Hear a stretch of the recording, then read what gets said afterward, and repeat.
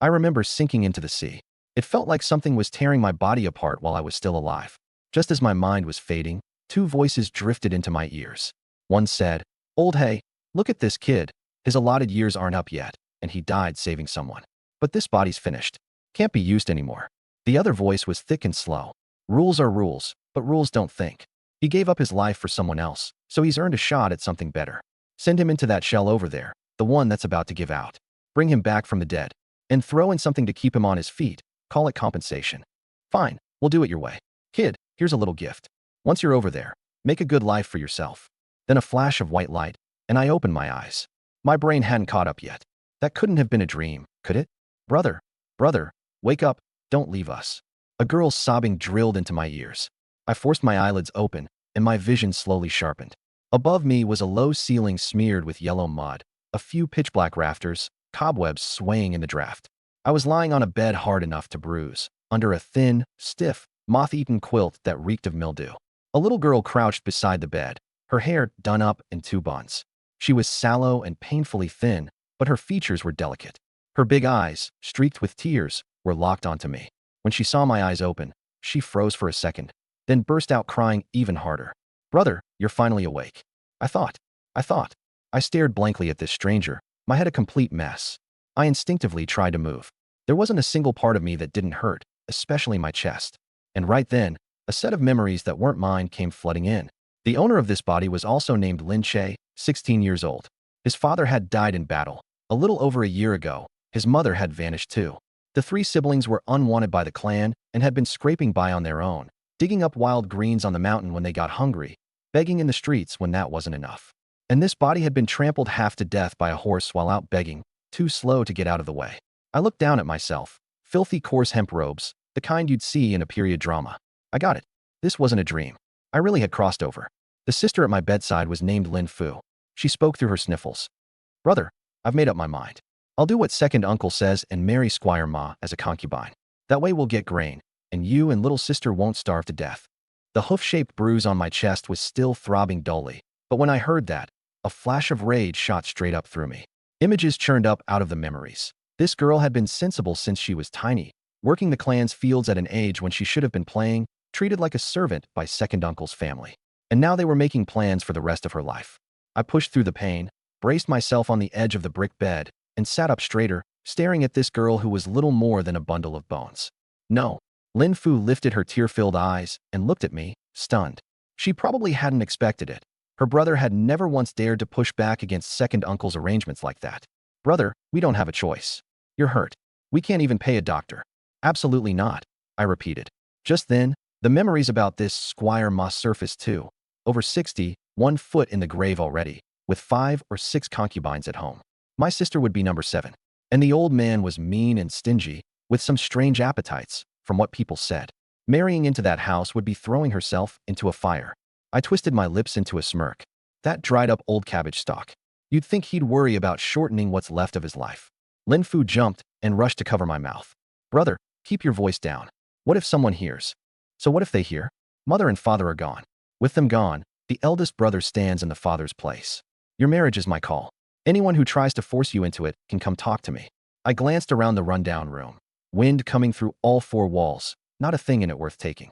Those so-called relatives in my memories were dead set on squeezing the last bit of value out of the 3 of us.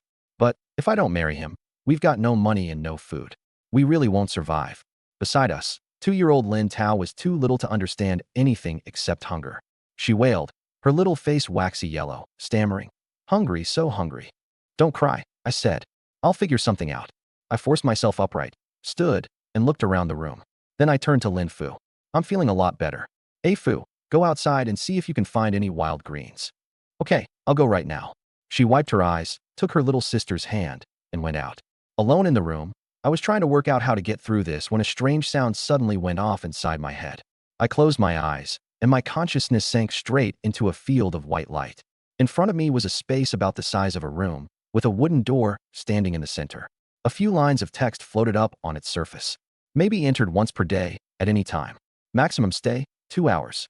When time expires, forced return to the original world. Randomly connects to a farmer's wholesale market in any modern dimension, between 3 and 5 a.m., maybe extended with special items." Complete tasks issued by the space to earn additional rewards. Something stirred in me. I reached out and pushed the door open. After a violent falling sensation, I opened my eyes, looked up, and saw a row of big characters. West Side Agricultural Products Wholesale Market. I was really back in the modern world, but then came the problem. I was an ancient nobody now, without a single copper coin on me. Even standing in a produce market, what was I supposed to buy anything with?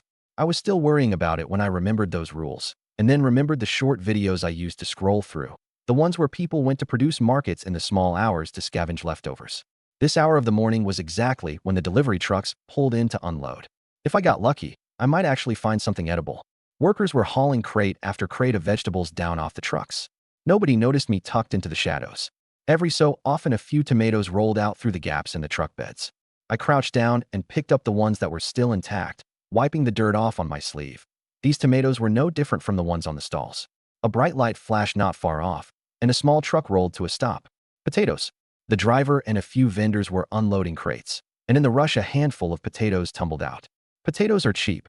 Nobody bothers picking them up when they fall. I brightened and went over. Hey, boss, about done? These ones that fell out. Do you still want them? Oh, those. They're bruised. Won't fetch a good price. Nobody wants them. Take him if you want. Saves us having to.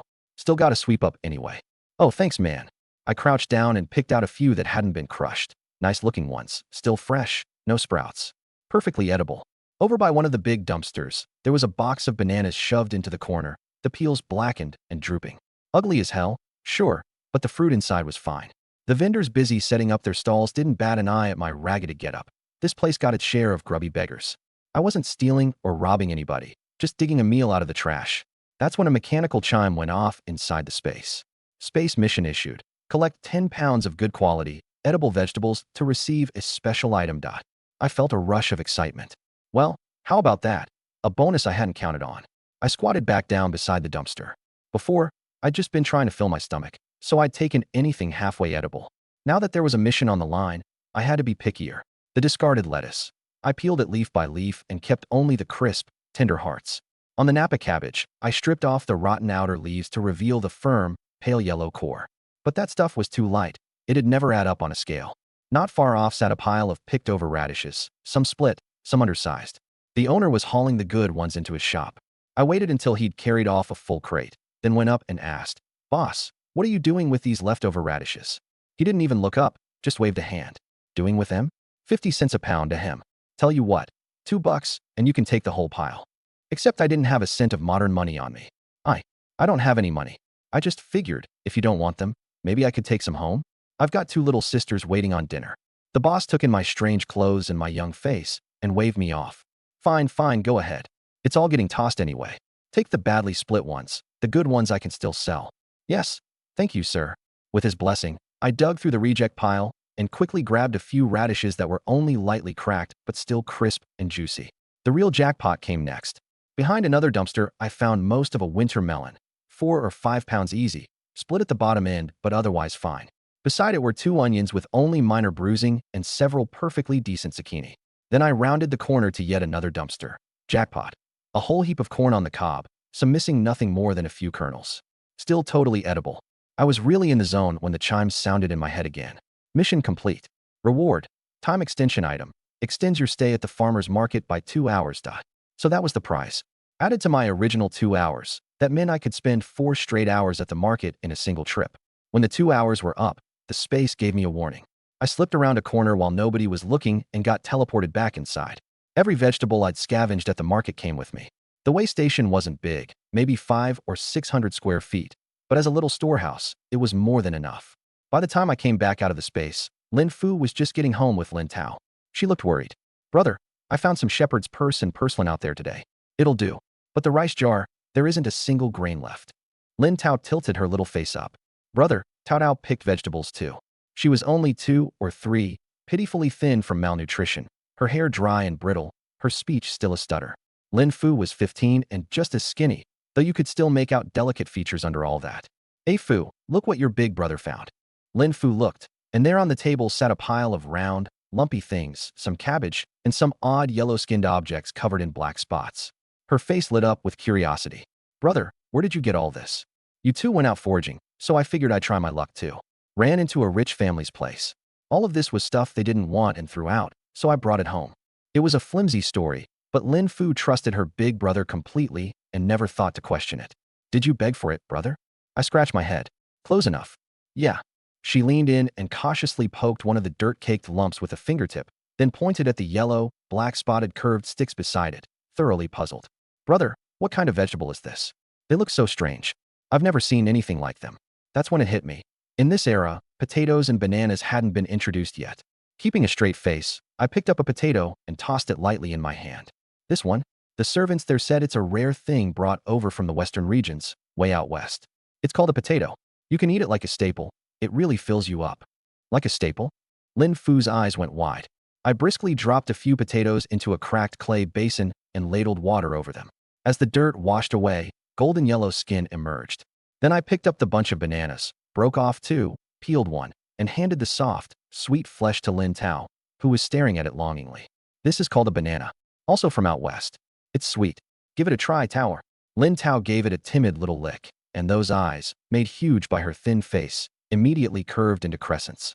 She clutched the banana in both little hands and started wolfing it down in big bites.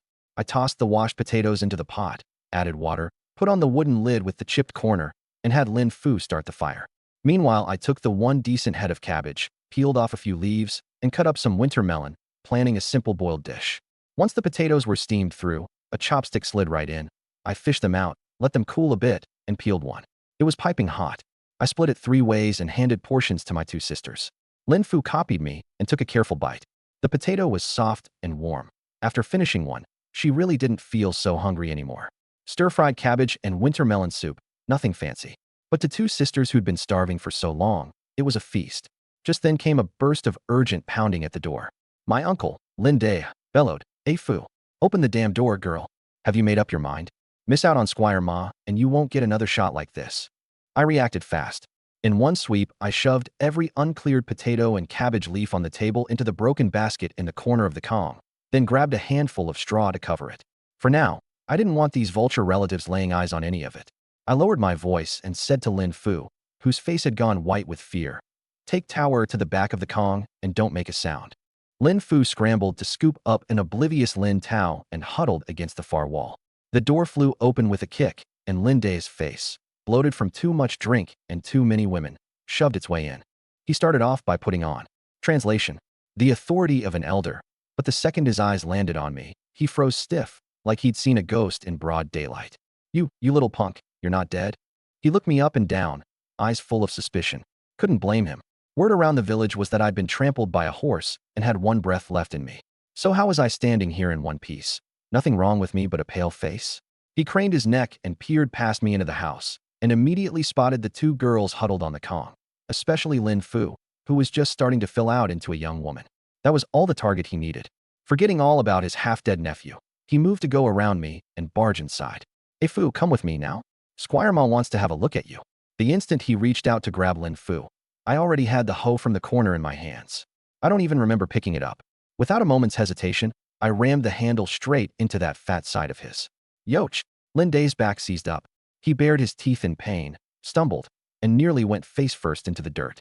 He whipped around to curse me out, then met my eyes, black and ice-cold, and felt a chill run through him for no reason he could name.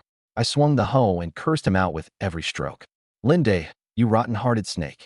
A Fu is your own flesh and blood niece, and you can't wait to shove her into the bed of some 60-year-old geezer with 1 foot in the grave? If you love Squire Ma so damn much, why don't you marry off your own daughter and collect the favors yourself?" I wasn't trying to kill him. I aimed for the padded parts, his backside, his thighs. Lin Dae howled and kept backing up. "You've lost your mind. You little bastard, raising a hand to your elder." Big words. But his feet were carrying him right out the door, one hoe blow at a time. "Get lost. You come sniffing around A Fu again, and I'll break your legs first." I stood in the doorway and slammed the hoe but into the ground. The message was pretty clear. Lin Dae stared at this nephew of his, who seemed to have been replaced by someone else entirely. Shock and rage both. Since when did this little wolf pup grow fangs? He jabbed a finger toward the house, all bluster and no backbone. Fine, Lin Che. Then don't come crawling to me for help. No grain, no silver. Let's see how long that spine of yours holds up. And when you starve to death, don't blame your second uncle for being cold-blooded." Having delivered his parting shot, and clearly afraid the hoe might come calling again, he limped off, cursing under his breath the whole way. It was the first time Lin Fu had ever seen me act like that, and she was impressed, but worried. Brother, second uncle isn't someone to cross. Doing this, is it really a good idea? I snorted. Screw him. I brought out the food I'd hidden away and called my two sisters over to eat. Hunger won out in the end, and they picked up the potatoes, still steaming. These potatoes are so good, and they really fill you up. There are a lot more ways to cook them. I'll unlock those later. I brought some other vegetables too. We'll figure it out as we go.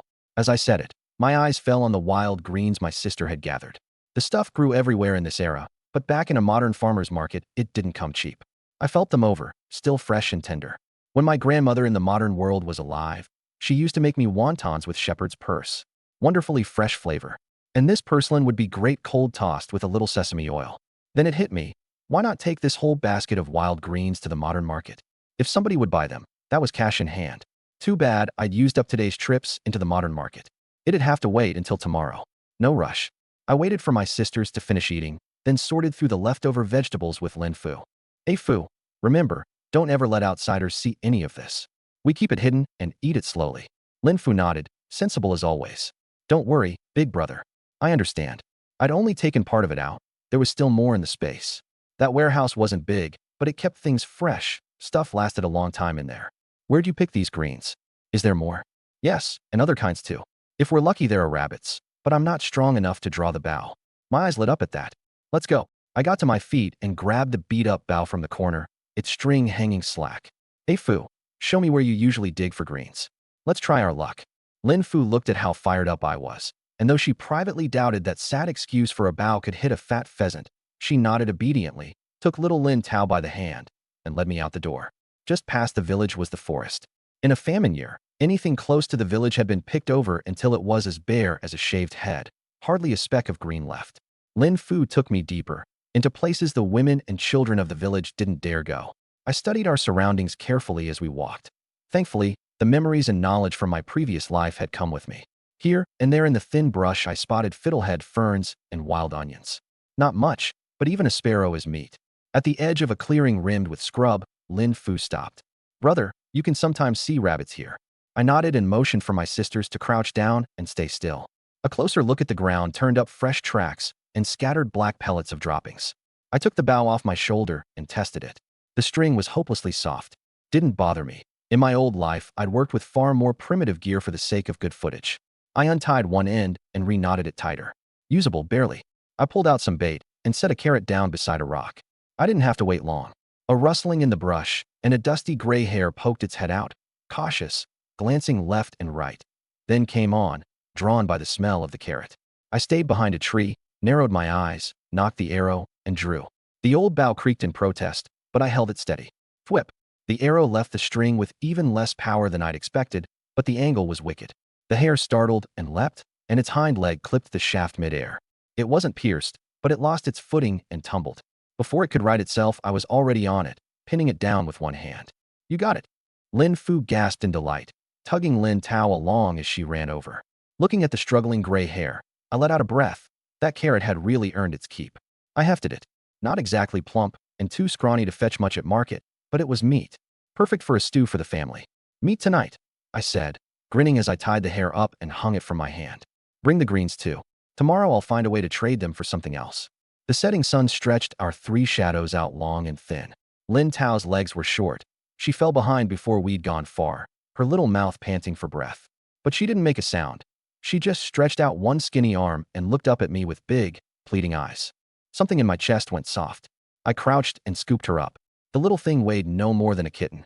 She laid her head trustingly on my shoulder, her fine, wispy yellow hair tickling my neck, that milky smell little kids have. Even though she'd hardly had a day of milk in her life. This child had never gotten enough of her mother's milk from the day she was born. That she'd survived at all was a small miracle. I turned it over in my head. It wasn't going to be enough to just. Grain and meat still weren't enough. I needed something specifically for building up a small child's strength. Back in the modern world, a 2-year-old would still be on formula. Mid-thought, I glanced down and saw Lin Tao had shifted into a more comfortable position on her own, lying quietly against me. No crying, no fussing. Only those eyes, made enormous by how thin she was, roamed around, taking everything in with curiosity. Poor children learn early. Even the way they beg for affection carries a careful, grown-up restraint. Lin Fu couldn't keep the excitement out of her voice. Brother, you're amazing. Are we?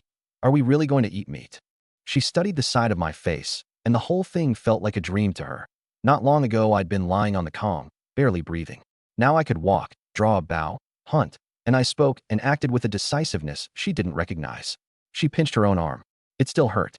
So how could it be a dream? Back home, smoke rose from the stove in our rundown little courtyard. I carried the gray hair over to the water jar in the corner and got to work. First, I cut a ring around the hind leg joints with my knife, then worked the skin down along the fascia. My hands moved with a certain practiced ease. All of it learned from shooting wilderness survival videos in my last life. The pelt came off in one whole piece. I spread it on a flagstone and scraped it clean of fat, talking to Lin Fu as she crouched beside me. We'll keep the fur. Once it's tanned, I'll sew tower and neck warmer for when it gets cold. Nice and warm. I carefully set aside the organs we could use, liver and heart to eat, and stored the rest away. That had another purpose entirely. Hey Fu, pick through the wild greens and clean them up. I'll take them into town in the morning. We might be able to trade them for something. Lin Fu was dumping the fiddleheads and wild scallions out of the back basket. Brother, this stuff, it grows everywhere out in the fields. Would anyone really want it? Who can say what rich folks like? Maybe they'll pay for something novel and rustic. I was already planning how to cook the hare, half of it cut into chunks and salted with the last of our coarse salt, which would keep it a couple extra days. The other half stewed into soup with wild scallions and young fiddleheads to build up my sisters, especially skinny little Tower. Just as I was about to start, Lin Fu wiped her hands and came over, taking the cleaver from me. Brother, let me. Your wound hasn't healed. Don't go tearing it open again. Go lie down on the Kong and rest. I watched her stand on her toes to reach the cutting board on the high surface, that thin little arm swinging the cleaver with surprising competence, and something in my chest went warm. This girl really did understand more than a child should. I didn't push it. I sat down on the doorsill instead. My eyes drifted to the corner of the yard, where my little sister Lin Tao squatted, absorbed in poking at mud and pebbles with a twig, babbling her own sound effects. The sunset gilded her dry, yellowish hair with a thin layer of gold, and that quiet little figure at play lent the broken-down courtyard a bit of life. Lin Fu worked quickly. She chopped the hare into chunks and dropped them into boiling water with the wild scallions and tender fiddleheads. There was nothing else to season it with, just a careful pinch of the only salt we had. While the smoke curled up from the stove, I lifted the lid off the rice jar. The moment I cracked it open, a gray shape shot out with a whoosh and vanished into a hole in the corner of the wall. I looked inside. Not a single grain of millet left. I quietly put the lid back on. When I turned around, the pot of hare soup, shimmering with beads of fat, had stewed to exactly the right point. Lin Fu picked up the one clay bowl in the house that was still more or less intact and carefully ladled out soup and meat. Lips pressed together, she searched the pot thoroughly with the wooden spoon, fishing out every piece of meat that had gone tender and putting all of it in that bowl, then held it out to me. Brother, you eat. Your health matters most. Eat plenty so you heal faster. Lin Tao was practically draped over the edge of the table, her small head straining forward, dark eyes locked on that bowl of meat, drool sliding down the corner of her mouth. Come on, we eat together. I spooned the softest pieces into her little wooden bowl first. If there's meat, of course we all share it. For the staple, we had the few steamed potatoes left from midday, their skins already wrinkled and tough. I broke one open and pressed it down into the scalding soup to soak. Lin Fu copied me, carefully dipping her portion into the broth as well. Lin Tao couldn't wait. She grabbed a chunk of meat straight out of her bowl with her bare hand and shoved it in her mouth, huffing at the heat, her face pure satisfaction. There wasn't much in the way of entertainment at night in ancient times. Once Lin Fu had cleaned up, she took our little sister to bed early.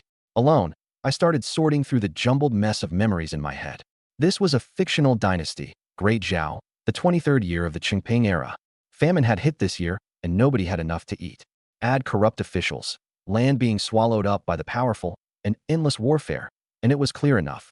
This was a dynasty on its way to collapse. Either way, since heaven had given me a second chance, I intended to make this life count. I sorted the wild greens by type, packed them into a basket, and stowed it in the space. Then I closed my eyes and slept. I woke before dawn and went straight into the space, through that door. On the other side was another farmer's market, just as I'd expected. I looked up, not the west side wholesale market from last time. This one was on the north side of the city. Use the time delay item, I said silently. Time delay item activated. Time remaining, 4 hours. The chime settled my nerves.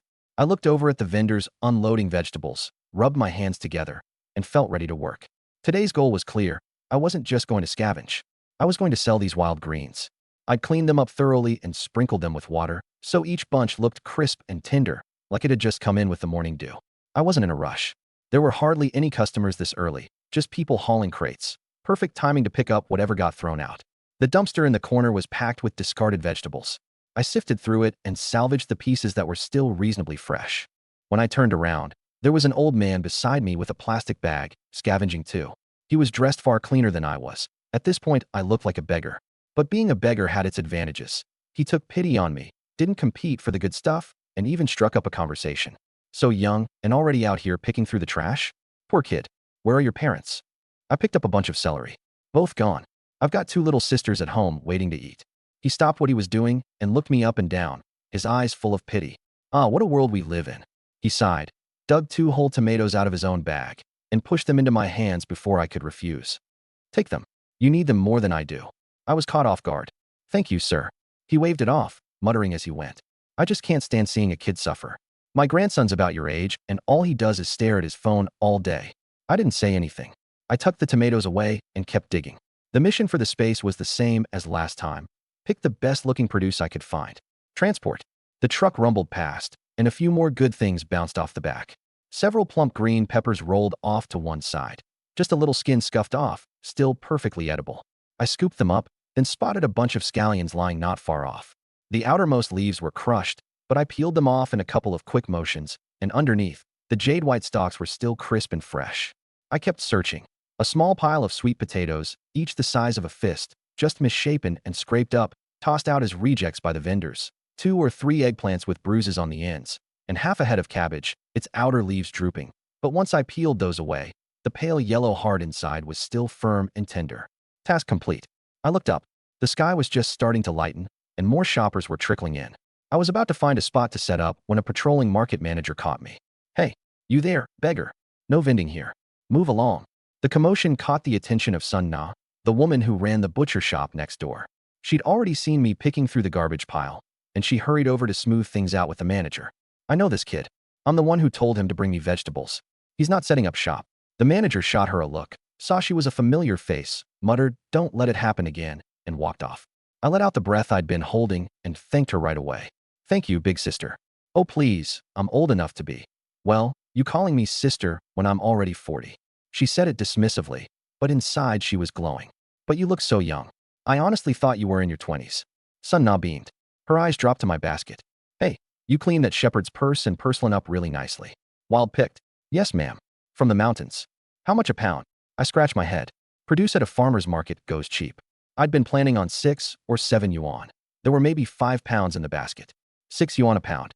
Sun Na pulled 6 yuan out of her register. I'll take a pound. I said awkwardly. Sister, I don't have a scale. Could I borrow yours? No problem. And if you don't have a spot, just set up right in front of my shop.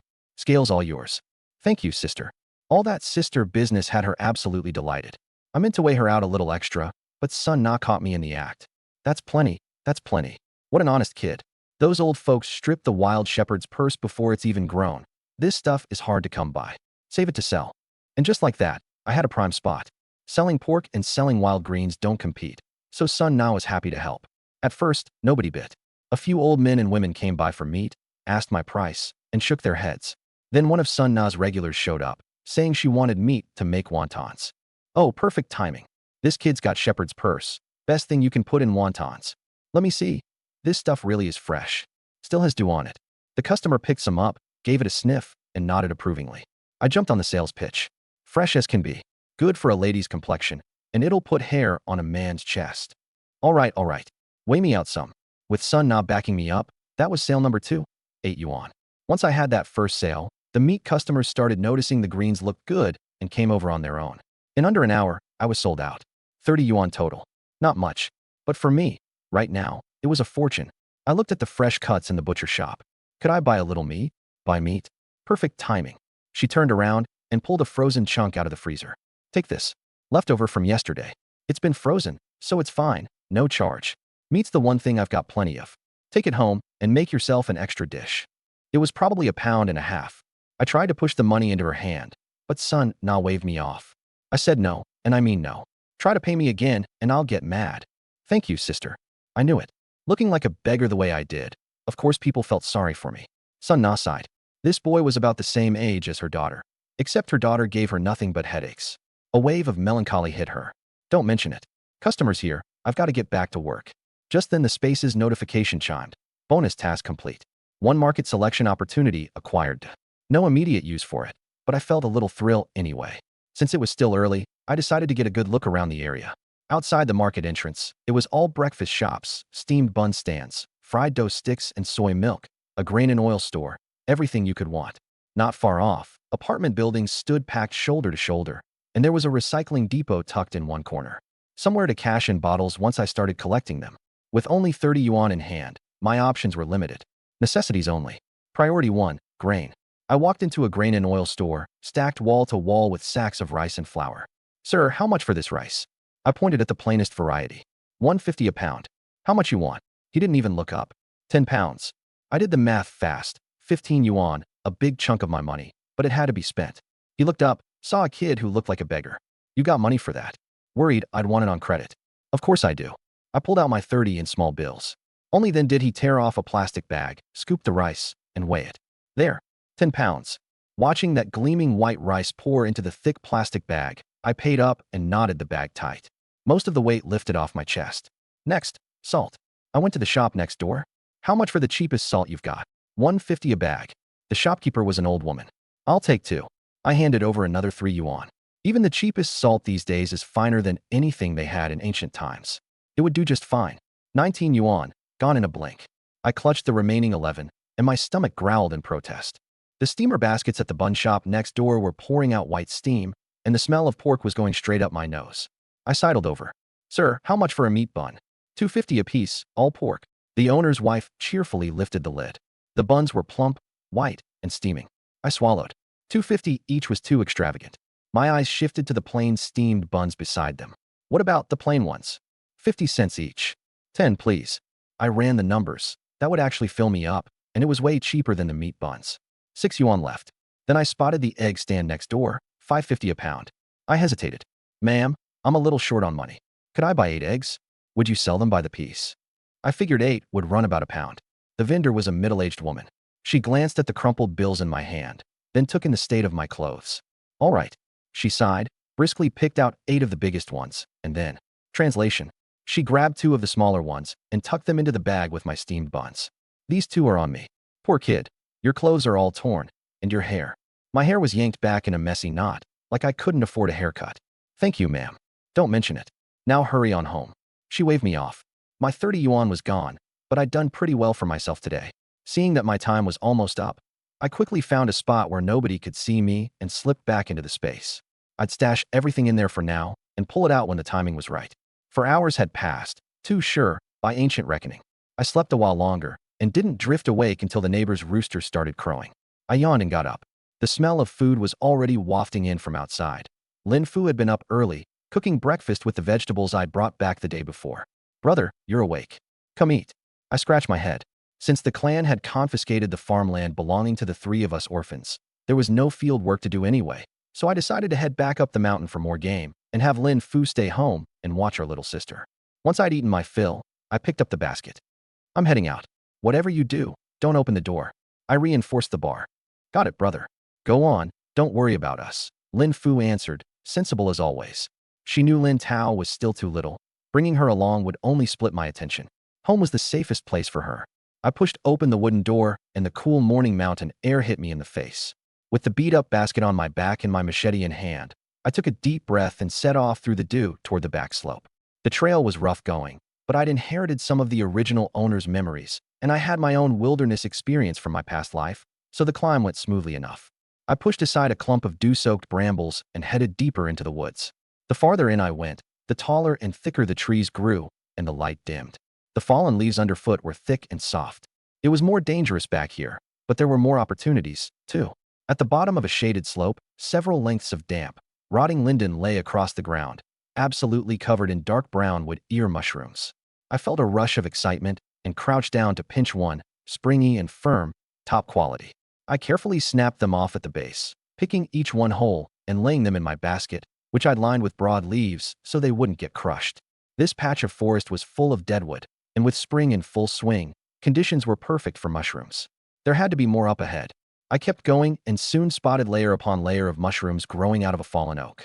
I crouched for a closer look. Smooth caps, the usual grayish-brown color, and no sharp or strange smell when I leaned in. I flipped the cap over and studied the underside. The gills were fine and tightly packed, clean white, with no suspicious spots or oozing. In my experience, these were oyster mushrooms. Edible, non-toxic. Only once I was sure did I draw my machete, slide the tip into the gap between the mushrooms and the bark, and give my wrist a light twist to pry the whole cluster free, doing my best not to tear them or get dirt on them. A few steps deeper into the trees, some brightly colored mushrooms caught my eye. Wow, bright red caps dotted with white flecks, gaudy enough to hurt. Red little cap, white little stalk. Eat one, and we're all in a box. I snorted a laugh and squatted down for a look. I knew this one well. Fly agaric, deadly poisonous. Not even worth touching. But then my eyes shifted, and a nasty idea started brewing. Sure, this mushroom could kill you, but water steeped with it would make your skin swell up, red and itchy. If I ever ran into one of those black-hearted types, this would have them scratching and bawling for their mamas. Haha, now this is useful. I tore off a few big leaves to wrap around my hand, pinched the mushrooms by the base of their stems, and carefully stored them in the space. I'd barely finished when I spotted an enormous bronze-colored mushroom under a pine. One look and I knew it. Giant shouting, a bullied. This stuff had to be cooked all the way through, but the flavor was incredible. Even better, there were several termite mushrooms growing on the dirt bank. Bit by bit it added up to half a basket. Should fetch a good price. I grabbed any edible wild greens I came across along the way too. Then 2 Chinese tune trees appeared in front of me, their fragrance drifting over. The first thing I thought of was tune leaves stir-fried with egg, another great dish. I climbed up and picked the leaves. Trees this good would get stripped bare if anyone else found them. So I gathered plenty and put it all in the space. I was climbing back down when I noticed it. Half an arm's length below me, coiled in the fork of the trunk, was a snake as thick as a baby's arm. Its triangular head was raised slightly, its crimson tongue flicking in and out with a hiss, and its cold vertical pupils were locked on me, the intruder. Those yellow and black bands could only mean one thing: venomous. I took a deep breath, clamped one arm around the trunk to steady myself, and reached, very slowly, for the machete at my back. I didn't blink. I just held that vertical stare. Now, the snake seemed to take it as provocation. Its neck flared, and it reared back to strike. An instant before its head shot forward like lightning, I moved. My blade arm came down hard, right on target. The headless body snapped off the trunk and thrashed and coiled wildly, fighting to the last. The severed head landed in the grass with a wet smack, jaws still opening and closing. I wasn't about to eat a venomous snake, so I buried the head and body both. That one had left me in a cold sweat. This mountain had a lot to offer, and just as much to worry about. I'd need to be more careful. Going up is easy, coming down is hard. With the body I had now, the descent was genuinely rough. Luckily, I'm observant with a good memory, so I felt my way back down the same route I'd come. Before heading home, I put the mushrooms and wild greens into the space and swapped them out for yesterday's haul: rice, steamed buns, seasonings. Then added some vegetables, and made my way home in high spirits. I'm back. Lin Fu recognized my voice and only then dared pull the bar off the door. It swung open, and when she saw the basket loaded on my back, she came out to meet me with our little sister in her arms. Brother, how did you get so much in trade today? Grinning, I started unloading. 10 caddies of white rice, 10 white flour steamed buns, scallions, sweet potatoes, celery, and finally, a slab of pork.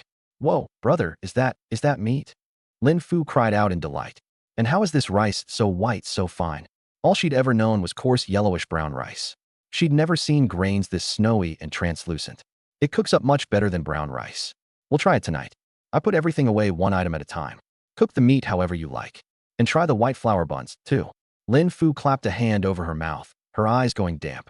Not long ago, we'd still been worrying about where our next. Translation: we used to fret over where the next meal was coming from, and now here we were with all this good food. Something suddenly occurred to her, and she looked at me, worried. Goo. You didn't do anything you shouldn't have, did you? Only after I'd sworn up and down several times that everything had come by honestly did she finally let it go. That meal was the closest thing to a proper dinner we'd had in ages. Lin Fu cut off only a small portion of the pork and carefully salted the rest to cure. She stir-fried the sliced meat with celery, then rendered some lard and used it to fry cabbage and carrots. This rice smells so good you could eat it plain. Lin Fu ate in small bites, then couldn't help going back for another half bowl. Lin Tao clutched her little wooden spoon, clumsily shoveling rice into her mouth, grains stuck all over her face. Vegetables fried in lard tasted especially rich. Even I ended up eating 2 bowls. After dinner, the drowsiness hit me. No surprise, considering I'd been out scavenging vegetables at the farmer's market in the middle of the night, every night. I slept until the small hours and woke up right on schedule. My body was still worn out, but my mind was so keyed up it chased off every last trace of sleep. One thought, and I was inside the space. I packed up the goods I planned to sell that day, hoisted the basket onto my back, and stepped into a modern farmer's market. It was random again, but this one was visibly higher end than the previous two. If anything, it was me who looked out of place in a market like this. Just then, the space issued a mission. Dig 5 pounds of edible fruit out of the market's trash cans. Reward, 4-hour time extension. My spirits jumped. Another mission, just as I'd hoped. The trash cans were full of labeled fruit that had passed its best-by date. Upscale fruit shops go strictly by the printed date, but fruit that's only just expired is perfectly fine for a normal person to eat. There was a carton of strawberries barely past date, most of them still bright red and plump. I tossed the few rotten ones and picked a firm, full one to taste. Sweet enough, maybe an 8 out of 10. Totally fine. There was also a little under half a watermelon with a bruised rind, red flesh, black seeds, excellent quality. Cut off the dented part, and the rest was good to go. A slightly wilted bunch of grapes, 2 pineapples with dried out skins, and some premium vegetables that had been culled out. Romaine lettuce with a bit of damage on the outer leaves, and Brussels sprouts. I swept it all into the space, quietly delighted. Then I noticed an area not far off where they piled up cardboard boxes and packing waste, and slipped over to it. Sure enough, buried in the heaps of bubble wrap and shredded paper was treasure, half a case of avocados. Hitting 5 pounds turned out to be easy, and soon the space chimed that the mission was complete. I used the time extension item I'd just earned, meaning I could stay in the market for a full 6 hours. 5 hours left on the clock. Nearby was a 24-hour convenience store, where a uniformed clerk was clearing out expired food. He bagged it all in black garbage bags and dumped it straight into the trash. Right then, another mission came in. Collect any 5 kinds of convenience store food. Reward, 1 digital scale. That got me excited. A digital scale was exactly what I needed. I snuck over to the trash cans beside the convenience store and waited until the clerk was dozing off before opening them up to dig. Inside were rice balls, sushi, cakes, plus bento boxes and yogurt that had just expired. Multiple varieties of each, too. Teriyaki chicken rice balls, chicken cutlet rice balls, ham and egg sandwiches, pork cutlet curry rice, Yusiang shredded pork rice, beef with scrambled egg rice, strawberry and plain yogurt, chocolate and matcha cake. There were also 5 or 6 bottles of just expired orange juice and grape juice. I took every bit of it into the space. Mission complete. Digital scale deposited into space. With the basket on my back, I found an out-of-the-way corner along an outer wall of the market and crouched down. Few people passed through here, so I didn't have to worry about a market manager running me off, and there were a couple of vegetable stalls set up nearby. The sky slowly brightened, and a scattering of shoppers began appearing on the street, mostly older folks out for their morning walk, plus a few middle-aged people. I cleared my throat and started calling out, imitating the vendor beside me. Fresh porcini, tender termite mushrooms, first-cut Chinese tune shoots, all wild, picked fresh from the mountains. My voice still came out a little stiff, but it drew a few glances anyway. An older woman carrying a cloth tote stopped and bent down for a look. Ooh, these tune shoots are nice and tender. How much? Auntie, the tune shoots are 8 a pound. All top quality tips. I answered quickly and handed her a small bunch. She pinched them, then sniffed that distinctive fragrance. Not bad at all. Way more aromatic than the watery stuff at the market. I'll take a pound. I weighed out exactly 1 pound on the digital scale and bagged it in one of the extra bags the butcher's wife had thrown in, then happily took the money. I'd made my first sale, and once you've got the first one, the second shouldn't be hard. Not long after, an old gentleman with the look of a retired official was drawn in by the mushrooms. He picked up a porcini, examined the cap and gills closely, then leaned in for a sniff. Young man, these porcini, are they really wild? You haven't soaked them in water, have you? Don't worry, sir. Picked them in the woods just yesterday afternoon. Look how firm they are, and that smell, that's the real thing. Feel free to handle them. I said it without a flinch. He nodded, clearly someone who knew his stuff. That's the smell all right. What they sell at the markets these days is mostly cultivated, doesn't have that wild kick. Stir-fry these and the flavor is out of this world. How much a pound? I hadn't looked into the going rate at all, so I had to go off my memories from my past life. I ventured cautiously, 70 a pound? His expression changed. Thinking I'd priced too high, I was about to walk it back, but then he said excitedly, that cheap? The market down the street wants 130 a pound, and theirs aren't even wild. Yours look fresher, too. I'll take the whole lot. Weigh 'em up. My stomach dropped. Damn, I priced too low. But then again, it was my first time selling anything. Cheap this once, fine. I definitely wasn't quoting like that again. Sure thing. That's 3.4 pounds, so 238 total. He was on the older side and didn't use payment apps, so he pulled out 300 in cash. I scratched my head. Sir, I don't have change for that. He sniffed the termite mushrooms sitting beside them. These look good too. How much a pound? Those are 60 a pound. Weigh me out a pound. That makes it an even 300. I quickly bagged it up. He took the bag, chuckled cheerfully, turned around, and vanished, looking like a man who'd just made off with a steal. I almost reminded him that wild mushrooms have to be cooked thoroughly, or you'll end up seeing little men everywhere. But given how seasoned he seemed, he probably knew that better than I did. I was just about to put away the leftover tune shoots and the 2 plump termite mushrooms when. Translation. The space. A crisp, bright voice suddenly rang out beside me. Whoa, this Chinese tune is so fresh. I looked up and saw a girl in a skin-tight cycling outfit and a sports helmet, one foot planted on the ground as she stopped at the curb. There was a fine sheen of sweat at her temples. Her cheeks flushed a healthy pink from the ride, her posture straight and athletic. Her eyes dropped into my basket and lit up, especially when she spotted the 2 gorgeous termite mushrooms. These Jizong mushrooms are beautiful. And this tune, is it wild? Yeah, all foraged up in the mountains, I said with a nod. Perfect. I've been racking my brain over what to make for a healthy meal. She swung off her bike, picked up the tune and gave it a sniff, then took another look at the mushrooms. I'll take all of it. She pulled out her phone. How much? I'll scan. I froze for a second, then pointed a little sheepishly at my bare setup. I don't have a QR code. Oh, right. She dug around in the little pocket of her cycling jersey for a while and actually came up with a few crumpled bills. Good thing I brought some cash today. Is this enough? I counted it. A few yuan more than the asking price. That's plenty. Let me get your change.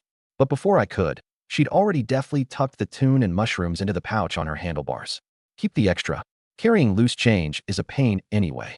She swung back onto her bike and flashed me a brilliant smile. If you've got fresh wild stuff like this again, I'll be back. But, with that, she pushed off, the bike gliding away and merging smoothly into the morning traffic. I did the math carefully. I'd made 348 yuan. People in this neighborhood had money to spend. Bringing good product here was a sure bet. Even the surrounding produce vendors got a steady trickle of customers. Not far off, a stall selling egg pancakes had a decent crowd around it. I bought 3 for 18 yuan, picked up one still warm, and took a bite. The smell of oil and fried dough temporarily plugged the hollow ache in my stomach. When I finished, I gave it my verdict. Flavor was nothing special. What carried it was fresh ingredients in a genuinely great location with nonstop foot traffic. I'd take the other 2 back as an extra treat for my sisters. If only I could set up a stall over here too. Once the thought surfaced, it took root. Scavenging deals and foraging weren't a long-term plan. The famine years of the Great Zhao were still ahead. I needed a steady income.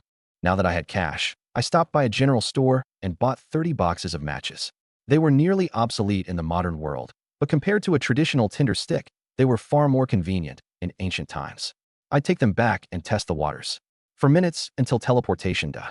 The moment the prompt sounded, I hurriedly shouldered my basket, grabbed my digital scale, and slipped into an empty spot behind the landscaping. Back in the space, I took stock of the day's haul: fruit, premium vegetables, and expired food from the convenience store. I returned to ancient times just before dawn. I let out a huge yawn. The adrenaline of a night on the move drained away and exhaustion flooded in. But I didn't lie down. In the faint light from the window, I looked down at my patched-up coarse hemp tunic. Every time I went over there, I looked like a beggar. No wonder the vendors either turned up their noses at me or took pity on me. No good. I couldn't keep going around this shabby. I had to figure out how to get a few sets of modern clothes made. Then all I'd have to do was change before each trip. Outside, I could hear my little sister playing. Catching up on sleep could wait until the afternoon. First, I planned to make a round of the ancient morning market. If wild game from the past could sell in the present, then modern goods ought to sell in the past too. I called out to my older sister, who was busy in the kitchen. Afu, I'm heading out. Same as yesterday. You 2 play in the back courtyard, and try not to come out front. Okay, go on, big brother. Lin Tao knew I always came back with strange and wonderful things to eat. She waved at me and shouted, "Brother, brother." I ruffled her hair. Listen to your sister. A little over an hour later, I reached the market in town. Stalls lined the whole street. Vegetables, mountain goods, coarse cloth, pottery. The shouting of hawkers and haggling of customers never let up. I blended into the crowd and observed quietly, and soon I had the lay of the land. This open lot was a temporary market set aside for common folk to make a living. Pay 3 copper coins a day, register your name, and you could set up a stall. Naturally, government monopolies like salt and iron were off limits. Those required an official license. Nothing an ordinary person could touch. I fished out my last 3 copper coins, handed them to the petty clerk who ran the market, and got a small spot against the wall. I spread out a cloth and laid out the matches. At first, passers-by just glanced over out of curiosity and kept walking. Then a middle-aged man out for a stroll was drawn in and stopped. "Young man, what is this?" he asked, pointing at a matchbox, his face full of puzzlement. That was exactly the line I'd been waiting for. I picked up a match. "Watch closely, sir. This beats any tinder stick." See, one light scrape. A cluster of orange flame leapt up. Several people nearby heard and crowded over, clicking their tongues in amazement. Heavens, no kindling, no charcoal. How did he make fire? Could it be sorcery? I blew, and the flame went out. See that? Lighting your stove, lighting your pipe. It's perfect for all of it. This isn't sorcery, it's Western goods. This is all I've got, and it works far better than flint. The middle-aged man was hooked. He leaned in and lowered his voice. "This treasure, what's your price?" I held up 2 fingers. 20 coppers. Matches that cost 50 cents in the modern world, sold for 20 coppers here, several times over in purchasing power. I'd worried at first that I'd priced them too high, but rarity commands a premium. The man hesitated, then decided to buy 1 box and try it. "Fine, I'll take it." Delighted, I handed it over. "Rest easy, sir. Made by genuine Western craftsmen. Far easier to strike than flint and steel. Care to give it a try yourself?" He imitated me, took out a match and scraped it, and the flames sprang up again. His face broke into a grin. He paid at once, glanced left and right, and hurried off. With that first box sold, my nerves shot right up. Step right up, folks. Don't walk past and miss out. The crowd swelled, 3 rings deep, everyone craning their necks for a look at the marvel. Some marveled, some were half skeptical, and some muttered under their breath. Just as I'd talked my throat dry, the crowd suddenly parted to open a path. A young gentleman about my own age came strolling through, dressed in a silk jacket with a jade pendant at his waist, waving a folding fan, 2 servant boys trailing behind him. He used. Translation. The kid pointed his fan at the matches in my hand and jerked his chin up. "That's a curious little thing you've got there. Where'd you get it?" To answer the young master, "It's a new item from the West. You couldn't find more than a handful of these in all of Great Zhao." His eyes lit up. He leaned in. "How much?"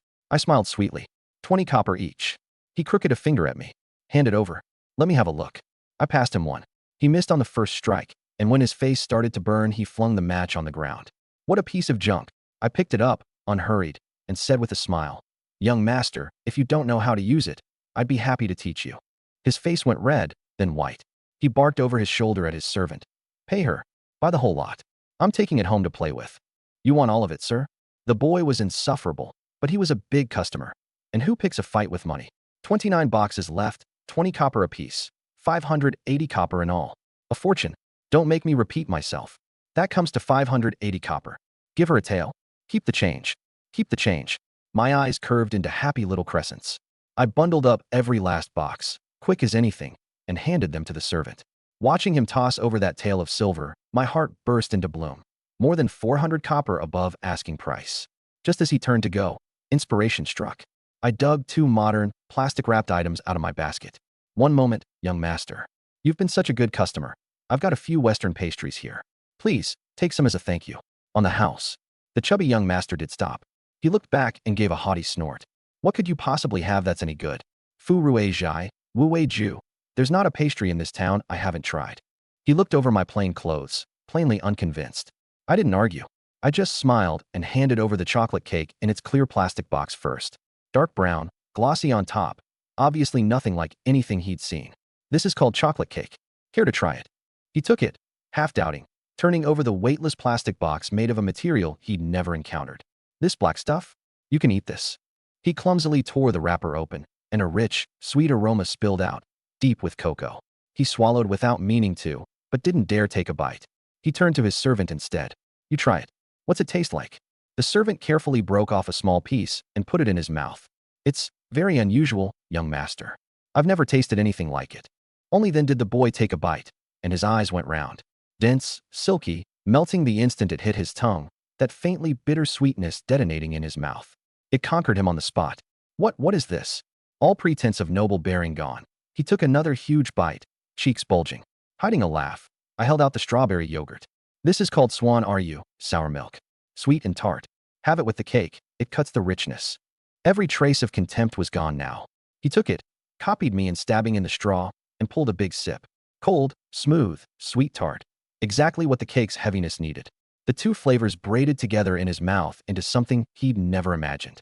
He crammed the rest of the cake in with 2 or 3 bites, then sucked hard at the yogurt until the straw rattled empty, and even then he licked the corner of his mouth, unwilling to let it go. The way he looked at me had changed completely, arrogance replaced by naked eagerness. He let out a chocolate-scented burp. "These Western pastries of yours, got any more?" I'm buying." I was practically fizzing. "What luck? I do have a few other things." "Which would you like?" "Which?" "All of them. Wrap it all up and give me one price." Outwardly calm, I moved fast. The remaining 5 yogurts, 3 cakes, plus those brightly colored bento boxes in the corner, all bundled into one solid parcel tied off with straw cord. I was still working out what to quote when that sharp little servant beat me to it, pressing a chunk of silver worth 2 taels into my hand. Clean and simple. "Enough." The young master tilted his chin up, eyes still glued to the parcel. "More than enough, more than enough." "Thank you kindly, young master." I nodded quickly, the abacus in my head clacking away. "Next time you get your hands on something rare, bring it to the Qian residence first, for our young master to see. You won't be shortchanged," the servant added on his way out. "Nothing could suit me better." "Will do. I'll remember that." I watched them go, grinning ear to ear. I'd kept only 2 bento boxes. Everything else had gone to the young master. My very first day selling at an ancient marketplace, mission accomplished. Qian Mingyuan came flying through his own front gate, treasure tucked in his robe and food dangling from one hand. His voice reached the hall well before he did. "Father, mother, big sister, come see what I've got." Master Qian, teacup in hand, jolted so badly he nearly baptized himself in it. Madame Qian just shook her head. She was long used to this whirlwind of a younger son. "What is all this racket? Have you no decorum?" Master Qian arranged his face into a scowl, ready to scold. Qian Mingyuan had already cannonballed up to him and produced the matches with great mystery. "Father, watch closely." Crack. A flame shot up, close enough to singe Master Qian's meticulously groomed beard. "Io." He flung himself backward, the teacup clattering onto the table and slopping tea everywhere. What manner of demon is that?" "It's no demon, it's a match. Better than a flint any day." Qian Mingyuan smugly demonstrated a few more times. Delighted by the sight of his father leaning in and flinching back at once, unable to decide which. "You wretched boy, throwing money around again. We may have a little put by, but not enough to survive your shopping." It wasn't expensive at all. All of this for 1 tael of silver. When his father had no answer to that, he turned to his mother and sister like a boy presenting tribute and opened the parcel of sweets. "There's more. Mother, big sister, try these Western pastries. There's absolutely nothing like them around here." Looking at the dark cake and the vividly colored drink inside their boxes of clear glass, both Madame Qian and Miss Qian Yuru couldn't hide their astonishment. At first, Qian Yuru kept up her well-bred reserve, handkerchief to her lips, brow faintly furrowed. "The color is so strange. Can that really taste good?" Only after her brother's relentless coaxing did she scrape up a bit of cake with her little fingernail and put it in her mouth. The next second, those lovely eyes flew wide, decorum forgotten as she grabbed a spoon and dug out a proper mouthful. "Mother, you have to try this. I've never tasted anything like it in my life," she said thickly, already reaching impatiently for the yogurt straw. Madame Qian took a doubtful sip and was conquered too by that marvelous texture. She nodded again and again. Sweet, fragrant, soft as. It just melts in your mouth. I can't even guess how they made it." In an instant, the whole mood of the hall changed. Even Master Qian forgot about stroking his beard. He leaned in, broke off a small piece, popped it in his mouth, and after 2 chews his eyes lit up. His hand crept toward a second piece. Qian Mingyuan watched his parents and older sister eating with such satisfaction, and his chin lifted even higher. "Well, told you I wasn't making it up. This stuff is one of a kind. That kid selling it said next time he's got something good, our family gets first pick." Master Qian sucked at the yogurt lid and mumbled. You honor. Next time you run into that boy, buy plenty more, so your father can properly study these Western goods." With 3 taels of silver in hand, I stuck to my plan and headed to a fabric shop first. I wanted to go back and make myself some modern clothes. I walked into the fanciest cloth shop in town, hung wall to wall with bright silks and fine cottons. But my coarse hemp outfit, patch stacked on patch, stuck out like a sore thumb in all that glossiness. The fat owner working his abacus glanced up at me, then waved me off like he was swatting a fly, disgust written all over his face. Out, out, out. Where'd this little beggar crawl in from? Take a look around. You know where you are? Quit scaring off my customers. Get lost." I frowned. I wasn't about to just take it. You opened your doors to do business, and here you are judging a book by its cover. I'd say this shop of yours won't last long. What did you just say, you beggar? The fat owner was furious and came at me to chase me out. I dodged fast as a cat, slipped around the corner into a narrow alley, and found a much smaller cloth shop. A white-haired old woman was sitting in the doorway, sewing slowly by the daylight. When she saw me stop, she looked up and smiled kindly. "Child, looking for cloth? Come in, have a look around." The shop definitely wasn't as bright and spacious as the last one, and most of the fabric was plain or simply patterned cotton and linen, but the place was spotless. I told the old woman what I'd come for. I wanted to make a few new outfits for my sisters and myself. Instead of turning up her nose, she ushered me inside and pointed at a stack of fabric in old-fashioned patterns. "The young girls all say these look too dowdy, won't wear them, but it's all good cotton, thick and hard-wearing. If you're making clothes for children, they'll be comfortable. I'll give you a good price." She picked up a bolt of dark navy cotton. "This color doesn't show dirt. Perfect for an outer robe for you." Then she pointed to a pale lotus pink and a soft yellow. "These two for your sisters. Little girls should wear something bright." I ran my hand over them. The material really was solid. "Grandma, I'll take all of it. And could you help me pick out something soft for undergarments?" Such a big stack startled her. "All of it? That won't be cheap, child. Why don't you buy less?" "How much altogether?" 300 copper coins. If it's too much, just take fewer."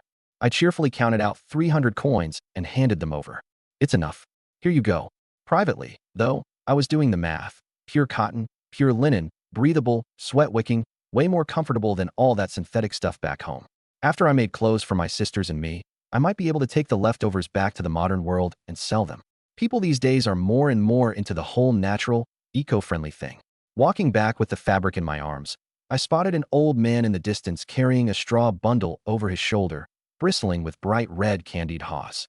I spent 4 coppers on 2 skewers and carried them carefully, terrified of cracking that thin shell of glassy sugar. I pushed open the door. Lin Fu was in the yard with Lin Tao, bundling firewood. When they saw me come back with such a huge bundle, both girls just stared. "Brother, is that?" I handed over the candied haws first. Lin Tao's eyes locked onto them, practically drooling. Lin Fu was startled and delighted both. But the moment she took hers, she pushed it into her wide-eyed little sister's hands. "Hold on, there's more good stuff."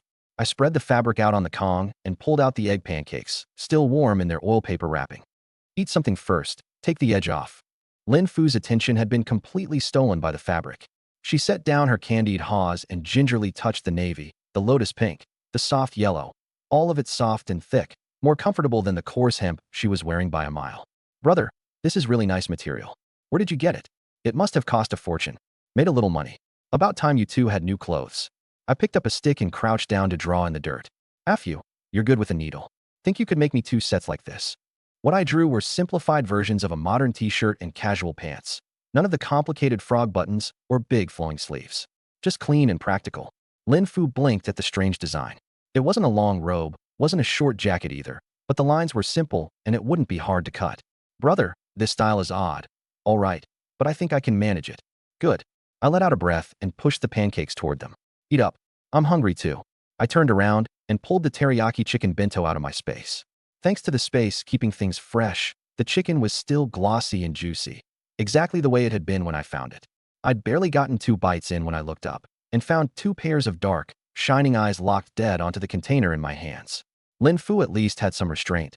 She just swallowed quietly, still holding the half-eaten pancake. Little Lin Tao was a lot more honest about it. Mouth slightly open, drool sliding down the corner of it. Pitiful and hilarious at the same time. I shook my head. "You too, honestly." But even as I said it, my hands were already fishing another container out of the basket. A curry pork cutlet rice, the non-spicy kind. "Wow." Lin Tao sniffed hard, forgetting all about licking her candied haws. Lin Fu craned her neck. "Brother, what's this one? Smells strange, but really good. Food from somewhere else." "It's called curry rice." I lifted the lid, golden, thick sauce coating the rice, with a big pork cutlet fried crisp and golden brown beside it. I dug out the only wooden spoon we owned, scooped up a big spoonful of rice, tore off a piece of cutlet, and split it between my sisters. "Try it. Careful, it's hot." Lin Tao took a huge bite, crunchy outside, soft and sticky rice, absolutely delicious. Lin Fu ate more daintily, but her face was pure amazement. "This flavor is incredible.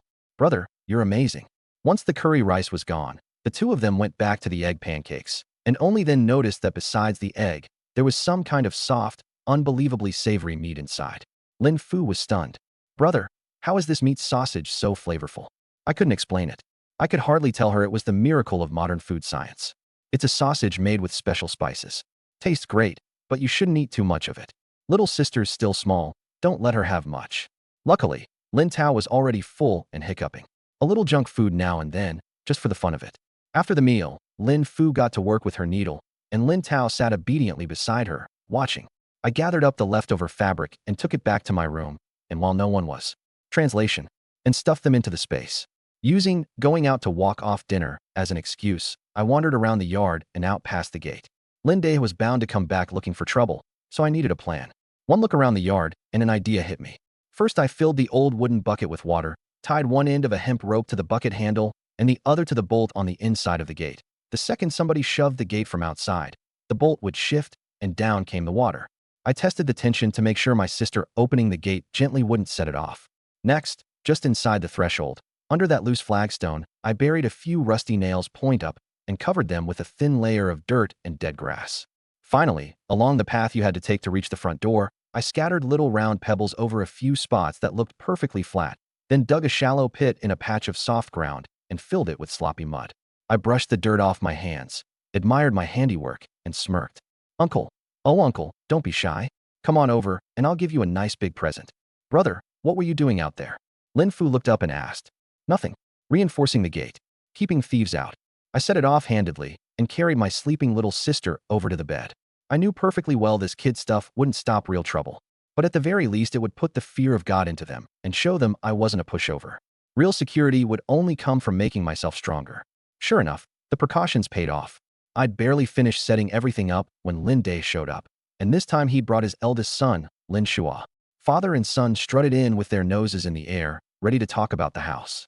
Lin Day walked up to the gate thinking that with Lin Shua along, he'd have those little brats out on the street in no time. Feeling smug, he didn't think twice. He just gave the half-shut gate his usual hard shove. Whoosh clonk. A bucket of ice-cold water came down out of nowhere and soaked him to the bone, and the bucket itself landed neatly upside down over his head.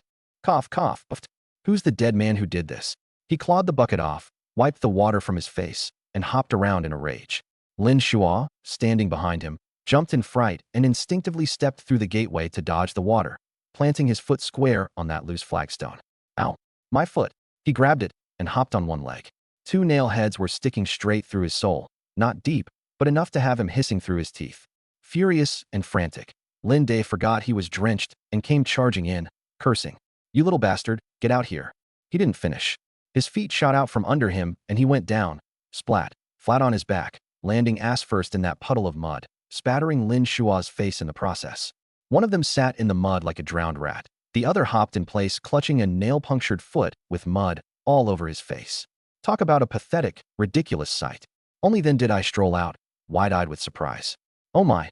Uncle, cousin, what are you two doing? I told you this house is falling apart. The gateway leaks. There are pebbles all over the path. You wouldn't believe me. See, now look what happened. Cousin, is your foot all right? Should I borrow some wood ash from next door to stop the bleeding? Come to think of it, I just saw a chicken relieve itself right about there. So you'd better get that wound looked at fast. Lin Day was shaking with rage. He jabbed a finger at me. I'm telling you, your cousin is sitting for the imperial exams. If anything happens to him, you'll pay for it. And then some. Lin Shua had never suffered like this in his life. Tears sprang to his eyes from the pain, and as he hopped around holding his foot, he dropped all pretense of scholarly dignity and sobbed out curses. Lin Che, you rotten little punk. How dare you pull a dirty trick like this? Ow, my foot. All that filth. Dad, he must have put poison on those nails. Outrageous. Absolutely outrageous. You feral little animal. Nobody ever raised you right. Laying a trap for your own elders. I guess you don't want to live in Linjia village anymore. Where's this coming from? I've been inside the whole time. I never even stepped out. The gate's been falling apart for years, and if a busted old bucket drops off it on its own, what am I supposed to do about that? As for the pebbles and the nails, cousin, you're an educated man. You're all about logic. You two came here uninvited, worked yourselves into a temper, and didn't watch where you were walking. How is whatever you stepped on my fault? That looks like a nasty injury, though. You'd better go find a doctor. Lin Day cared more about his son than about arguing with me. He hauled Lin Shual up, and the two of them limped off to see the village physician. I let out a breath. This was only a stopgap. The original Lin Che's grandparents doted on Lin Shual, the eldest grandson, but if he really had such a bright future, how had he failed the exams 5 times, with the first and third branches of the family still pooling money to keep him in school? I looked around the yard. I needed to make more money, fix this place up properly, and make sure nobody could wander in here again. I woke up right on schedule in the small hours, stepped through the door into the space, and found myself back at that upscale market from before. And this time, the space had issued more than just a produce scavenging task. Space tasks issued. 1. Collect 5 pounds of fruit. Reward, for additional hours. 2. Retrieve 5 items from the trash that are worn out, but still usable. Reward, cleaning function, can be applied to any object, restoring it to good as new conditioned. Worn out, but still usable? And 5 of them. I scratched my head. That was a lot trickier than picking up vegetables. But that reward sounded seriously tempting. I got straight to work. First, I went after the fruit and vegetables tossed in the bins. Beside a delivery truck, I quickly fished out several apples and oranges with nothing wrong, but a few bruises on the skin, plump, and in far better shape than anything I'd salvaged before. Over at the bins in the vegetable section, I found some celery stalks that were only wilted at the tips, still crisp and tender in the body, plus a few bell peppers that had been culled. The best surprise came from a bin full of rotten leaves. Lying right on top were 2 heads of broccoli in genuinely good condition. A shop owner happened to be hauling crates herself, so I walked right up. "Ma'am, let me help you with those." She wiped the sweat off her forehead. "These are all going in the trash. We sell premium fruit, so we don't keep anything with the slightest blemish. If you want some, go ahead and pick out whatever's still good." I smiled, dimples showing. "Thank you, ma'am. Aren't you a sweet talker? How old are you? Why isn't a boy your age in school?" I sighed helplessly. "We're poor, and I've got 2 little sisters. There's just no way I can afford it." Feeling sorry for me, she handed over a whole stack of bags. "Here, load these up and take them home to eat. It's all still good." A sweet mouth and a pair of willing hands. "One, ma'am," had her beaming, and suddenly she was generous. "These mangoes just have a few black spots on the skin. The flesh inside is perfectly fine. And these shine muscat grapes, and these pomegranates, all good to eat. Take the whole lot. Hurry home and let your sisters try some." She kept pressing fruit into my arms, and I looked at all of it, still fresh and beautiful, as far as I was concerned. Bright, beautiful fruit. I was grinning from ear to ear on the inside. "Thank you, ma'am. You're as kind as you are pretty." While I bagged everything up quick and neat, I picked up on her comment and mentioned, briefly, how rough things were at home. No parents, just me scraping by with 2 little sisters. The shop owner sighed as she listened, her eyes softening with pity, and she tucked a few more dragon fruit into the bag, ones with minor blemishes, but plenty big. "Poor thing, go on home now. Be careful out there." Space mission complete. Reward, for additional hours. After saying goodbye to the kind-hearted shop owner, I found a quiet corner and quickly stashed most of the fruit in my space to keep it fresh, leaving just a little out for show. I dug through the trash cans around the farmer's market, but there was nothing usable, just rotten fruit and vegetable scraps. My eyes drifted to the upscale housing complex not far off. The dumpsters in there would definitely have some good finds. But first, I needed to hit the convenience store. 10 bags of chips in different flavors. Barbecue, tomato, cucumber. The bright, colorful packaging alone made your mouth water. A few cups of yogurt and a case of milk. For nutrition, my sisters needed it, and I might even be able to sell it as some kind of premium beverage. Several bags of brightly colored candy. Hard fruit candies, milk candies, sweet little things no kid in ancient times could possibly resist.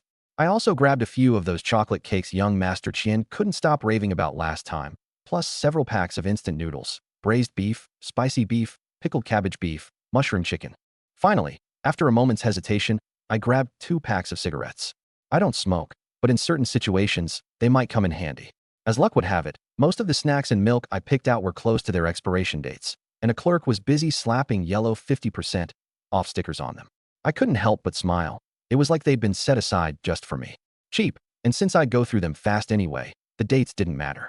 At checkout, the clerk gave me a funny look. A kid my age buying that much stuff, cigarettes included. I paid without batting an eye.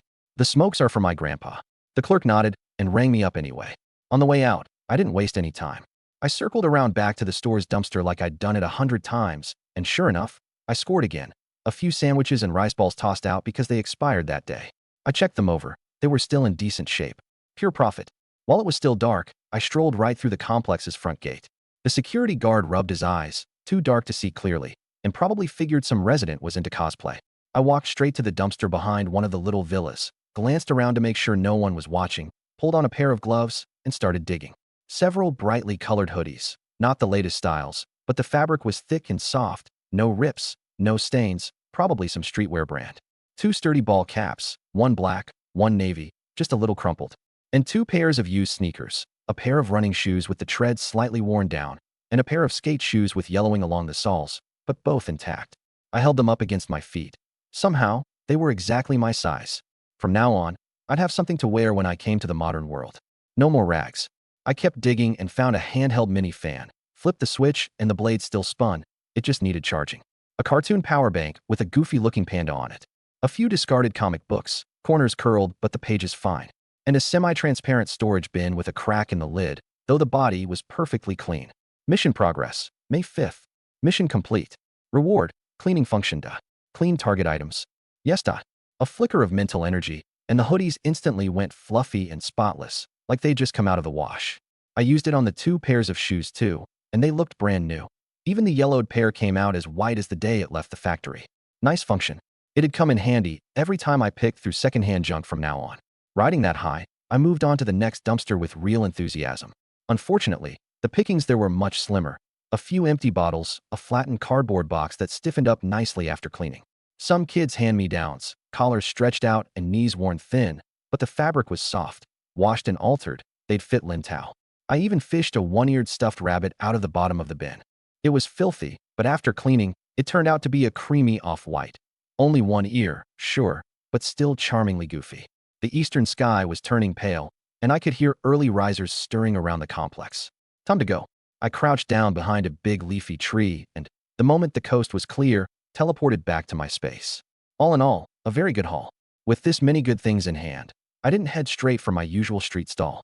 Instead, I followed the address the Qian family servant had given me last time and went to Qian Mingyuan's estate. Ever since Qian Mingyuan tried that chocolate cake, he hadn't been able to get it out of his head.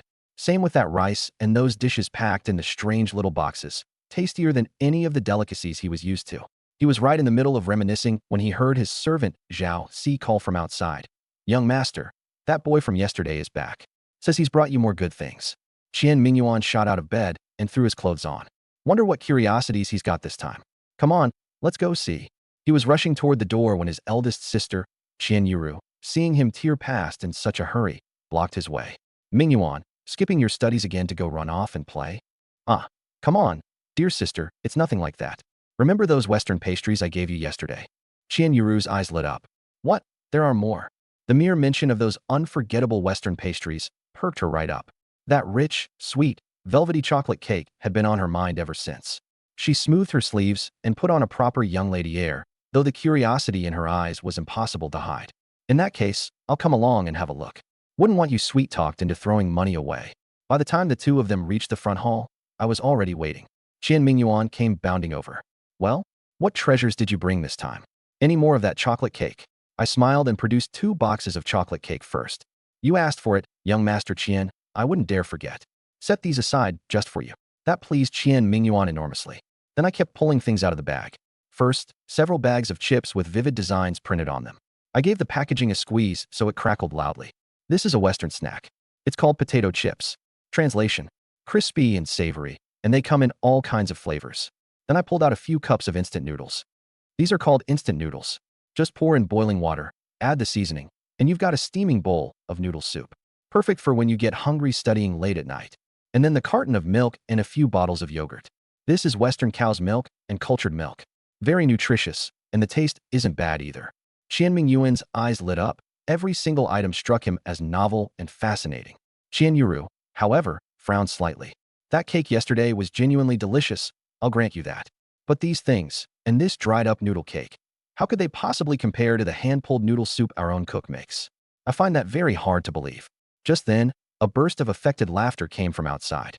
A young man in a brocade robe strolled in with measured, self-important steps, fanning himself with a folding fan. None other than Ma Yong, eldest son of Squire Ma from town. 2 servants trailed behind him, each carrying several elegant food boxes. "Sister Yuru, brother Mingyuan, both of you are here?" Ma Yong snapped his fan shut and swept his gaze around the hall, automatically ignoring the shabbily dressed me before settling eagerly on Qian Yuru. "I made a special trip to Suxiang Pastry House, the most famous shop in the county, and bought their freshest and most expensive sweets for you to try." He signaled his servants to open the boxes, and sure enough, the contents were a feast for the eyes. Lotus blossom pastries, almond cream, candied fruits, exquisitely made, and the aroma wafted out at once. Mayong looked thoroughly pleased with himself. He pointed his fan at the things I'd set on the floor and sneered. "Well now, where'd this junk come from? All flashy packaging, For all we know, it's something unclean. Sister Yuru, whatever you do, don't be taken in by goods of such dubious origin. Better to stick with authentic Sushian pastry house sweets. Much safer. Qian Mingyuan looked displeased and was about to object, but Qian Yuru stopped him with a glance. She wanted to see how this young man would handle it. Inside, I practically wanted to applaud young Master Ma. He'd set me up at the perfect moment. I picked up a bag of tomato-flavored potato chips and tore it open, taking my sweet time. Ma Yong's fanning hand paused, and he sniffed the air without thinking. I pulled out a few glistening orange-red chips, handed one to Qian Mingyuan first, then politely offered one to Qian Yuru. Words prove nothing. One taste will tell. These are called potato chips. Everyone in the West loves them. Qian Mingyuan couldn't wait a second longer. He took it and bit down with a loud crunch, eyes going round as saucers. The crisp texture and rich tomato flavor had him nodding again and again. That's good. Crispy and savory both. Sis, you've got to try it. Qian Yuru accepted hers with some skepticism, cradling it in her handkerchief, and took a small bite. That crunch, unlike anything she'd experienced, made her pause for a moment. And then, almost involuntarily, she took another bite and began to savor it carefully. She said nothing, but most of the doubt had already faded from her eyes. Watching the siblings' reactions, Ma Yong could no longer keep up appearances. He forced a laugh. Humph. Nothing but cheap novelties and clever tricks. They may smell passable, but I guarantee they're coarse and unpalatable to eat. He'd barely finished when I picked up a cup of braised beef instant noodles, tore off the wrapping, and took out the noodle cake and seasoning packets. I smiled. Since young Master Ma doesn't believe it, why not give this a try as well? These are instant noodles, just add boiling water. Qian Mingyuan hurried to give the order. Someone bring a kettle of boiling water.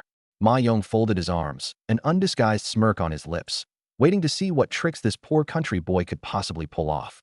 Unhurried, I dropped the noodle cake into the cup and sprinkled in the dried vegetables and the seasoning powder in turn, then squeezed in the glossy, fragrant sauce packet last. The moment the sauce hit, the aroma grew even stronger. Watch closely, everyone. All it takes is hot water and a short wait. As I spoke, I slowly poured in the boiling water until it covered the noodles, then picked up the paper lid with its red lettering and pressed it down snugly. The next few minutes were excruciating for Ma Yong. Qian Mingyuan kept sniffing, pacing around the table, staring longingly at the cup. Is it ready? Is it ready yet? That smell is unbelievable. Even the ever-composed Qian Yuru couldn't resist fanning the air gently with her embroidered handkerchief to draw the aroma toward herself, her throat moving in an almost imperceptible swallow. Judging the time about right, I lifted the lid under everyone's expectant gaze. Inside, the noodles had softened and drunk up the broth, golden, springy, while the soup had turned an appetizing reddish-brown, its surface dotted with beads of oil and rehydrated vegetables. I stirred it lightly with the little fork to blend the seasoning fully into the noodles and broth, then turned to the waiting servant. If you'd portion this out, please. Let the young master, the young lady, and young Master Ma all have a taste. The servant deftly divided the noodles and soup into several small porcelain bowls. Qian Mingyuan took his first, too impatient to mind the heat. He blew on it twice and slurped up a big mouthful. These noodles are so smooth and springy. And the broth. This broth is incredible. It's got more flavor than the beef soup Cook Wong stews all afternoon. Qian Yuru elegantly lifted a portion with her chopsticks, blew on it carefully, and put it in her mouth. After chewing slowly, a flicker of amazement crossed her beautiful eyes. She didn't lose her composure the way her brother had, but she nodded slightly and said softly, "These noodles do have a distinctive flavor. Rich broth, savory taste, nothing like ordinary noodles." I stayed calm on the outside, but inside I was laughing. Who knows how much modern food science wizardry was packed into that seasoning? For people from an era of bland food, the impact was simply overwhelming. Urged on by Qian Mingyuan's enthusiastic, "Brother Ma, hurry and try it. It won't taste as good cold." Ma Yong steeled himself and picked up a spoon with the greatest reluctance, ladling a bit of broth and taking a sip. That one sip, and an intense wave of savory, salty richness exploded in his mouth. His taste buds felt as though they'd been trampled by 10,000 horsemen, and they surrendered completely.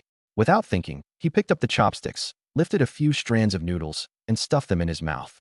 That chewy, slippery texture, that flavor of noodles coated in thick broth, it was nothing he'd ever experienced before. How can instant noodles taste this good? Ma Yong blurted out. Then he clamped his mouth shut and stubbornly insisted, "No matter how good it tastes, it's still no match for the sweets from Sushian Pastry House." Sushian's pastries really were fine, but Qian Yuru had long since grown tired of them, while instant noodles were novel, and on first taste, genuinely delicious. Qian Mingyuan asked me how many taels of silver it all cost. he'd decided to buy the lot. He'd never cared for that fop Ma Yong to begin with, and seeing him humbled now made him all the more delighted. 5 taels of silver for everything, I said. Ma Yong snorted coldly. That's highway robbery. For that much you could buy yourself a maidservant. I spoke up, calm and unruffled. Has young Master Ma ever heard the saying, scarcity breeds value? I'm the only one who's got this stuff, and there's only this little bit left. It ought to cost extra. Qian Mingyuan couldn't have cared less. He waved a hand and said, 5 taels it is. I'm feeling generous. Zhao Si, pay the man. So I went ahead and threw in the rice balls and sandwiches I'd fished out of the trash for free. Qian Mingyuan grinned, ear to ear. Oh ho, freebies too? I smiled to myself. The free stuff is usually what ends up being worth the most. Qian Yuru sipped her strawberry yogurt, gushing nonstop. This is delicious. You've got some real talent, little brother. You can even get your hands on rare goods from the West. This is all I've got. Every bit of it is hard to come by, I answered. Beside her, Ma Yong's face cycled through several shades of green and white. Qian Yuru never had a kind look for him. So why was she smiling at some ragged pauper? It made his blood boil. He considered himself a son of a scholarly household. Marrying into the wealthy Qian family was his birthright. And now he'd lost face right in front of him. The humiliation was eating him alive. But with his future brother-in-law standing right there, and the bride not yet in hand, he couldn't very well blow up. I waited for the right moment. The Qian servants clearing away the cups, the brother and sister still lost in their snacks, and slipped out the side door without a sound. I'm no fool. I'd just handed that Squire Ma's son a serious humiliation, and the guy had petty and vindictive written all over him. So I deliberately took the winding back alleys, speeding up, slowing down, even doubling back through a couple of forks in the road. Only once I was sure nobody was tailing me did I finally head for home outside town. 5 taels of silver, plus the 2 plus I had left over, put me at more than 7 taels. Young Master Qian was officially one of my regulars. I'd barely gotten home when I got a scare. Both my sisters were gone. Just as I started to panic, Lin Fu came back carrying a basket, little Lin Tao trailing behind her with a runny nose. Didn't I tell you two not to wander off? Lin Fu smiled apologetically. Brother, I'm 15. I can't just sit at home eating for free every day. You're out running around all day. So I went up the mountain and picked some mushrooms. Look, I got a good haul. Sure enough, the basket was full of edible fungi. I just worry about second uncle and his family. Never mind. I'll find you a dagger to carry for protection. And whatever you do, don't let grandpa and grandma or anyone else know when you go out. Understood. I know, don't worry. You must be hungry. I'll get dinner started. Lin Fu stared at the odd-looking, bright green broccoli at a total loss. She squeezed the firm head and broke off a small floret, her face full of curiosity. Brother, what kind of cauliflower is this? How do you eat it? I fed kindling into the stove and explained offhandedly. It's called broccoli. Wash it, break it into florets, blanch it in boiling water, and you can eat it just like that, nice and fresh. Or stir-fry it with lard and minced garlic. Even better with sliced pork. She listened intently, quietly committing the methods to memory, then briskly prepped the broccoli and the purple cabbage, and used 2 tomatoes to make a bowl of egg drop soup. For the main dish, we had the big white steamed buns I'd brought back earlier. The 3 of us gathered around the little wooden table under the dim oil lamp and ate our fill. Little Lin Tao clutched a bun bigger than her face and went at it with gusto. By the time we finished, it was pitch dark. Lin Fu couldn't bear to burn much oil, so she kept the flame down to the size of a bean, and by that sliver of light, she picked up her needle and thread to sew me new clothes. Head bowed, stitches tight, and even, she kept reaching up to rub her stinging eyes. Watching my sister strain in the dark, then looking at that battered lamp belching black smoke, I felt awful. If only we had an electric light. But electric lights need electricity, a generator, diesel fuel, and all of that costs money. I only had 300 and change in my modern account. I'd have to earn more. For now, I'd buy a small battery-powered desk lamp. Even that would beat an oil lamp by a mile. I pulled the milk and candy I'd bought at the convenience store out of my basket. Tao Tao, come here. This is your reward. And this milk, you're still growing. So drink a bottle every day and you'll shoot right up. The instant she heard treats, little Lin Tao came fluttering over like a baby sparrow. When she saw the candy wrappers she'd never laid eyes on before, glittering so prettily, her eyes went wide as saucers. Brother, what kind of candy is this?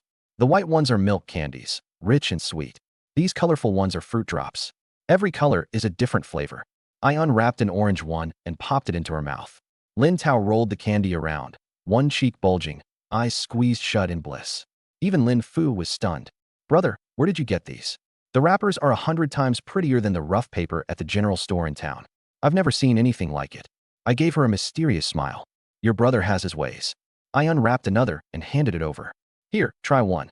Lin Fu put it in her mouth, half doubting. A burst of clean, sweet strawberry spread across her tongue, and she couldn't help letting out a soft It really is sweet. And it smells like fruit. There's more. And we need to eat this fruit fast. It won't keep.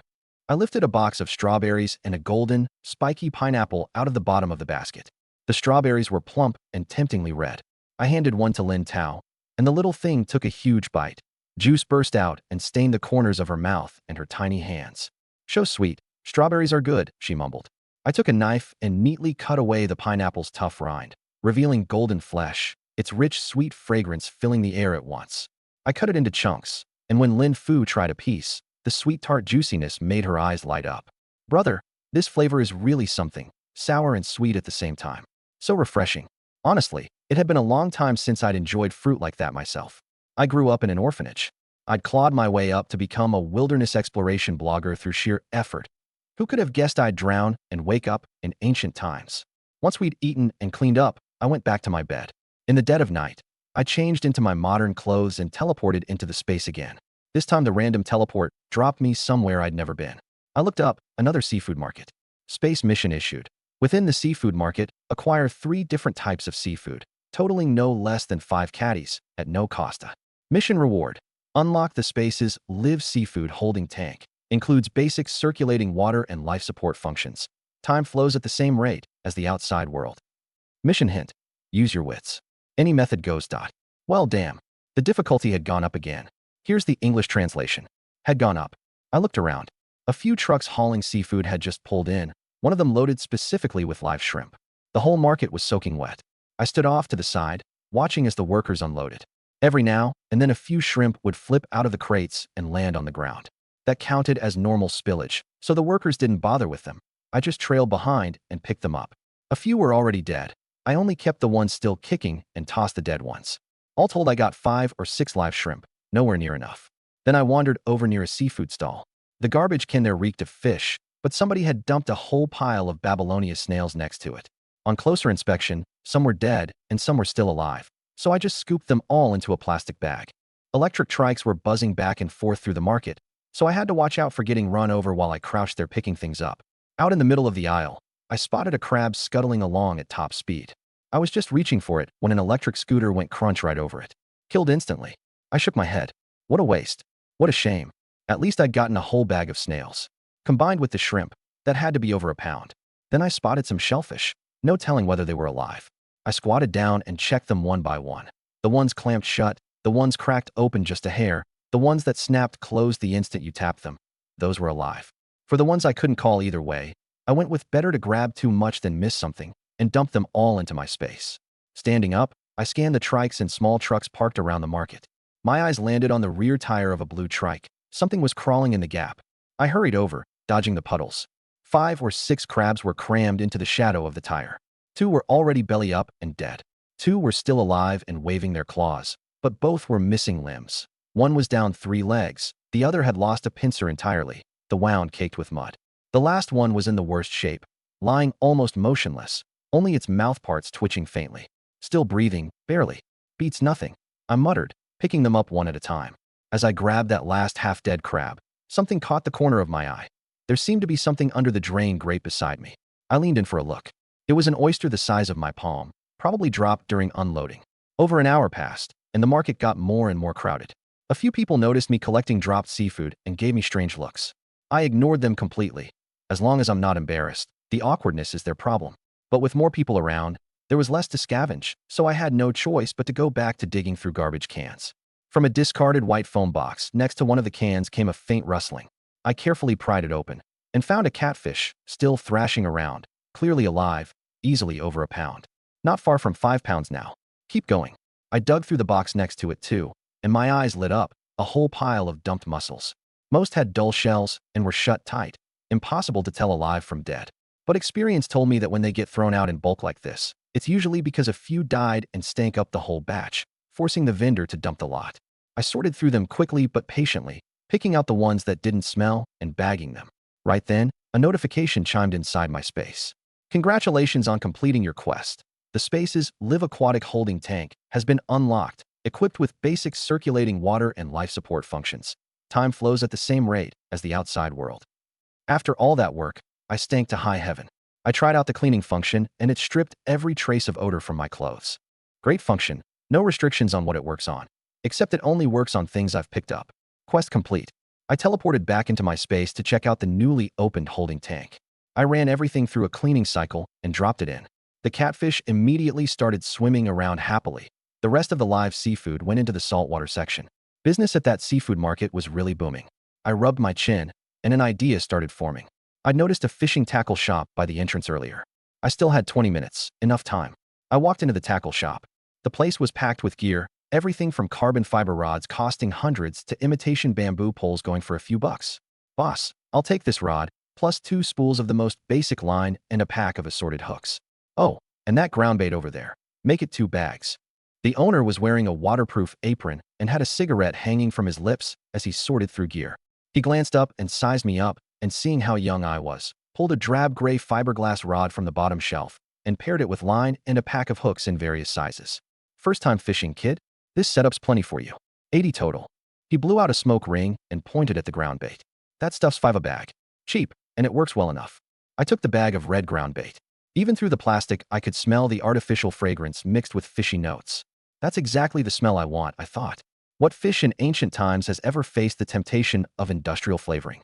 To them, this had to be like a human catching a whiff of the greatest delicacy on earth. Absolutely irresistible. This is the one. Give me a few more bags. 100 total, then. Done. It stung a little, but I paid up without hesitation. You can't catch a wolf without risking the lamb. The rod looked plain, but it turned out lighter and sturdier than I expected. The line was tough enough, too, and the assorted hooks covered every size I'd need for fish big or small. I carried everything to an empty corner, teleported into my space, changed back into my plain old clothes, and returned to the rundown little house.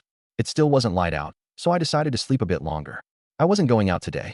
My main mission was simple: go fishing. I only drifted awake when the smell of food reached my nose. My younger sister had already made rice porridge, stir-fried a plate of carrot slices, and boiled 2 eggs. She gave one to me and one to Tao Tao, keeping only plain porridge for herself. I sighed. Afu, stop trying to save on everything. Next time I'll bring back 3 hens for you, and we'll have eggs every day. No need to worry. After breakfast, I said, Afu, Tower, you're both coming out with me today. Lin Fu looked puzzled. Where to, brother?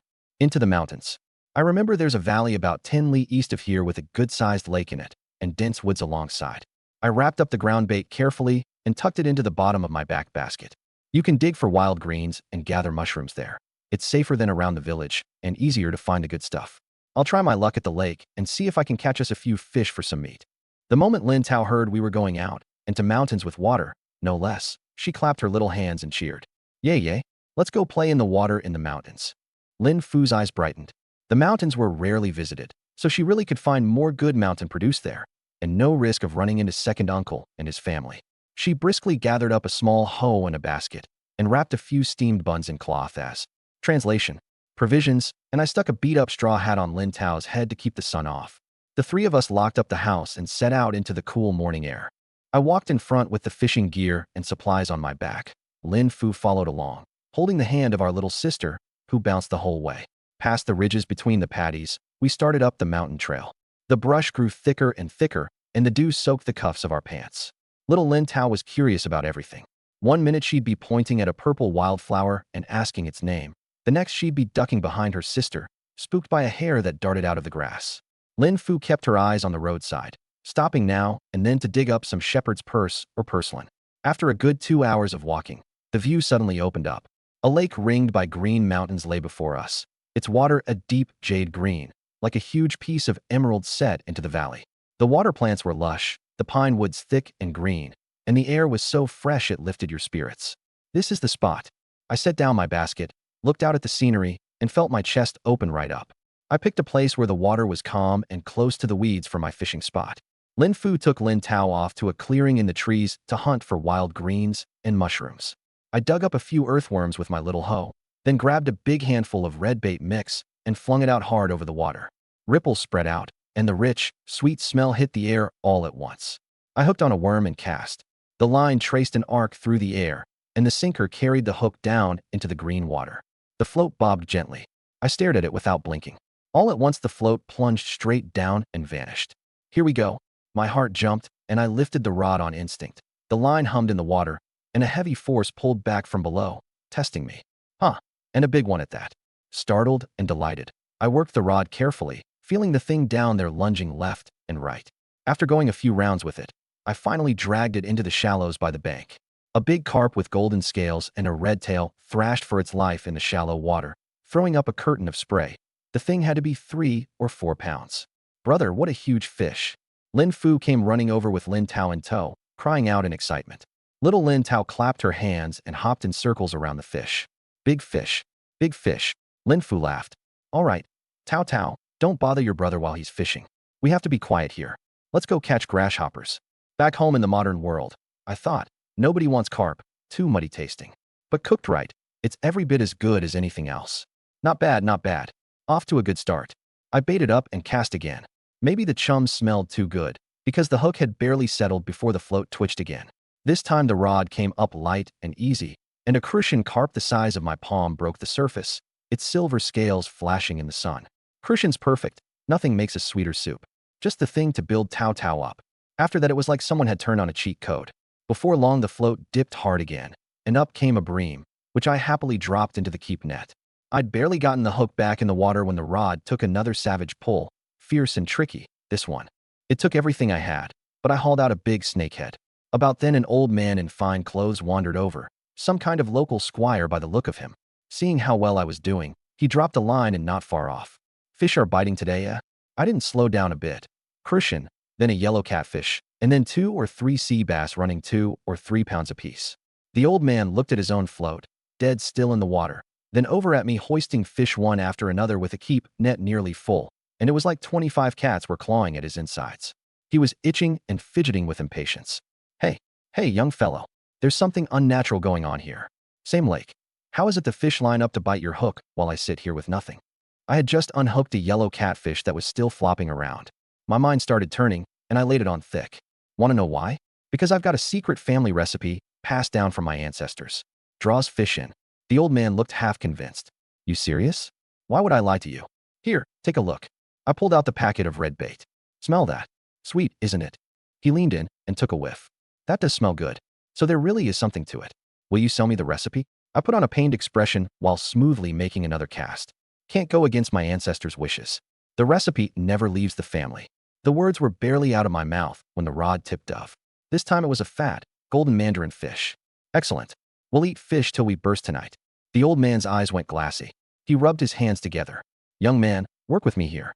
I won't shortchange you. Name your price. The recipe's not for sale, but the bait is. He nodded eagerly. That's fine, that's fine. How much? I'll take that packet. I scratched my head and did the math. $5 a bag back in the modern world, which had to be worth at least 200 coppers here. Business is business, after all, and from the look of his clothes, this man was no pauper. 200 coppers. The old man was floored. 200 coppers for a bag of bait was unheard of, but looking at all those fish flopping in my basket, he wanted it badly. And 200 coppers was pocket change to a man like him. 200 it is, I'll take it. But if it doesn't work, I want my money back. I smiled sweetly. I'll be right here. If it doesn't work, come get your refund. He dug out his purse, counted out 200 coppers, and snatched up the bait like he couldn't wait another second. I started teaching him. First, learn to chum. Your spot's actually decent. Toss a few handfuls in. The old man shook his head hard. Waste bait this expensive by throwing it in the water. Do what I say, you won't regret it. Try it. He grabbed a handful and scattered it over the water, and sure enough, you could see fish swimming in to fight over it. I pinched off a small ball and molded it onto his hook. Cast it out. Let's see if you catch anything. The old man tossed it back in with shaky hands. The float had barely straightened up when it dipped hard. He jerked the rod on reflex, felt the weight, and pulled up a small crucian. Ha ha, I actually caught one. Amazing, simply amazing. Every wrinkle on his face smoothed out with joy. He hurried to bait up and cast again, and the bites kept coming, one after another, all small, but coming. Fumbling to unhook a fish, he muttered smugly to himself. Marvelous. Absolutely marvelous. Next time I go out with old Wong and the rest, let's see who dares laugh at me. After enjoying himself for a while, his eyes drifted back my way, and there I was, calm as could be, lifting my rod to drag another fat sea bass onto the bank, bigger than anything he'd caught. The smile slowly faded from his face, and the doubts crept back in. Young man, something's still not right. This bait of yours is a miracle, but all I'm getting are little fry, and you're pulling in monsters like that. Don't tell me there's more to it. I laughed to myself. Sharp eye, sir. Bait alone isn't enough. You need the right rod and the right hook to go with it. I won't lie to you. Translation. Well, you see, this rod of mine. It's been passed down in my family for generations too. The old man's eyes lit up again. I knew it. Then he sighed, his face full of regret. Ah, a family heirloom. Of course you wouldn't sell. I was just asking. No, sir, I'd actually be willing to part with it. It's just the price. I'm afraid it might be a bit steep for you. What? His beard bristled with indignation. Who do you think you're talking to, boy? You think I can't scrape together a little silver? Name your price. I put on my most solemn face. 200 copper coins definitely wouldn't cover it. I'd need 2 taels of silver. What? 2 taels? The old man stroked his beard. 2 taels really was expensive, half a year's wages for an ordinary man. Luckily, his family had money, and when your heart's set on something, no price is too high. I kept fanning the flames. Sir, maybe just forget it. That packet of bait alone should keep you happy for a while. The old man shot to his feet. I'm buying that heirloom rod of yours. 2 taels, fine, 2 taels. I've got the silver on me. Hand it over right now. I wore an expression of deep reluctance, like it pained me to let it go, while inwardly thinking, I'll just buy another one at the tackle shop next time. Ah well, born poor. What can I do? A man's got to bend his back for a bowl of rice. She's yours, sir. The old man paid the 2 taels without blinking, then introduced himself. The name's Wu. I live over at Wu Family Village, not far from here. Nothing I love more than casting a line at this lake. Young man, next time you get your hands on any interesting tackle or bait, you come find me at the village. I was delighted, another customer. Don't you worry, Mr. Wu. Anything good, you get first dibs. Old Wu switched to the new rod immediately. The rod, the line, the hook, all made of materials he'd never seen in his life. And sure enough, the fish he started pulling in were bigger than before. It really works. It really works. He was over the moon, already plotting how to show off to his fishing buddies next time. I'd made quite the haul today. I hefted the heavy creel and the wooden bucket. 20 or 30 fish thrashing around happily inside.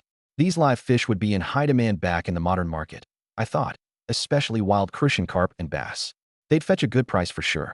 Bucket in hand, creel on my back, I turned to go find my sisters. I hadn't gone far when I spotted Lin Fu, her basket already piled high with foraged goods. Lin Tao came running over, waving and chattering away. Big brother. A pheasant. A beautiful pheasant. Her little face was flushed with excitement. Lin Fu explained with a laugh. We saw a pheasant in the woods just now. Long tail feathers, all kinds of colors. Too bad it was too fast to catch. She pointed deeper into the trees, toward a stand of bamboo. We also found a nice bamboo grove. Lots of shoots coming up, all tender and fresh looking. But it looked like someone owns it, so we didn't dare touch anything. I followed her gaze and saw the grove, lush and green. If it had an owner, best to leave it alone. But with a mountain full of mushrooms and wild greens, plus a lake full of fish, we already had plenty to work with. It's fine. We got more than enough today. I took the basket and looked through it, quietly impressed. My eldest sister really did have a careful eye. Every mushroom she'd picked was in perfect shape, all common, non-poisonous varieties, chanterelles, oyster mushrooms, coral fungus, even some matsutake. A full basket. Fu, you're amazing. This is all good stuff. Lin Fu scratched her head, embarrassed. I'm not usually this lucky. I just happened to find a rotting log, and with the rain last night, the mushrooms had all popped up. Strange, now that I thought about it. Ever since I came to my senses, things had been getting better and better, and our luck had improved too. She'd been to these woods before, but the mushrooms had always been picked clean already or hadn't come up yet. The timing was never right. I set the mountain goods aside, some for tonight's fish soup, the rest to sell in the modern world. Back home, I made quick work of 2 crucian carp, scaled, gutted, rinsed clean. A spoonful of lard went into the pan, and once it was smoking, I slid the patted dry fish in, sizzle, the skin tightening instantly, searing to a beautiful golden brown. Once both sides were crisp and fragrant, I poured in plenty of boiling water, the secret to that milky white broth. I brought it to a rolling boil, and the liquid quickly turned thick and creamy white, the smell of fresh fish rising with the steam. I tore the termite mushrooms into pieces and added them along with the others. The moment the termite mushrooms hit the hot broth, their fragrance released completely, mingling with the richness of the fish. A pinch of salt, the lid on, and down to a low simmer. Before long, the whole little house was filled with the aroma. The broth was milky and rich, the fish falling apart tender, the mushrooms swollen with soup. I scattered on a handful of chopped wild scallions Lin Fu had just picked, bright green against the creamy white, even more appetizing. Dinner's ready. I ladled out 3 steaming bowls of mushroom and crucian carp soup. The three of us sat around the little wooden table, cradling our coarse clay bowls, blowing on the surface, drinking that impossibly delicious soup, the fish silky, the mushrooms crisp, the broth deep and full. I lifted a piece of fish with my chopsticks and couldn't help but marvel. Nothing beats truly wild fish. Farm just doesn't taste the same. I set my chopsticks down and turned to Fu. Tomorrow I'm going into town to sell the rest of the fish and the best of the mushrooms. She nodded, fully supportive. Go on, brother, don't worry about us. I'll take Tao to the back hill to dig wild greens while you're gone. It's quiet over there. We won't run into second uncle and his family. I made a sound of agreement, my expression darkening. Hiding and watching our backs isn't a long-term plan. Grandfather and grandmother play favorites, and second uncle's family is latched onto what little we have like leeches. If they can show up today trying to take the house and force you into a marriage, tomorrow they'll come up with some other excuse to squeeze us. I've been thinking, we need to formally split off from the family. Fu's hand froze on her chopsticks, and she stared at me in shock. Splitting off was no small thing. It meant severing ties with the clan completely. From then on, whatever happened to us, for better or worse, would have nothing to do with the main household. But thinking of her grandparents' cold stares and second uncle's cruelty, she nodded.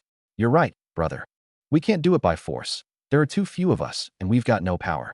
My mind raced, stitching together the original owner's memories with what I knew from the modern world. We need a way to make them feel like getting rid of us is dropping a burden. Make them want us gone as fast as possible. What did grandfather and grandmother care about most? Face, and the future prospects of second uncle's precious son, Lin Wenba. And what was second uncle's family after? The scraps of inheritance from our parents, plus the sheer inability to stand seeing the three of us live in any kind of comfort. We had to make them see us as a hot potato, that keeping us around would only drag them down, that splitting off would bring them peace, and maybe even let them squeeze out one last benefit. All I needed was the right moment to blow the whole thing wide open. Translation. But we can't be the ones stirring things up. We've got to make it so they have no choice but to split us off. Afu listened, bewildered. Can you even do that? My younger sister was too naive, and the little one was still just a kid. Neither of them could wrap their heads around it. But I'd lived 2 lifetimes. Of course I had my ways. Don't worry about this part. Afu, you just look after little sis and keep the house running. You got it, brother. Seeing that I already had a plan, she stopped asking questions and turned to the old wooden chest, pulling out the new clothes she'd been staying up late to finish these past few days. Here, brother, try them on. I made them from the sketches you drew. I don't know if they'll fit right. A navy cotton t-shirt and a pair of matching casual pants. The style's a little odd, but it looks neat and tidy. Should be nice and cool once the weather heats up. I went into the back room to change. When I came out, Afu's eyes lit up. The fabric was coarse and the stitching was clearly a beginner's work, but the clean, simple cut looked far sharper on me than those wide robes with their billowing sleeves, and it was a lot easier to move in. Fits perfectly. Afu, you've got real skill. Only then did she press her lips together and smile. That night, once my sisters were sound asleep, I transferred all the live fish I'd caught that day into the live aquatic holding tank in my space. A little time in clean water to purge the mud and grit, and both the flavor and the price would climb another notch. In the small hours, I stepped through the light gate again.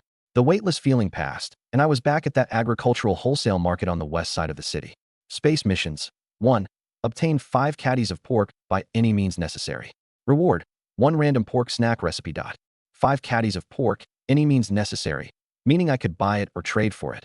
No more scavenging required. And a random snack recipe was exactly what I needed for the food stall I was planning to open. There was also the old standing mission, same as last time. Scavenge 10 caddies of produce in exchange for extra time. Thinking of that kind-hearted shop owner, I walked over to the butcher stall, only to find it still shuttered. Perfect. I'd use the time to gather the vegetables first. When it came to a reward like extra time, the more the better. I knew my way around by now, and it didn't take long to pull together 10 caddies of decent-looking vegetables and clear the time extension mission. I was heading back with my basket when I spotted Sun Na rolling up her security shutter. Morning, sis. I walked over with a smile and held out a fat seed base, still thrashing on its length of straw cord. Thanks for the meat last time. It was a huge help. This is a wild base I caught in the river back home. Never touched a pellet of feed in its life, so the meat's sweet as anything. Take it home and give it a try. Sun Na blinked, then waved both hands. Oh, come on, kid. You're way too polite. That little bit of meat was nothing. Take it home and eat it yourself. I wasn't nearly as scruffy as last time. Clean sweatshirt and pants, hair tied back. Sun Na probably figured I was too cheap to pay for a haircut. I pressed the fish into her hands before she could argue. Just take it. I caught it myself. Didn't cost me a thing. You looked out for me, and I don't forget that. All right, I'll take it. Thank you, kid. She pointed at my basket. And don't go hauling these wild greens anywhere else today. I'll take the lot.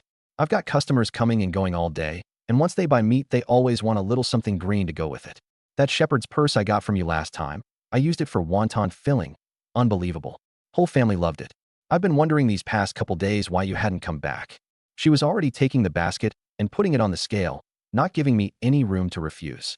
There, now you don't have to squat out there all day, and I don't have to go picking through vegetables somewhere else. Once she'd waited, she handed me 50 yuan. Here you go.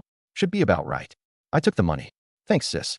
I also need 5 caddies of pork. Give me 3 caddies of pork belly, 2 caddies of the leaner hind leg, and a caddy of leaf lard. Sun Na laughed. Goodness, that's a lot of meat for one kid. I can't make it into the city every day, so I figure I'll stock up. Got 2 little sisters at home who need building up. You're a good kid. Something soft came into her eyes, and her hands got a lot more generous. She stepped up to the butcher block and, instead of cutting exactly to weight, went straight for the best cuts. Look at that belly. 3 clean layers, fat and lean marbled just right. Nothing better for braised pork. 1 stroke of the knife, onto the scale. Call it 3 caddies. Then the hind leg, and she picked out the leanest piece there was, a good 2.5 caddies.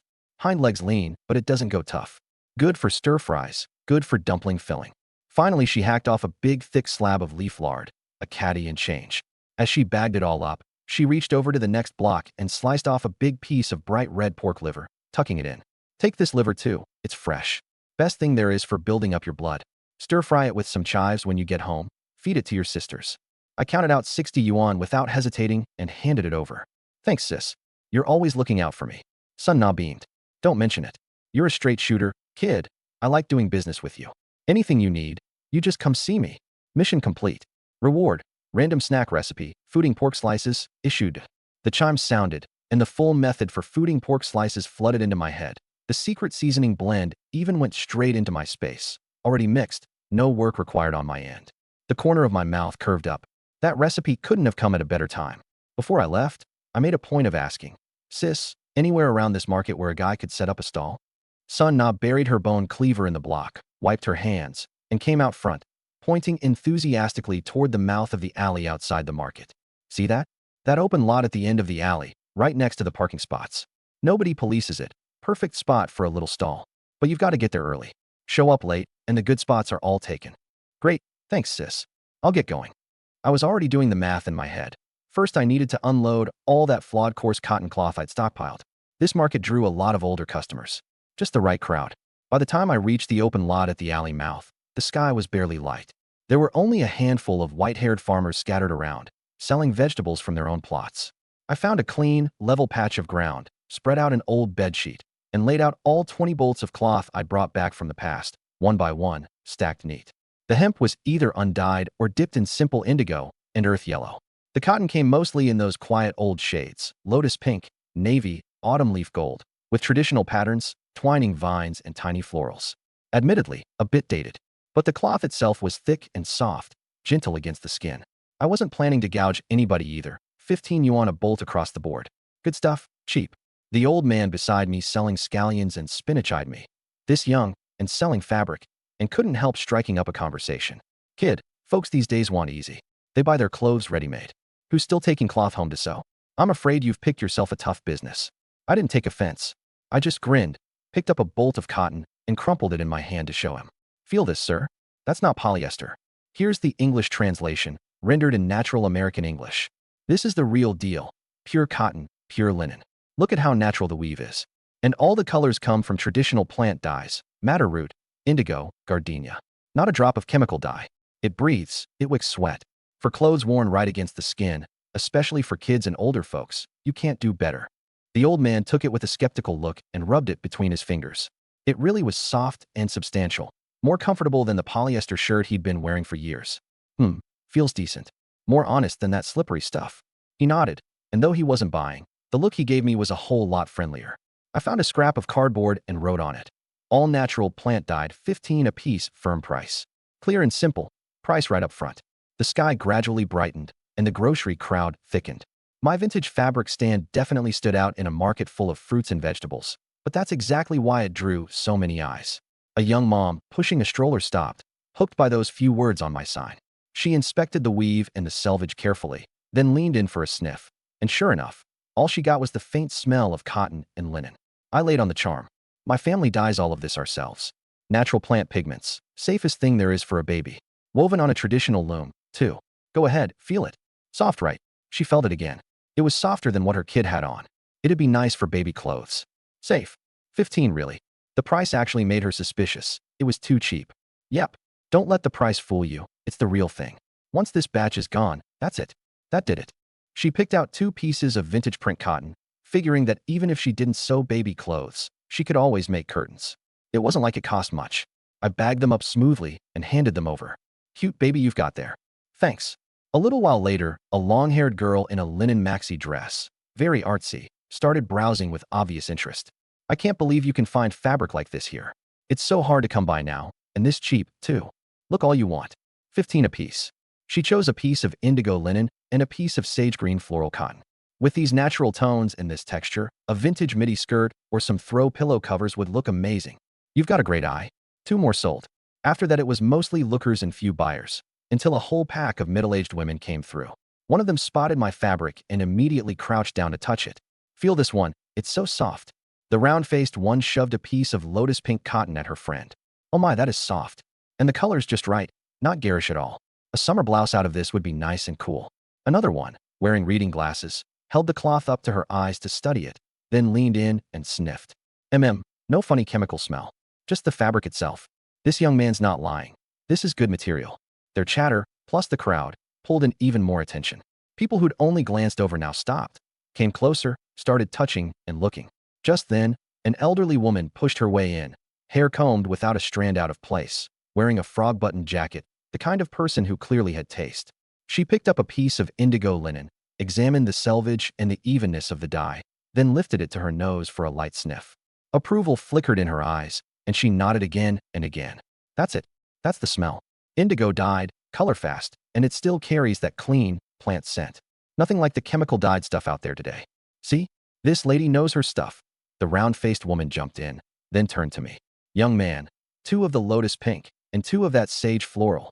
I want this navy one. Hides dirt. I'll make my husband a pair of pants. Save me a piece of that indigo linen. I'm making my grandson a little jacket. His skin's delicate. He needs this kind of thing. Me too. Do you have any more of the floral? Once someone took the lead, and with compliments flying every few seconds, the whole scene came alive. 2 pieces here, 3 pieces there. Even the folks who'd been hanging back jumped in, afraid the good stuff would be gone. The dozen or so pieces I had left were carved up by that pack of sharp-eyed Andes in a matter of minutes. The slower one stood off to the side, sighing. Next time you've got stock, come set up here again. Once the crowd cleared out, I stared at the empty bedsheet, a wad of small bills in my hand, still not quite processing it. I'd only meant to test the waters, to see whether all-natural fabric had any market in the modern world. I never expected it to go this well. Then again, it made sense. People these days are all about wellness. They want fabric that's comfortable and natural. My prints might be a little old-fashioned, but the material is genuine. Not one thing fake about it. That run netted me exactly 300 yuan. I decided the first thing I'd do was buy my little sister a battery-powered desk lamp. I already had the street food recipes in hand. Now I needed to figure out how to save up and build this household back, piece by piece. With the fabric money tucked away, my wallet felt a little thicker. There was still time, so I headed for the department store to buy a battery-operated lamp. I'd barely gone a few steps when a sweet smell hooked me by the nose. The bakery next door had just pulled a fresh batch out. Behind the glass case sat plump pork floss buns, golden brown and piled thick with floss and salad dressing. Just looking at them made me swallow. Next to them, creme caramel puddings with tops, so smooth they gleamed. 3 pork floss buns, 3 caramel puddings. 23 total. Bakery bag in hand, I ducked into the department store. I found what I wanted fast, a simple, clean-line battery-powered LED desk lamp. I clicked the switch and soft, warm light spilled out. It even had adjustable brightness. Price tag said 100. Not bad. Then I hit the seasoning aisle. MSG, soy sauce, vinegar, 13 spice powder. All things I'd need for cooking. Plus some of the ingredients and tools the recipes called for. It came out to a bit over 100, but every bit of it was necessary. I made it back right on schedule. I slipped into a public restroom, and in an instant I was transported back to the other world. Today I landed a bit farther out than usual. Lin Fu stood outside the door, debating whether to wake me. But thinking about how hard her big brother had been working for this family, she shook her head, let him sleep a little longer. She walked to the water vat in the corner of the yard and looked at the snakehead fish swimming in the wooden basin. She took a deep breath, recalling the method I'd mentioned offhand yesterday. Slice the fillets, simmer the bones into broth, cook it all into a congee. She steadied herself, rolled up her sleeves, and got to work. First, a clean strike to the fish's head with the back of the knife. Once it stopped moving, she expertly scraped the scales, slit the belly, cleaned out the innards, and carefully scraped away the black membrane lining the cavity, something I'd made a point of emphasizing. Translation: has to come off, otherwise it'll taste fishy. Then she rinsed it inside and out with well water until it was clean. She laid the snakehead flat on the cutting board, steadied it with her left hand, and took up the knife with her right. Starting at the tail, she ran the blade close along the backbone and carefully lifted off 2 whole fillets. Skin side down, knife held at an angle, she sliced them into butterfly cuts of even thickness, put them in a bowl with a pinch of salt and some minced ginger, tossed them to coat, and set them aside. The head and bones didn't go to waste either. She heated the pot, dropped in a small lump of lard, and once it melted she slid the head and bones in, frying them until both sides turned golden and the fishy smell had cooked down into something toasty and fragrant. Then she poured in plenty of boiling water and brought it up over a high flame.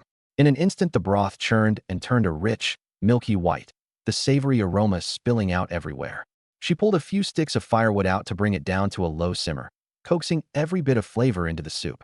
Meanwhile, in a small clay pot, she set yesterday's leftover rice porridge base back on to cook. The grains had already burst open into softness. When the fish broth was nearly done, she scooped out the head and bones with a bamboo strainer, keeping only that pot of creamy, full-bodied soup. She poured it slowly into the porridge pot, stirred it together with the rice, and brought it back to a boil. The porridge drank up the essence of the broth at once, taking on a warm, glossy color and a scent with real depth to it. Last of all, she slid the marinated fish slices into the scalding porridge one by one. The moment they hit the heat, they changed color, curling into pretty arcs, going from translucent to a tender white. She killed the fire immediately, letting the residual heat finish cooking them, and scattered a small handful of finely chopped wild scallions over the top. That was right about when I woke up. My nose twitched, something smelled amazing out there. I changed into clean clothes and came out to find that my sister had already made breakfast. People in these times only ate twice a day, the morning meal and the afternoon meal. So this first meal mattered a lot. Eat well, and you'd have the strength to work all day. Smells great. On the little wooden table, beat up, but wiped spotless, sat a pot of porridge still giving off steam. My little sister Lin Tao was cradling a wooden bowl bigger than her own face, blowing on it, and sipping in tiny mouthfuls. Brother, you're up? Come eat. The second Lin Fu saw me. Her face broke into a grin. She dredged up a heaping ladleful from the bottom of the pot, making sure to load my bowl with the fish. Hey Fu, you've really got a knack for this. I took the bowl and gave it a stir. You could see it plainly, the fish slices silky, the porridge thick and smooth. I blew on it and took a sip.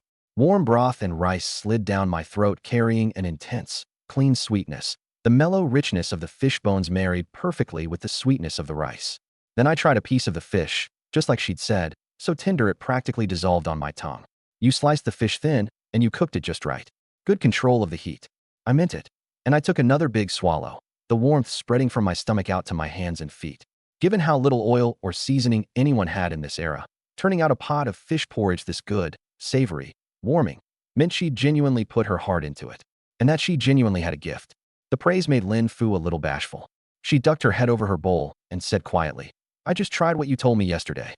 Simmering the bones used up some firewood, but the broth really did come out sweet. Worth the firewood. I ladled a bit more into Lin Tao's bowl, and watching her dig in happily left me feeling unusually settled. A good meal like this, and you had energy for the whole day. While I ate, I did some thinking. My sister had real instincts in the kitchen. Maybe I could find a chance to teach her a few simple snack recipes. That would put more variety on our own table, and if we ever did get a food stall going, I'd have an extra pair of hands. Once I had a plan in mind, I finished eating and headed straight for the gambling house in town. 2 men were posted at the door, thick-necked and barrel-chested, faces all hard slabs of muscle, arms folded as they eyed the passers-by sideways. When they saw an unfamiliar, half-grown kid like me walking straight in, one of them threw out an arm to block me and sneered in a thick, gravelly voice. Hey, hold it. Where'd you crawl out from, kid? This is no place for you. Looking for your old man? Give me a name. I'll holler for him. I'm here for you too, actually, I said. The other one broke into a grin. We ain't your daddy. What you want with us? Go on, beat it. Quit blocking the door. I knew that as scrawny as I was, neither forcing my way in nor reasoning with them was going to work. So I didn't rush. I reached into my shirt and pulled out 2 cigarettes. I'd already noticed that both of them carried the smell of tobacco. Easy, gentlemen. I came here specifically to talk a little business. These are rolled cigarettes, brought back from the West. Finer stuff than the shredded tobacco around here. Care to try one? I slid 2 of them out and held them up. The neat white cylinders caught their eyes right away. These were men who'd spent their lives on the streets and figured they'd seen a thing or two, but they'd never seen tobacco like this. They exchanged a glance, took them half skeptically, and brought them up to their noses. Tobacco, all right. I flicked my lighter, bought at a convenience store back home, and a flame sprang up. I lit them both.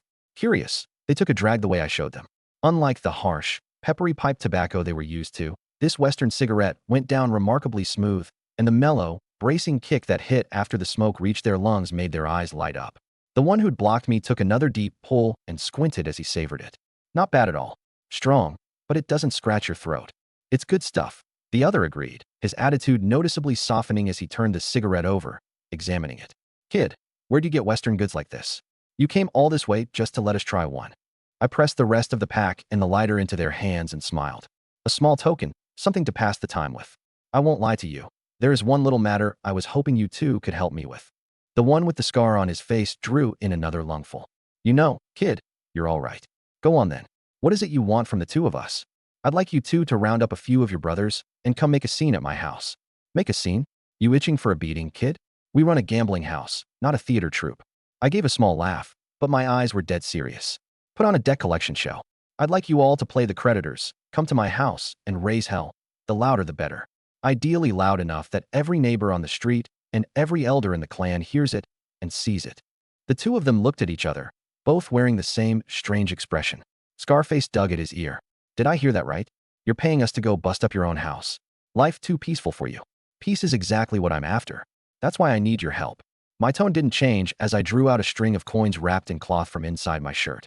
When it's done, every man who helps gets a pack of these Western cigarettes, and the 2 of you and your brothers get 300 copper each for your trouble. That's everything I own, all of it. But the way I see it, a job like this only looks convincing if it's handled by big, imposing men like you. The kind nobody in his right mind would cross. Scarface. He exchanged another glance with his partner. Words like that were easy on the ears. 300 coppers was no fortune to them, but throw in those rare Western cigarettes and the lighter, and the price felt right. And they could tell the kid wasn't joking. There was nothing but seriousness in his eyes. Heh, I've been working this street better than 10 years. Seen plenty of men come around collecting real debts. But somebody paying good money to have a debt faked? You're the first. All right, kid, you've got my interest. This job actually sounds kind of fun. The other one rubbed his chin. How big a scene you want? Flip a table, smash some bowls? Or do we drag you out and work you over? Let's be clear up front. Actual beatings off the table. That's a different price. Seeing them come around, something in my chest settled, and I let a smile show. No need for that. Just make plenty of noise. Curse loud, pound on the door hard, so the elders in my family get the message that I, Lin Che, owe the gambling house a mountain of money, can't pay it back, and the collectors have come knocking. And if I can't pay, you run your mouths a little. Put a good scare into those relatives of mine. Scaring folks that you two surely know how to do. Of course we do. That's our bread and butter. The scar-faced one agreed without hesitation. When? Where? I dropped my voice, gave him the address and the hour, went carefully over a few of the finer points, then handed over the 2 packs of cigarettes. Consider that a deposit. You'll get the rest when the job's done.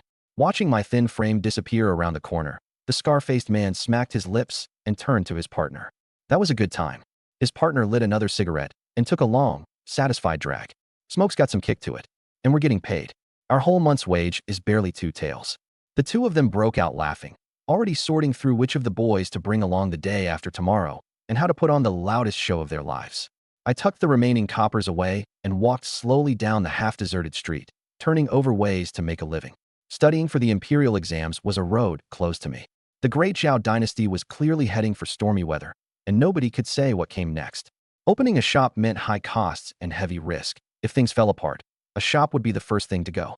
Round and round I went, and always came back to the same answer: a street stall. Little capital, and easy to walk away from. I remembered the West Market crossing being the busiest patch in town. Porters with shoulder poles, men pushing carts, vendors with awnings, all crowded together selling anything you could name. Plenty of foot traffic, too. The wealthy households did their buying there. Opportunity. But holding a good fixed spot long-term surely wasn't a matter of squatting down wherever you pleased. I need to ask about the rules. Asking as I went, I found the branch office of the tax bureau near the West Market, straightened my clothes, and walked in. Inside it was dim. A clerk in a worn square cap sat hunched behind a desk, frowning at a yellowed ledger. I stepped up and bowed with cupped hands. "Good day, sir. This humble one would like to ask, to set up a permanent food stall at the West Market Crossing, what needs to be filed, and what does it cost?" The clerk raised his eyes and looked me over. Seeing a half-grown boy in plain but clean clothes, he answered in an ordinary tone. "New in town?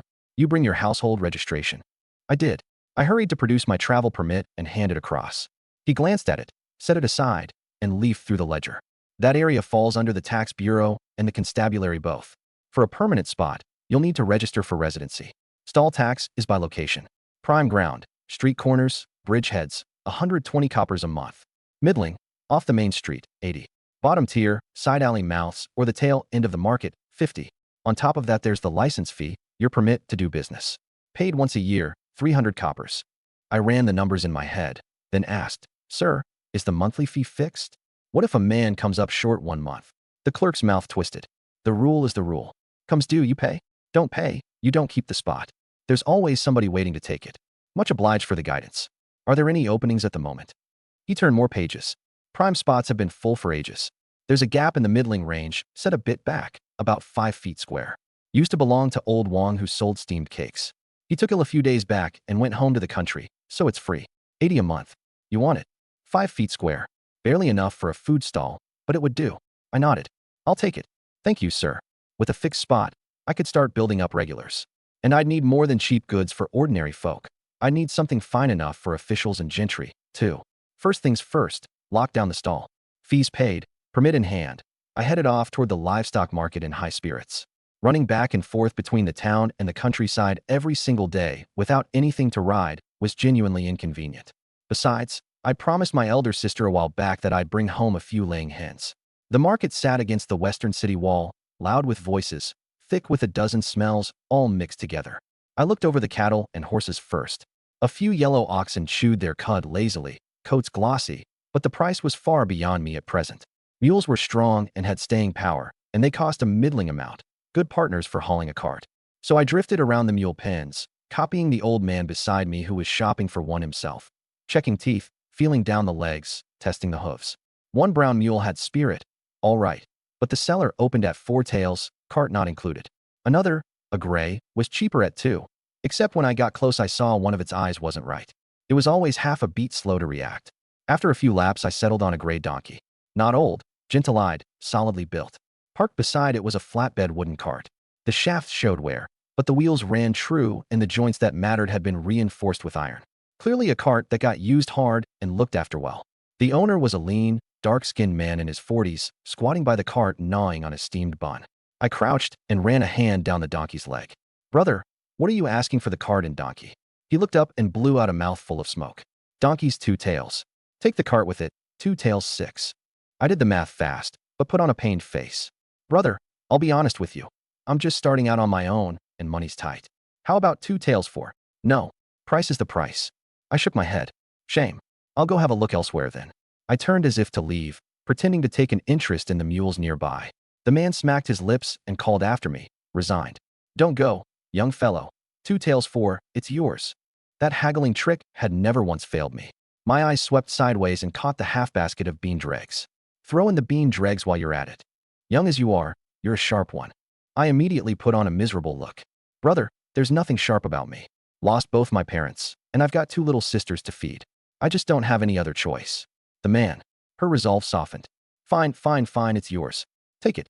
Only then did I let out a breath, counting out 2 tails and 4 chien in loose silver.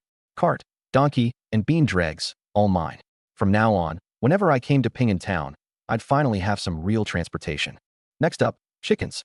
The livestock section reeked even worse, but I quickly zeroed in on 5 local birds at one stall.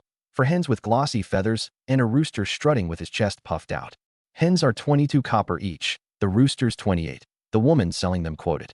"Ma'am, I'll take 4 hens and the rooster. That's 116 total. Round it down for me, call it 110. I'm buying this many. So how about throwing in a small handful of chaff grain too?" The woman laughed. "You sure know how to run a household, kid. All right, 110. She deftly bound the bird's feet, then scooped up a handful of grain and wrapped it in a leaf. I settled the chickens in one corner of the cart and covered them with an old basket. I was just about to leave when a weak baba reached my ears from off to the side. A gloomy-faced old man squatted there, a scrawny ewe in front of him, and, curled at his feet, a newborn lamb, still damp and trembling. The ewe lowered her head to lick her baby gently, her eyes helpless. "What's wrong with these sheep?" I asked. The old man smiled bitterly. "She just gave birth, but she's not producing enough milk, and I've got no feed to help her along. 350 copper for the pair, and they're yours. Otherwise all I can do is sell them to the mutton shop." The price was rock bottom, which told me this pair was hanging by a thread. But I had ways to take care of them. "I'll take them. Got any straw rope?" I pulled out 350 copper. "Yes, yes, yes." Startled and delighted, the old man hurried to hand over the rope and helped me lead the ewe to the cart, then lifted the lamb up beside its mother. The ewe followed docilely, and the instant the lamb was pressed against her, it went quiet. By the time I drove the creaking donkey cart back to our little courtyard, the western sky had taken on a faint orange blush. I'd just tied the gray donkey to the old tree stump outside when the gate swung open with a creak. One look at me and the fully loaded cart behind me, and Lin Fu's eyes went round as saucers. "Brother, you're back. Dinner's just ready. We were waiting for." Smiling, I first pulled the bread and putting out of my coat and handed them over. "Never mind that. Look what I brought you too. Some western pastries I happened to come across. Pork floss bread and caramel pudding. Save them for after dinner. If you're too full, keep them for tomorrow morning." Before I could finish, a little head squeezed out from behind Lin Fu. Lin Tao stood on tiptoe, staring longingly at the paper bag in my hand, her little nose twitching, one small hand already reaching out. "Cake." Lin Fu gently caught her sister's hand. "Tower, be good. Dinner first, then we'll see about the sweets." Little Lin Tao looked at her sister, then back at the paper package giving off that strange sweet fragrance. Her lips pushed out in a pout, but she obediently pulled her hand back, though her eyes stayed glued to the package. "Ah Fu, come give me a hand." I called her over as I started untying the ropes. Only then did Lin Fu get a clear look at the cart, and she gasped again. The gray donkey stood there placidly. On the cart, several hobbled chickens clucked and struggled to get to their feet, and beside them, of all things, were two sheep, one big and one small.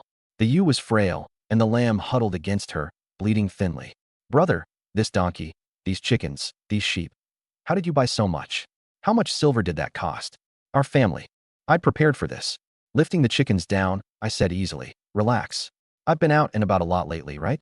As it happens, I got to know a manager in the prefectural city who deals in goods from north and south. I brokered a deal for him and got a cut for it. It's solid work, steady money coming in from here on out. As for buying all this, first, it'll make hauling goods a lot easier down the road. Second, it adds some livestock to the household. Hens lay eggs, and once the sheep grow, they'll help out too. I've got a handle on the money. Just don't worry about it. Poor kids grow up fast." Worried as Lin Fu was, she knew even better that I had a plan. These past weeks, life at home really had been getting better day by day. She swallowed her questions and hurried over to help. Working together, the two of us first carried the chickens to a corner of the backyard and covered them with an old bamboo basket, then led the ewe and her lamb over to the rundown shed where we piled our junk. "We need to clear this shed out right away. Toss whatever's useless, lay down some dry straw. We'll build the chicken coop right against the side of the shed to save space. And listen, now that we've got all this, we keep it quiet. Don't let outsiders find out." "Don't worry, brother, I get it." After dinner, Lin Fu got the animal shed in order. Seeing how weak the lamb was and hearing the ewe bleeding nonstop, she got a little anxious. "Brother, if she's got no milk, how is the lamb going to survive?" I mixed the bean dregs with nutritious vegetables, cabbage, carrots, and split it between the donkey and the ewe. The ewe had never tasted anything so good in her life. She gnawed away at the carrots without stopping. I had mountains of that stuff in my space. We could never eat through it ourselves, so it was perfect for feeding the animals. "Don't worry. It's not that she has no milk. She's just malnourished. Let her eat her fill for a couple of days, and the milk will come on its own. As for the lamb, we've got cow's milk, don't we? Warm some up and feed it for now. Once the ewe's producing, she'll be able to keep it full." "Got it. We used to keep sheep too, back in the day. But after Mom and Dad passed, anything worth pawning got pawned, and some of it Grandpa and Grandma just took. Now that we had livestock again, no wonder Lin Fu was so happy. Once the work was done, I set the pudding in front of my two sisters. "Have a taste. How's the pudding?" Ever since I started bringing home unusual foods, Lin Fu had gotten used to it, and everything always tasted amazing besides. Lin Tao couldn't wait a second longer. The moment I said she could eat, she scooped up the bowl and stuck her little nose down to sniff. "It smells so good, sweet, and kind of eggy." She spooned up a small piece along with some caramel sauce and put it in her mouth, and the next second, she froze completely. The pudding melted the instant it hit her tongue, sweetness spreading gently across it. It's so good. I took a bite myself. Nothing mind-blowing, but it had been a long time, so I figured it was decent enough. When they'd finished, I pulled the meat I'd bought at the butcher shop out of the basket. This leaf fat can be rendered into lard for cooking. And as for this meat, brother's going to teach you a skill. At the word skill, Lin Fu's expression turned serious at once. What skill? I'm teaching you how to make fooding meat slices. I rolled up my sleeves. I'd already run through the method in my head. First, trim all the sinew and membrane off the lean meat and cut it into small chunks. The clever thing about these meat slices is that they're not sliced, they're pounded. Pounded? Lin Fu looked puzzled. I dug out the rolling pin, washed and dried it, and handed it to her. Start with this. Pound the chunks until they're loosened up and broken apart. Lin Fu took it, at a bit of a loss. Meat got sliced or minced. Since when did you pound? Translation. What kind of trick this was? She tried bringing it down lightly. There was a muffled thwomp, and the chunk of meat flattened a little. I shook my head, smiling. Not enough muscle behind it.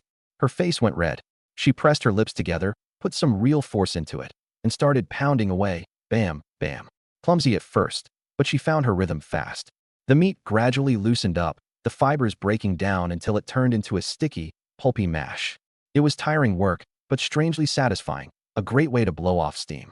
That's good. That's exactly where you want it, I said, calling her off, and swept the pork paste into a big clay basin. Now comes the important part. A little salt, a bit of minced ginger to kill the gaminess, and just a touch of sweet potato starch. That's what binds it all together and gives it that springy bite. Sweet potato starch? She looked puzzled again. Only then did it hit me that sweet potatoes didn't exist yet in this made-up era. Something that came over from the West, I explained. Just do it the way I tell you. I had her wash her hands and start stirring hard, all in one direction. You've got to work it until it's got some strength to it, until the meat, the seasoning, and the starch are all locked together. Keep going till it fights back, till it's tacky enough to pull strands out of it. With me coaching her, she stirred with everything she had, and the loose mass in the basin slowly turned thick and glossy. Then I pulled out a packet of the secret seasoning powder the space had given me and mixed it in at the right ratio. Now get a pot of water going. Don't let it boil, just small bubbles. While she heated the water, I took out the big flat-bottomed skimmer and the little scraper I'd bought at the supermarket. Once the water was just shy of boiling, fine white bubbles rising, I scooped up a lump of the sticky paste, smeared it across the skimmer, and pressed and dragged the scraper across it. Pink strands of meat squeezed out through the holes into irregular little slivers, turning white the instant they hit the heat, bobbing up and down in the water. Whoa! Lin Fu forgot all about the fire and leaned in over the pot, mesmerized. Don't just stand there. Keep the flame right where it is. Don't let it come to a rolling boil or the meat goes tough. I directed her, scraping away without missing a beat. That's it. It's done. She thought it was somehow both simple and magical. I haven't done the broth yet. I grabbed another bowl and added white pepper, dried seaweed, dried shrimp, chopped scallion, cilantro, pickled mustard stem, and pickled chili paste, however you like it, really, and finished with a bit more of the Space's special seasoning powder. Then I ladled a spoonful of the scalding cooking liquid over it, and the aroma bloomed up instantly. Last, I fished out the cooked slices, now floating on the surface, and dropped them into the bowl. And there it was, a steaming bowl of fooding pounded pork slices, the broth clear, flecked with bright green, the meat floating in it looking impossibly tender. Try it. I pushed the first bowl over to her. Lin Fu blew on it carefully and lifted a spoonful to her mouth. The meat barely needed chewing. It melted the moment her tongue pressed it, unbelievably silky and springy at once. The broth was clean and savory, faintly sour, just salty enough to bring out the natural sweetness of the pork. She froze completely. This was the best thing she had ever tasted in her life. This is so good. I took a sip of the broth myself and narrowed my eyes in satisfaction. It really is. Better than anywhere I'd eaten back in the modern world. That secret seasoning from the space was no joke. If I took this snack back and sold it, it would absolutely make money. I made up my mind then and there. Lin Fu would make it at home, and I'd take it back to the modern world and sell it from a stall. Afu, practice for a few days. Once I've got everything set up, you handle the cooking every day, and I'll take it out and sell it. Lin Fu looked a little worried. Brother, it is delicious, but the ingredients can't be cheap, can they? And will anyone actually buy it? Don't worry. Leave everything to me. Seeing how confident I was, she nodded solemnly. All right, I'll do as you say. Oh, one more thing. I pulled out a desk lamp. With this, you won't have to light the oil lamp anymore. Lin Fu and Lin Tao both jumped when the lamp suddenly lit up. What is that thing? How can it give off light? I explained it to my two sisters. It's called a desk lamp. Kerosene lamps aren't safe, and they're bad for your eyes. With this, you just flip the switch and it comes on. From now on, Turn it on when you're doing your needlework. Lin Fu's eyes went wide. It's that amazing? In her mind, there was nothing her big brother couldn't do. The two girls crowded around the lamp, clicking it on and off, completely absorbed. I shook my head helplessly. Keep doing that and you'll break it. Lin Fu immediately put on a stern face and scolded her little sister. Tao Tao, I told you to stop messing with it. Lin Tao pouted, the picture of misery. Okay, big sister. She admitted fault out loud, but her eyes never left the lamp. Seeing the two of them so happy, I felt settled inside. I'd gotten the gift right after all. By the time all that was done, it was late. I hurried them off to bed, went back to my own room, closed my eyes, and entered the space. Selling mushrooms at the upscale farmer's market had gone well last time, so I figured I'd take the rest there too and unload the fish I'd caught while I was at it. Today I'd need to use the time extension item, and to be safe, I'd use that reward card that let me pick the market myself. Confirm use of market selection card. I confirmed it silently. The card vanished. I pushed the door open, and sure enough, I was back at the Greenspring Select Upscale Farmers Market. Today's standard task: collect 10 pounds of still usable produce. Reward: 4 hours of extended time. Special task triggered: the wisdom of barter. Description: within this market, complete 3 voluntary barter transactions without using modern currency. Reward: electric 3-wheeled food cart, retro model. Includes basic power module, switchable between pedal and electric, silent operation. My eyes lit up. Wasn't that exactly what I was missing? With a food cart, I wouldn't even have to save up to buy one. First, I gathered enough produce, then took stock of what I had in the space. A full basket of wild mushrooms my sister had picked, 20 wild fish of various sizes, and some leftover shepherd's purse. Bartering sounded simple enough, but for someone as socially anxious as me, it was pure torture. Before the crowds arrived, I took a deep breath and scanned the shops opening up on either side, settling on a specialty vegetable stall that was unloading a delivery and looked well stocked. The owner was a wiry, capable-looking guy sorting snow peas. Morning, boss. Want to take a look at these? Wild mushrooms, foraged up in the mountains. Super fresh. I lifted the damp cloth off the basket to reveal the mushrooms underneath, all different colors, still dusted with pine needles and dirt. He glanced over without so much as raising an eyebrow. Mushrooms? Not a fan. And if a customer eats one and something goes wrong, that's a mess I don't want. I've got plenty of organic produce to sell as it is. With that, he went back to fussing with his snow peas. Not a great start. I was slinking off when someone hollered from next door. Hey, kid with the mushrooms, bring him over here, let me have a look. It was the beef shop beside him. The place was spotless, the refrigerated. The beef in the display case was streaked clean red and white. A round, ruddy-faced, heavy-set guy in a dark apron waved me over from behind the counter. He didn't even wait for me to speak. He craned his neck to peer into my basket. Whoa, chanterelles, porcini, prep these right, and they're top-shelf stuff. Kid, these look great. Where'd you get him? You don't see mountain-foraged goods this legit around this market. He knew his stuff. I gave him the answer I'd rehearsed. My family lives up against the mountain. Picked these in the woods this morning, fresh as it gets. I held up a few plump porcini and passed them over. Here, smell. He actually leaned in and took a deep breath, looking blissed out. That's the smell. Wild mountain. Stew 'em, stir-fry 'em with my beef. It'd knock your socks off. He rubbed his thick palms together. So how much? What are you asking per pound? I steadied myself. Sir, thing is, I'm not selling. Not selling. He blinked. Then why'd you haul him down here? I want to trade these mushrooms for roughly the same value in your beef. Deal. He stroked his double chin and laughed. Huh. Barter, huh? Don't see that these days. Sure. Why not? Let's be friends. I'll take the chanterelles and the porcini, about a pound. I quickly picked out the biggest ones and pulled out my digital scale. A pound and a bit. Let's just call it a pound. He scratched his head. Only thing is, I don't know what these mushrooms are worth. I do. The premium stuff in this market goes for over 100, but I don't have overhead like a storefront. Call it 60 a pound. Just cut me 60 worth of beef. Sharp kid. 60 a pound really was cheap. He turned and pulled down a big slab of brisket, marbled red and white, then sliced a long strip off the tenderloin. My beef normally goes for 45 a pound. Same price for everybody, no haggling games. The knife came down, and he weighed it. 765 grams. There you go, more than a pound and a half. I reached into my basket and pulled out a bag of wild shepherd's purse. Sir, this is wild too. On the house, give it a try. Ah, come on, kid, you really know how to do business. Now he looked a little embarrassed. He turned around and grabbed 2 beef bones. Not much meat on these, but they make a great broth. Take 'em. Then, out of nowhere, the space chimed. Task progress, March 2nd. I froze, then felt a quiet rush of delight. So the shepherd's purse gift and the beef bones in return had counted as a valid exchange too. Apparently, the task cared about the voluntary exchange of value itself, not whether it was equal, not what form it took. Thanks a lot. And I meant it, not just for the beef and bones, but for the free task credit. One more to go. I wandered the market carrying my haul, and my eyes landed on a woman in her 50s selling vegetables. Her produce looked crisp and fresh. Ma'am, could I trade you some crucian carp for a few vegetables? She stopped what she was doing and looked me up and down. Once she confirmed I wasn't wearing a camera, not some short video blogger, she spoke up. I held out the fish, and she took one glance and curled her lip. Uffed. This fish looks half dead. One bunch of greens, tops, and you'd still be getting the better end of it. She poked at the fish as she said it, and the thing snapped its tail hard, thrashing with plenty of fight. Nothing like the half-dead she'd described. I saw right through it. Classic move. Trash the goods, then squeeze out a better deal. If that's the kind of bargain it was, I'd rather not trade at all than let her have it. Then I won't take advantage of you, I said flatly. She hadn't expected that. She hesitated, then muttered, "Your fish isn't even fresh, and you expect something good for it." I didn't bother answering. I just picked up my fish and walked off. A few steps later, a smell hit my nose. That famous Jiang and Xilongbao stall in the corner of the market, fresh out of the steamer, billowing steam.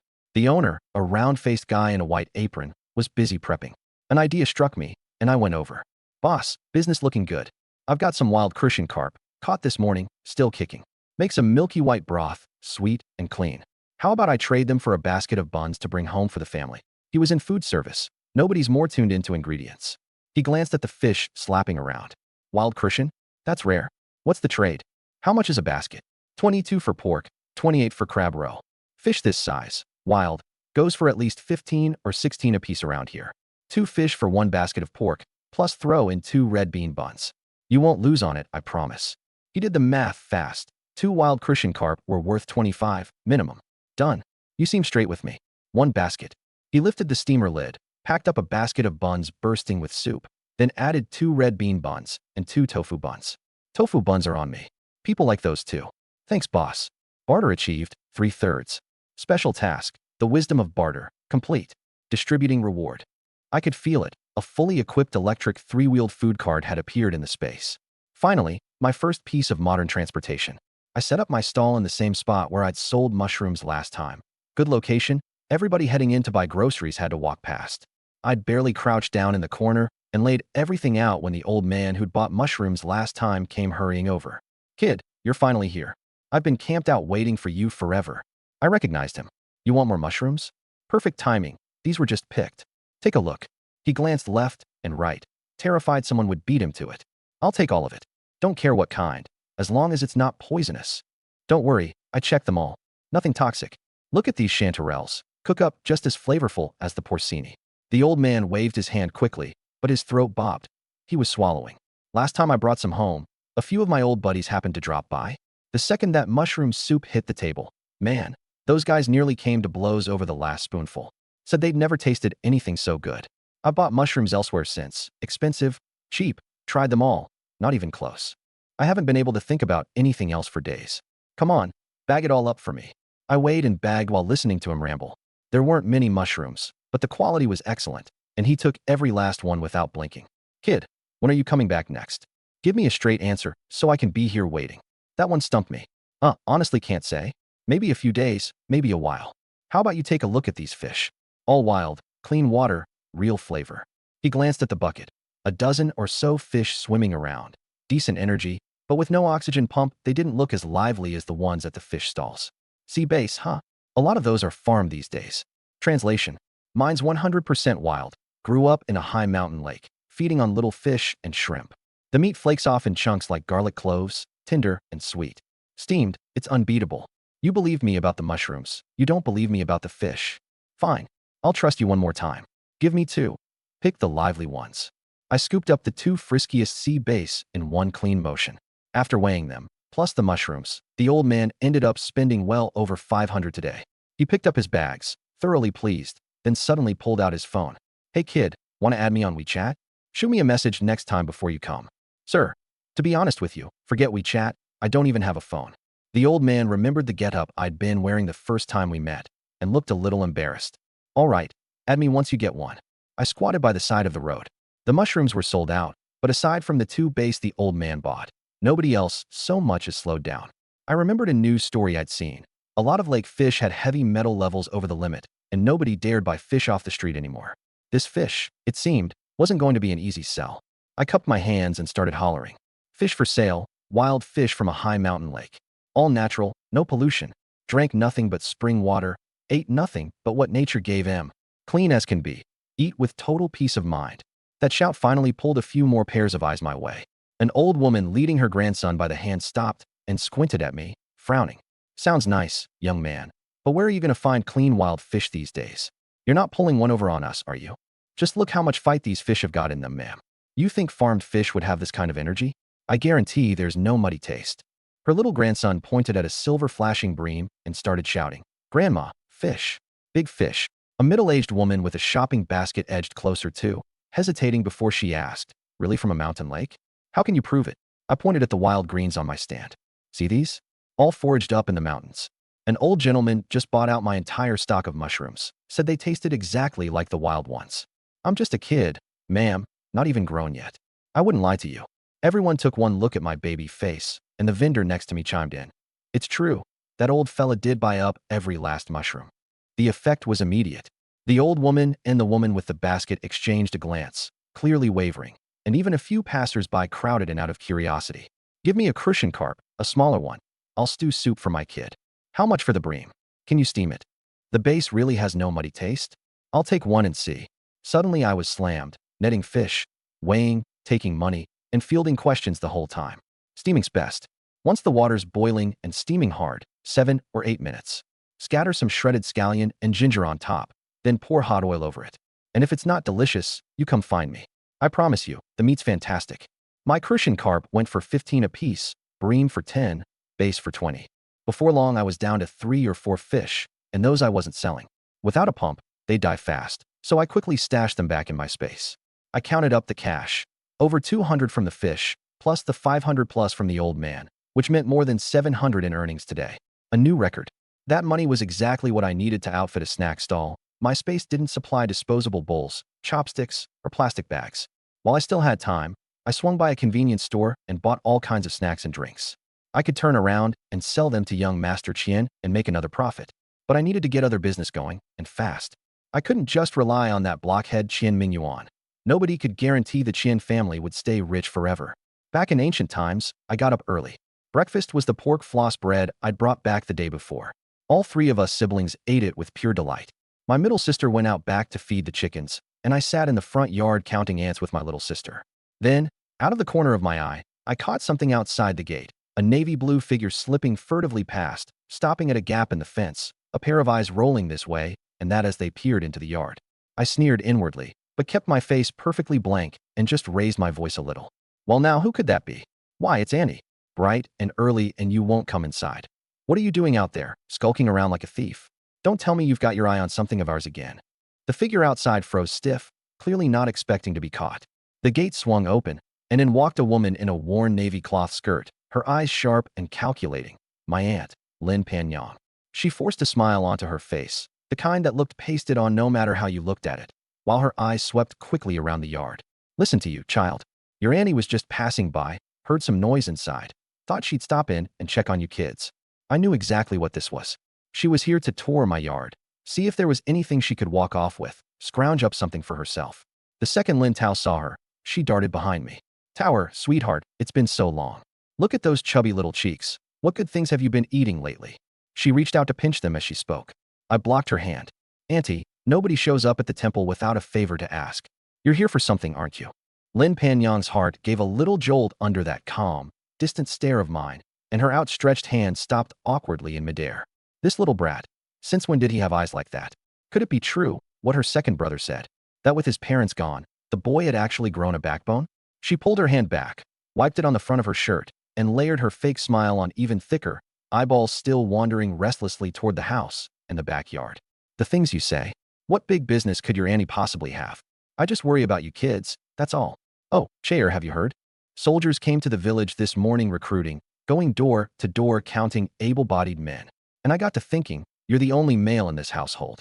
Sure, you're young, but with the whole country in chaos like this, once the authorities get desperate, they don't care about the fine print. Annie came all this way just to give you a heads up. She watched my expression as she talked, waiting to see me panic.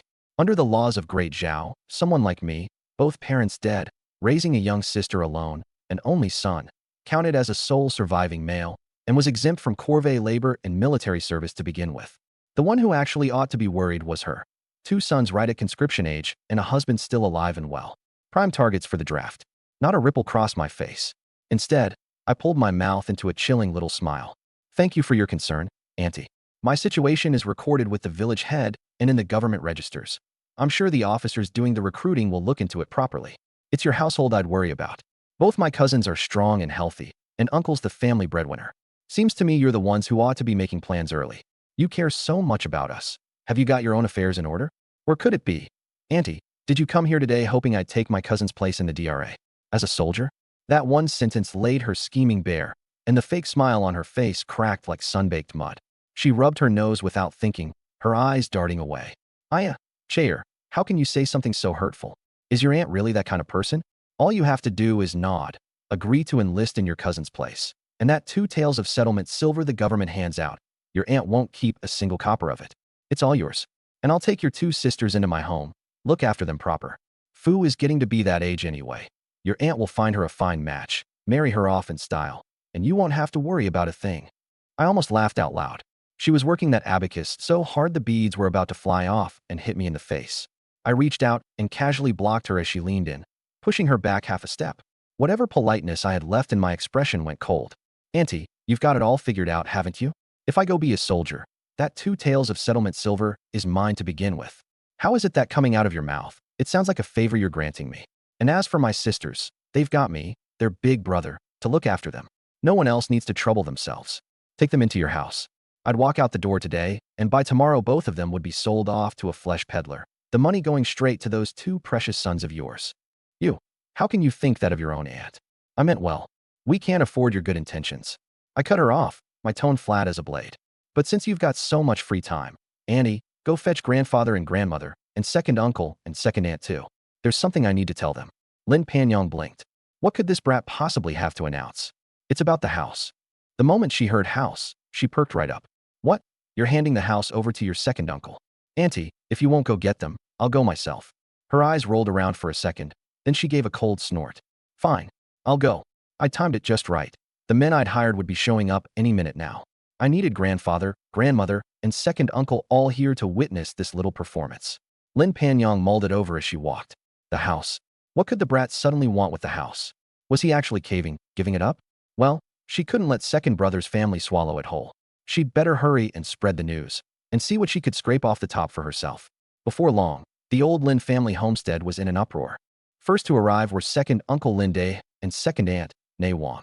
Right behind them came grandfather, the man who normally wheezed 3 times for every 2 steps and moaned about his bad legs while leaning on his cane.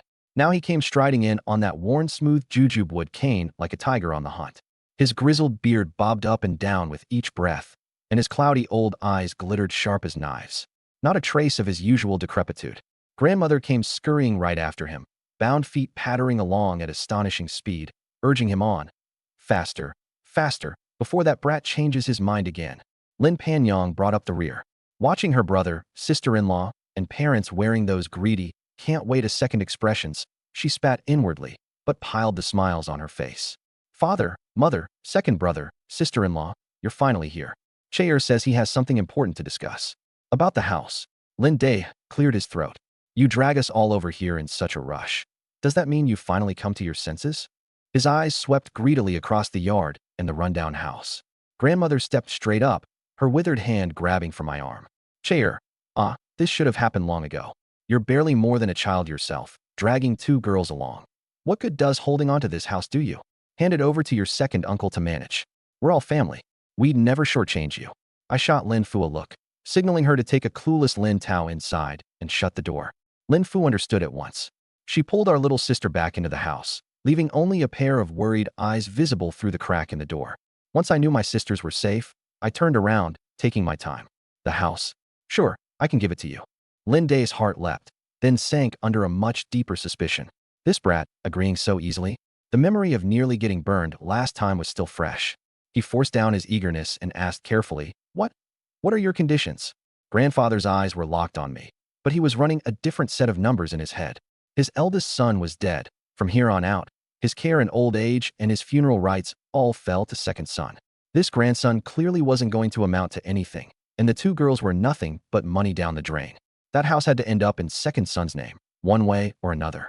He jabbed the cane impatiently into the dirt and barked, "Out with it, you little punk. Quit dragging it out. Say what you've got to say. What conditions could you possibly have? Honestly, it's nothing much. It's just that while I was out, I happened to run up a small gambling debt. Pay it off for me, and I'll hand over the deed with both hands. No arguments." Gambling debt. Grandfather's eyes nearly popped out of his skull. He swung the cane up, beard bristling with rage. "I knew it. I knew you were a worthless little bastard. Can't study, can't work the land, and now you've gone and learned to gamble. How much? Out with it. How much do you owe?" Lin Day and Lin Panyang exchanged a glance, each reading the same doubt in the other's eyes. The kid looked honest enough, but who knew whether he'd dug another pit for them? "Not much, not much. Just 20 taels. 20 taels. Lin Day sucked in a sharp breath. Lin Panyang shrieked outright. 20 taels?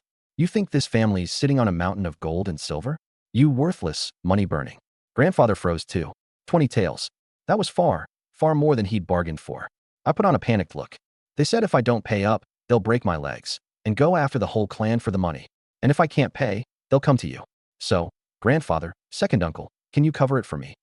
Lin Day had barely spat out 2 words, "in your dreams," while privately wondering if the kid was pulling one over on them. "You're taking us to that gambling den right now. We want to hear it straight." The words had hardly left his mouth when a thunderous roar erupted at the gate. "Lin, get your ass out here. Pay your debts. That's how the world works. Keep hiding in your shell, and we'll level this place."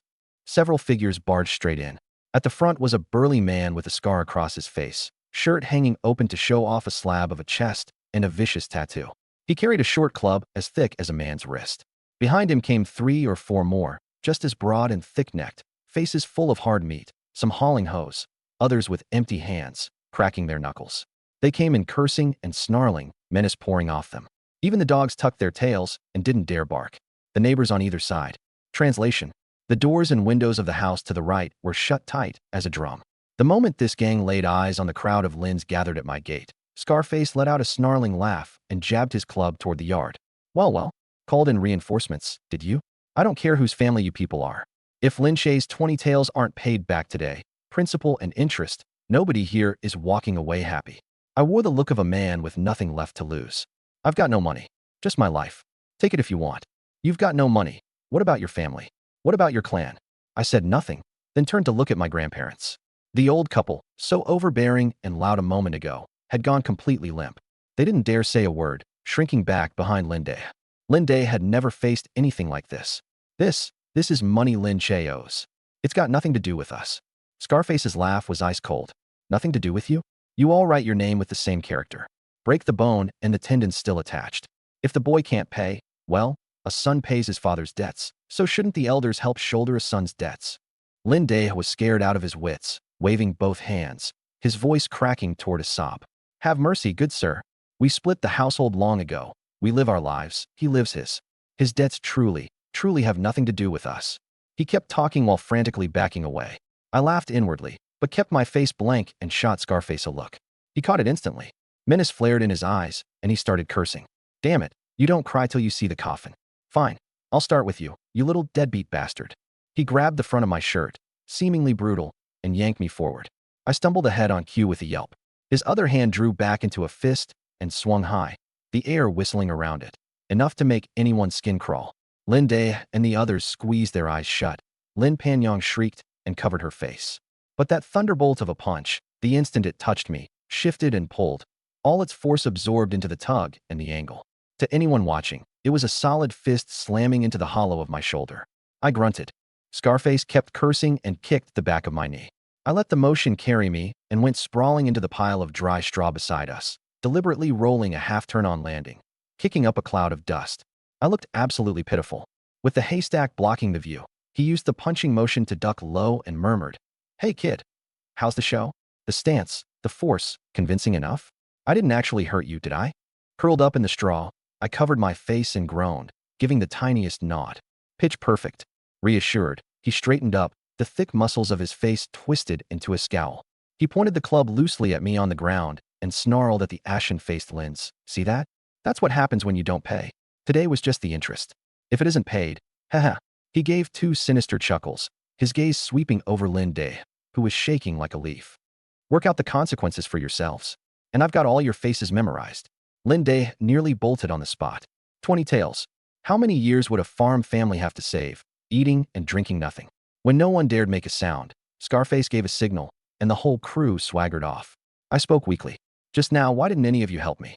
You just stood there and watched. The words had barely left my mouth when the door flew open and Lin Fu came running out, followed by Lin Tao, her face streaked with tears. The two sisters had no idea the whole thing was a play I'd written and directed myself. Watching through the crack in the door as I was beaten and knocked down, they'd been terrified out of their minds. Now, seeing me lying in the straw groaning, they couldn't hold back another second. Lin Fu threw herself down beside me, wanting to touch me but afraid to, tears falling like a broken string of beads. Brother, are you all right? Where are you hurt? Does it hurt bad? Crying all the while, she brushed the straw off my clothes in a flurry, and the anguish on her face was entirely genuine. Little Lin Tao just burst out wailing and clung tight to one of my arms, her small face flushed red, gasping between sobs. Don't die, big brother. The innocent words of a child, it made my chest ache.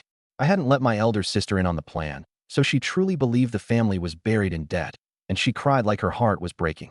Grandfather, grandmother, second uncle, second aunt, please, please help my brother. Those men really will beat him to death. 20 taels of silver, we truly don't have it. I'm begging you. She started to pull Lin Tao down to kneel and bow her head to the ground, and I caught her by the arm to stop her. Old Master Lin cleared his throat, his voice hoarse. Ahem. They has a point. The three of you count as your own household now. Lin Che's wings have hardened. He's even bold enough to gamble. There's nothing more I can do as his grandfather. Grandmother chimed in from beside him. That's right, that's right. Your problems are your own to solve. Don't drag us into it. We're old, we can't take these shocks, and we don't have any money either. But grandfather, we haven't formally split the household yet. We're still one family. You wretch. You disgrace of a descendant. Old Master Lin's beard trembled with rage as he slammed his jujube wood cane against the ground with a heavy thud. Even now you want to drag down the whole family, drag down the whole clan? You gamble yourself into a mountain of debt. You bring this kind of disaster to our door, and you still have the face to talk about being one family. You're that worthless. Then from today, I'll act as though I never had a grandson. I'm going right now to fetch the clan head and open the ancestral hall, and strike your name from the genealogy.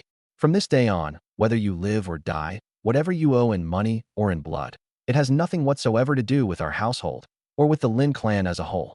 Lin Day and Madame Wong were startled at first, then exchanged a glance, and a flash of delight shot through their eyes.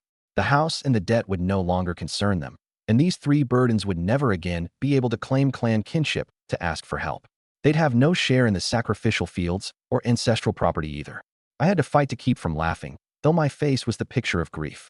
In the ancestral hall, the aged clan head listened as old Master Lin, spraying spittle, recited my crimes: gambling, debt, drawing vicious creditors to the village, corrupting the family's reputation, and endangering the future examination prospects of his most promising grandson, Lin Wenba.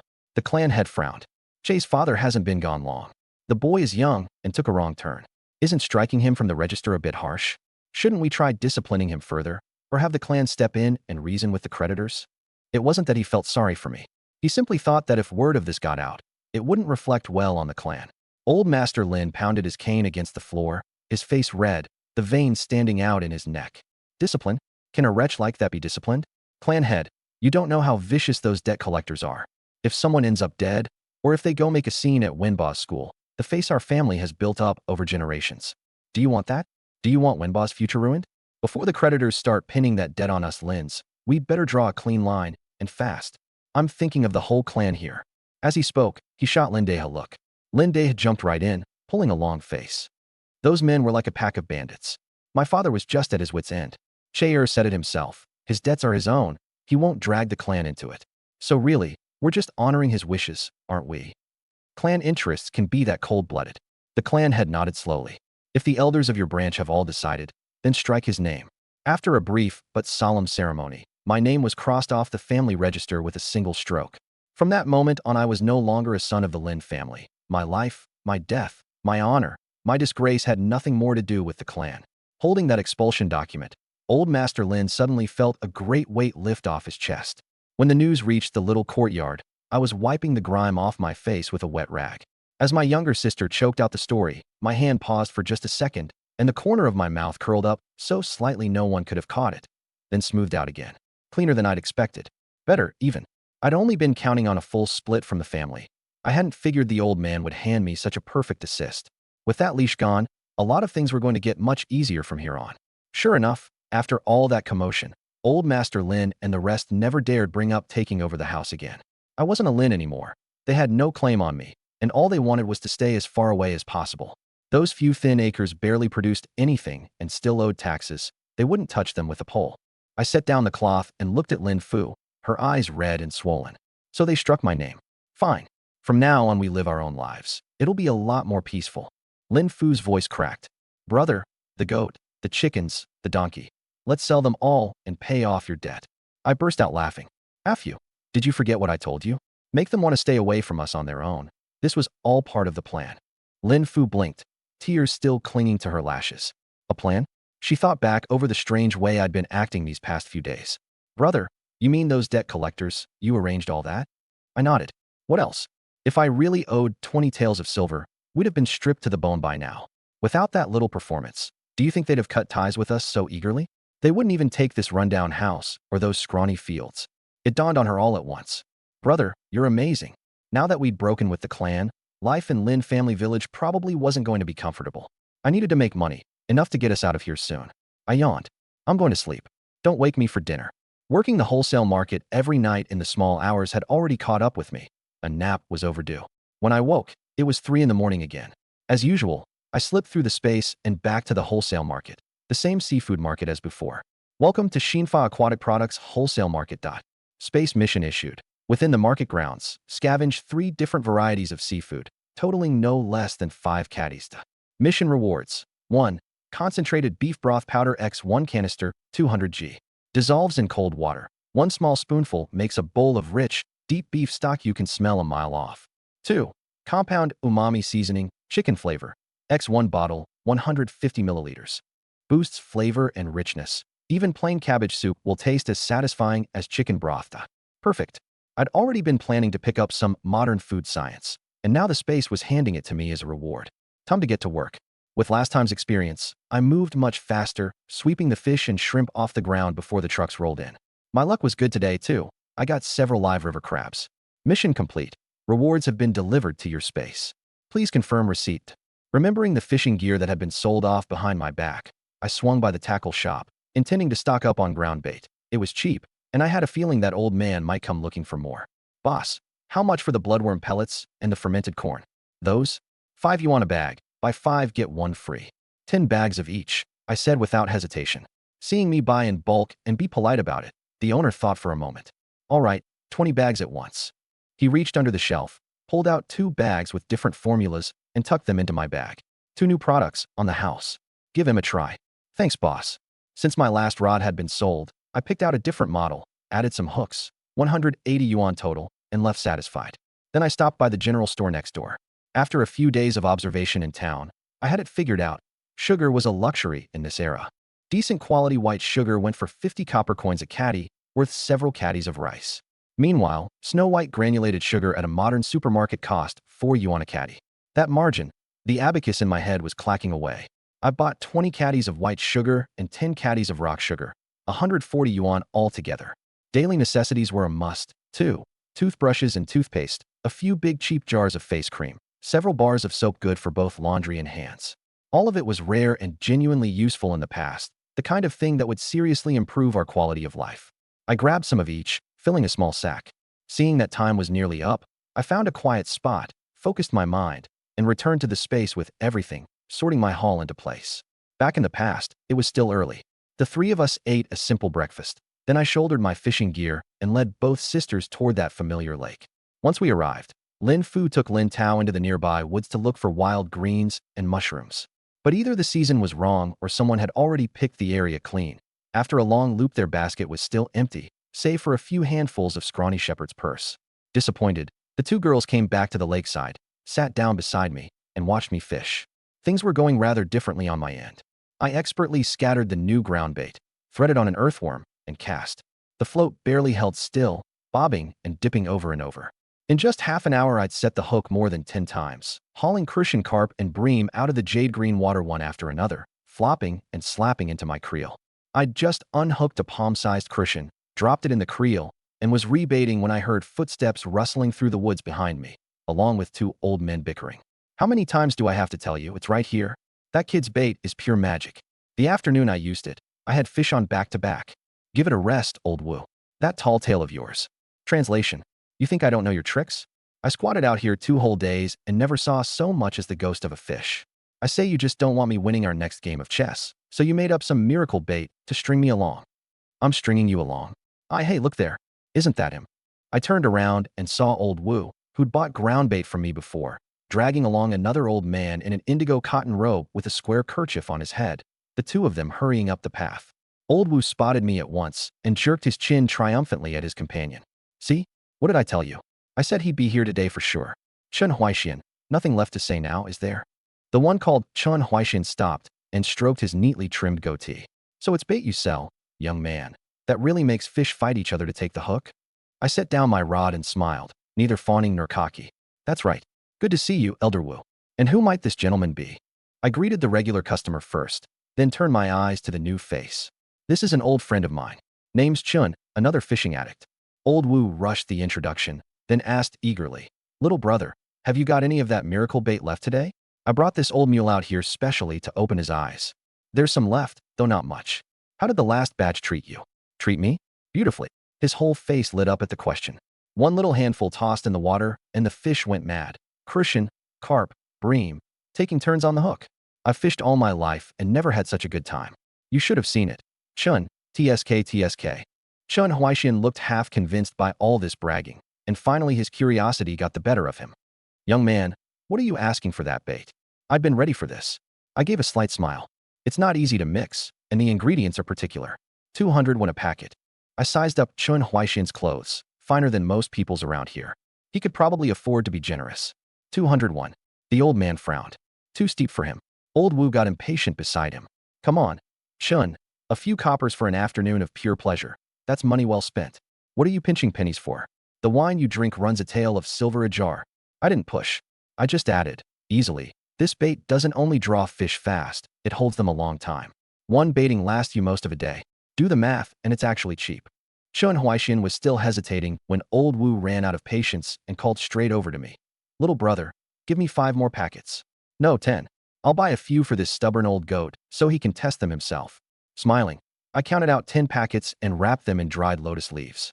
Old Wu clearly came from money, a full tael of silver, and he didn't so much as blink. Chun Huaxian was the more cautious sort. Young man, if you mean to fish tomorrow, you'd best find another spot. That got my attention. I put down my rod, my expression turning serious. What do you mean, Mr. Chin? Isn't this lake unclaimed? Unclaimed? Huh. No one bothers with it on an ordinary day, so of course it's wild. But the moment the higher-ups find a pretext, it stops being wild. Have you read this, young man? At dusk, I lodged in Shurhao village, and officers came by night to seize men. The old man fled over the wall. The old woman went out to meet them. How furious the officers shouting. How bitter the woman's weeping. I blinked, then nodded. I know a little of it. Chun Huaxian went on, unhurried. Du Fu was writing about conscription in wartime, about how hard the common people's lives were. The officers in that poem were only following orders, but when all was said and done, who suffered, and whose pockets got fat? He pointed his cane vaguely at the lake. Think it through, and you'll see where the hinge of the matter lies. Suddenly, it was clear to me. Officials using the occasion to line their own pockets, and the fish and shrimp in that lake were going to pay for it. An old man who understood this much was no ordinary person. I quickly cupped my hands in salute. Thank you for the warning, sir. I understand. This is no place to be tomorrow. Seeing how quickly I caught on, Chun Huaxian looked mildly pleased. Good that you understand. Mountains and rivers and lakes may look ownerless, but there are strings attached everywhere. Stay clear of trouble. Find yourself somewhere quiet. Fewer fish, perhaps, but peace of mind. And if your bait is as good as they say, what stretch of water can't you pass an afternoon on? Old Wu laughed. Huaxian's right. And you're a bright lad. Must have had some schooling. One word and you've got it. Back when the original owner of this body still had a father, I had studied a few years. That poem, though, I'd learned in the modern world. Apparently, in this made-up era, the literature ran parallel to the world I came from. Chun Huaxian was about to leave when his gaze passed over the 2 little girls beside me. Lin Fu kept her head down, deftly sorting the fish I'd caught by size. Little Lin Tao squatted at the water's edge, hugging a reed stalk thicker than her own arm, watching the ripples. The hand stroking his beard paused. Something like pity stirred in him. A boy this young, supporting two little sisters. Life couldn't be anything but hard. He thought for a moment, and his tone softened. You're young to be carrying a household on your back. I keep a small villa nearby, Shanjun Villa, with a bamboo grove of my own around it. The spring shoots are at their peak just now. It's more than I can manage alone. If you're free tomorrow, come lend a hand digging shoots. Wages settled daily. I won't shortchange you. And pick out some of the tenderest shoots to take home for your sisters. That got my interest. Cash in hand, fresh food on the table, and, more importantly, a connection with this Mr. Chun. Old Wu looked up in astonishment. What's gotten into you, you old codger? You never bring anyone out to that villa, and now you're giving away shoots? I thought you guarded that place like treasure. Call it fate. Weren't you here to fish? Go find yourself a quiet spot before you waste the whole day. Since I was going to someone's private villa to help out, showing up empty-handed wouldn't do. I had Lin Fu make some fooding-style pork slices the way I'd taught her a few days back, and packed them in an earthenware jar. Then I picked two lively crucian carp with unbroken scales from the water jar, strung them on a straw cord, and carried the whole lot along. Not lavish gifts, but fresh and honest ones. Following Chun Huaxian's directions, I left town by the west gate and walked about 3 li along the mountain road, until sure enough I came to a bluestone marker half a man high, carved with 2 characters, listening to bamboo. The brushwork was bold and strong. I turned onto the small path into the ravine on the right. The vegetation grew denser, the air cool and damp. 100-odd paces in, the way suddenly opened up. A grove of jade-green bamboo spread before me, stalks slender and straight, rustling in the wind like whispered rain. Deep among them showed a corner of gray tile and white wall. Only up close could I see it was a modest compound, its walls built of bluestone and clad in green creeping vines. The wooden gate stood ajar, and above it hung a plain wooden plaque, Mountain Dwelling Villa, the same hand that had carved the stone marker. I pushed the gate open. The courtyard was small but exceedingly elegant. Cobble. A stone path led up to 3 main rooms. Clumps of orchid grass grew in the corners of the walls, and in a small stone-lined pool a few red carp drifted lazily about. The place was quiet and secluded, blending seamlessly into the bamboo grove. There was something of the hermit's life about it. A young servant showed me in. The door to the main room stood open, and Chun Huaxian had his back to it, bent over his writing desk, brush in hand. Sunlight filtered through the bamboo blinds, dappling him with light and shadow. I stepped closer, quietly, and saw that the paper bore a painting of the very bamboo outside his window, each stalk with its own character, branches and leaves interlacing, alive with spirit. Hearing me, Chun Huaxian set down his brush and turned. When he saw what I was carrying, he blinked in surprise, then smiled. You're here, and you brought things? You didn't have to. He said it as a courtesy, but his eyes swept over the jar and the fresh fish, and his smile grew a shade more genuine. Just a little something we made at home, and a fish I caught this morning. One more dish for your table. I handed the things to the servant, then pushed the jar of meat slices forward a bit. This meat is prepared a rather unusual way. If you don't mind, you might want to try it first. Chun Huaxian had only been being polite. The clay jar looked ordinary and the meat slices looked utterly unremarkable, so he simply nodded without much thought. The servant ladled out a few slices and poured clear broth over them. Chun Huaxian picked one up idly and put it in his mouth, and his chewing stopped dead. His eyes widened. The texture was impossibly tender and silky, all but melting between his teeth, yet with just the right springy bite. The savory flavor came in wave after wave, nothing like ordinary stewed meat, and the broth was clean and refreshing. He tasted again, carefully, and confirmed he had never eaten meat like this in his life. How is this made? In all my years I've never tasted meat so tender, so delicious. You, young man, always seem to have something up your sleeve. I smiled modestly. It's just a crude country method, something I fumbled my way into. As long as you find it edible, that's enough for me. I certainly wasn't going to tell him where it had really come from. Chun Huaxian ate another slice and asked no further questions, but the way he looked at me had changed. He had assumed I was simply lucky and hardworking. Now it seemed there might be more to me than that. He drained the broth to the last drop. He told the servant to take the fish to the kitchen, then said to me, "Come, it's getting late. Let's head into the grove first." After the meal, Chun Huaxian handed me a short-handled mattock and a bamboo basket, taking a bamboo staff and a small basket for himself. One after the other, we walked deep into the bamboo. He was clearly in good spirits, tapping the ground with his staff and now and then tossing out a line of bamboo verse. The young culm has only just shed its sheath, yet its cool hue is already lush and green. He stopped and looked at me, as though testing me. I was crouched down examining a slight bulge in the soil. Without even lifting my head, I answered offhandedly. Their color steals over my book covers at dusk. Their shade crosses the wine cup and turns it cool. It was a line I happened to have retained from my past life, and it fit the scene well enough. Shun Huaixin raised an eyebrow, mildly impressed. I'd answered naturally, and if not brilliantly, at least aptly. He smiled and walked on. Spotting a jade-green stalk leaning out of the thicket, he offered another. Dew washes the powder-white joints. Wind stirs the green jade boughs. This time I didn't answer. I was carefully working the mattock around the tip of a shoot, and said without looking up, "Sir, this one's a yellow clay shoot. It's buried deep. You have to dig along the root, or it'll snap." Shun Huaixin. He looked at me, wholly absorbed in digging and utterly indifferent to poetry, then looked at the spring shoot emerging beneath my hands, fully exposed and completely intact, and couldn't help laughing. This young man had a crooked sort of talent for capping verses, but he was a genuine master at digging bamboo shoots. He gave up on poetry and watched me work with real interest. I was, in fact, a professional at this. I had a sharp eye and could always find the best hidden shoots, and my strokes with the mattock were precise and steady. Before long, my basket held 7 or 8 fat shoots, while Shun Huaixin's little basket contained a pitiful 2 or 3. Dug with great enthusiasm by his own hand, one of them broken clean in half. Leaning on his staff, Shun Huaixin laughed helplessly.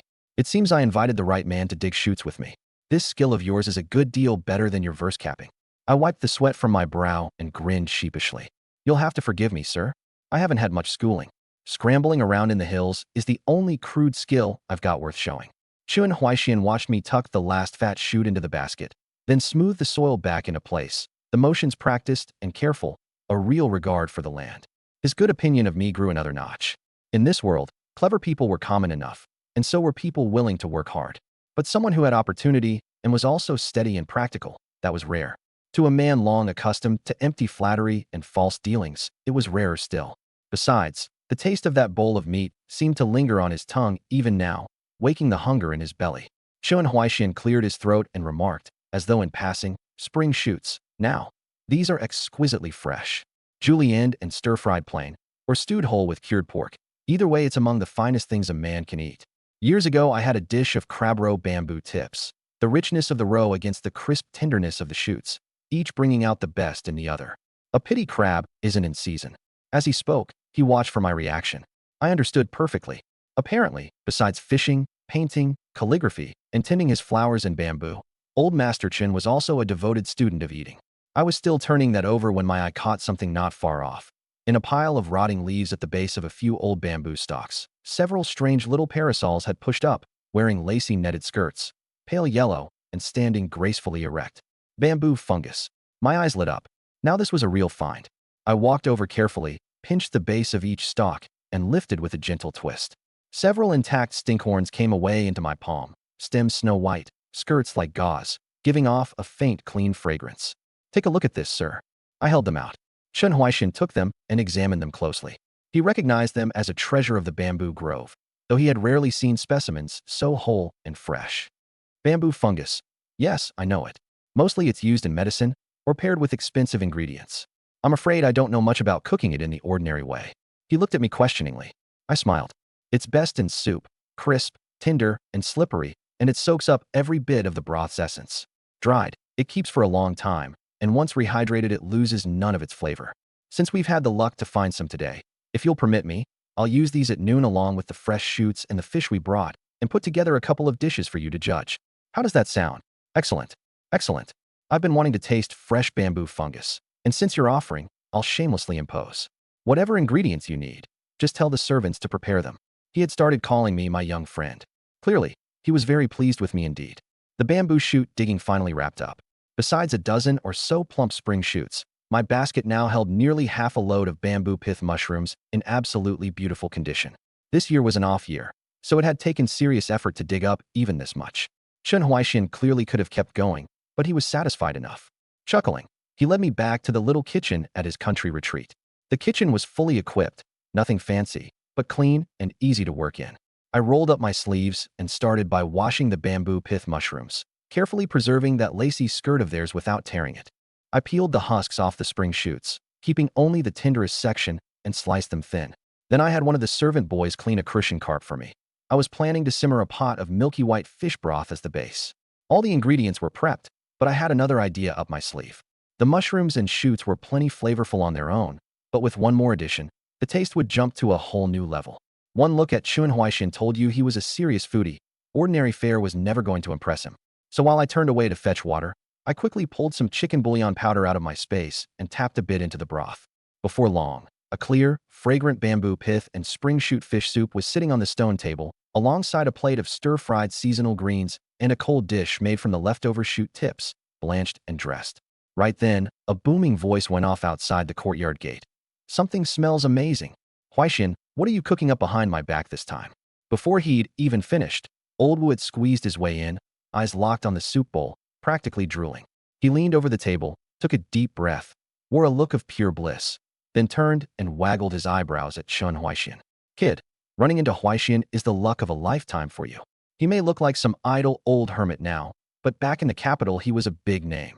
He served in the emperor's presence, and his calligraphy earned praise from the late emperor himself. A genuine master of the brush. It's just that later on. He waved a hand. Never mind, no point dredging up old business. The point is, him letting you into this courtyard and eating food you cooked. That's an opportunity other people would beg for and never get. Chun Huaixin shot him a look, though without much real reproach, then turned to me and said gently, "Don't listen to the old fool's bragging. That's all in the past. These days I'm nothing but a greedy old glutton." Something clicked in my head. So this man was a capital official who'd resigned and retired into seclusion, and a renowned calligrapher besides. His standing was even higher than I'd guessed. No wonder this retreat, plain as it looked, had an air of refinement in every corner. I respectfully handed over the soup ladle. "Sir, Mr. Wu, it's best while it's hot. Please try it." Chun Huaixin nodded, spooned some up, blew on it, and put it in his mouth.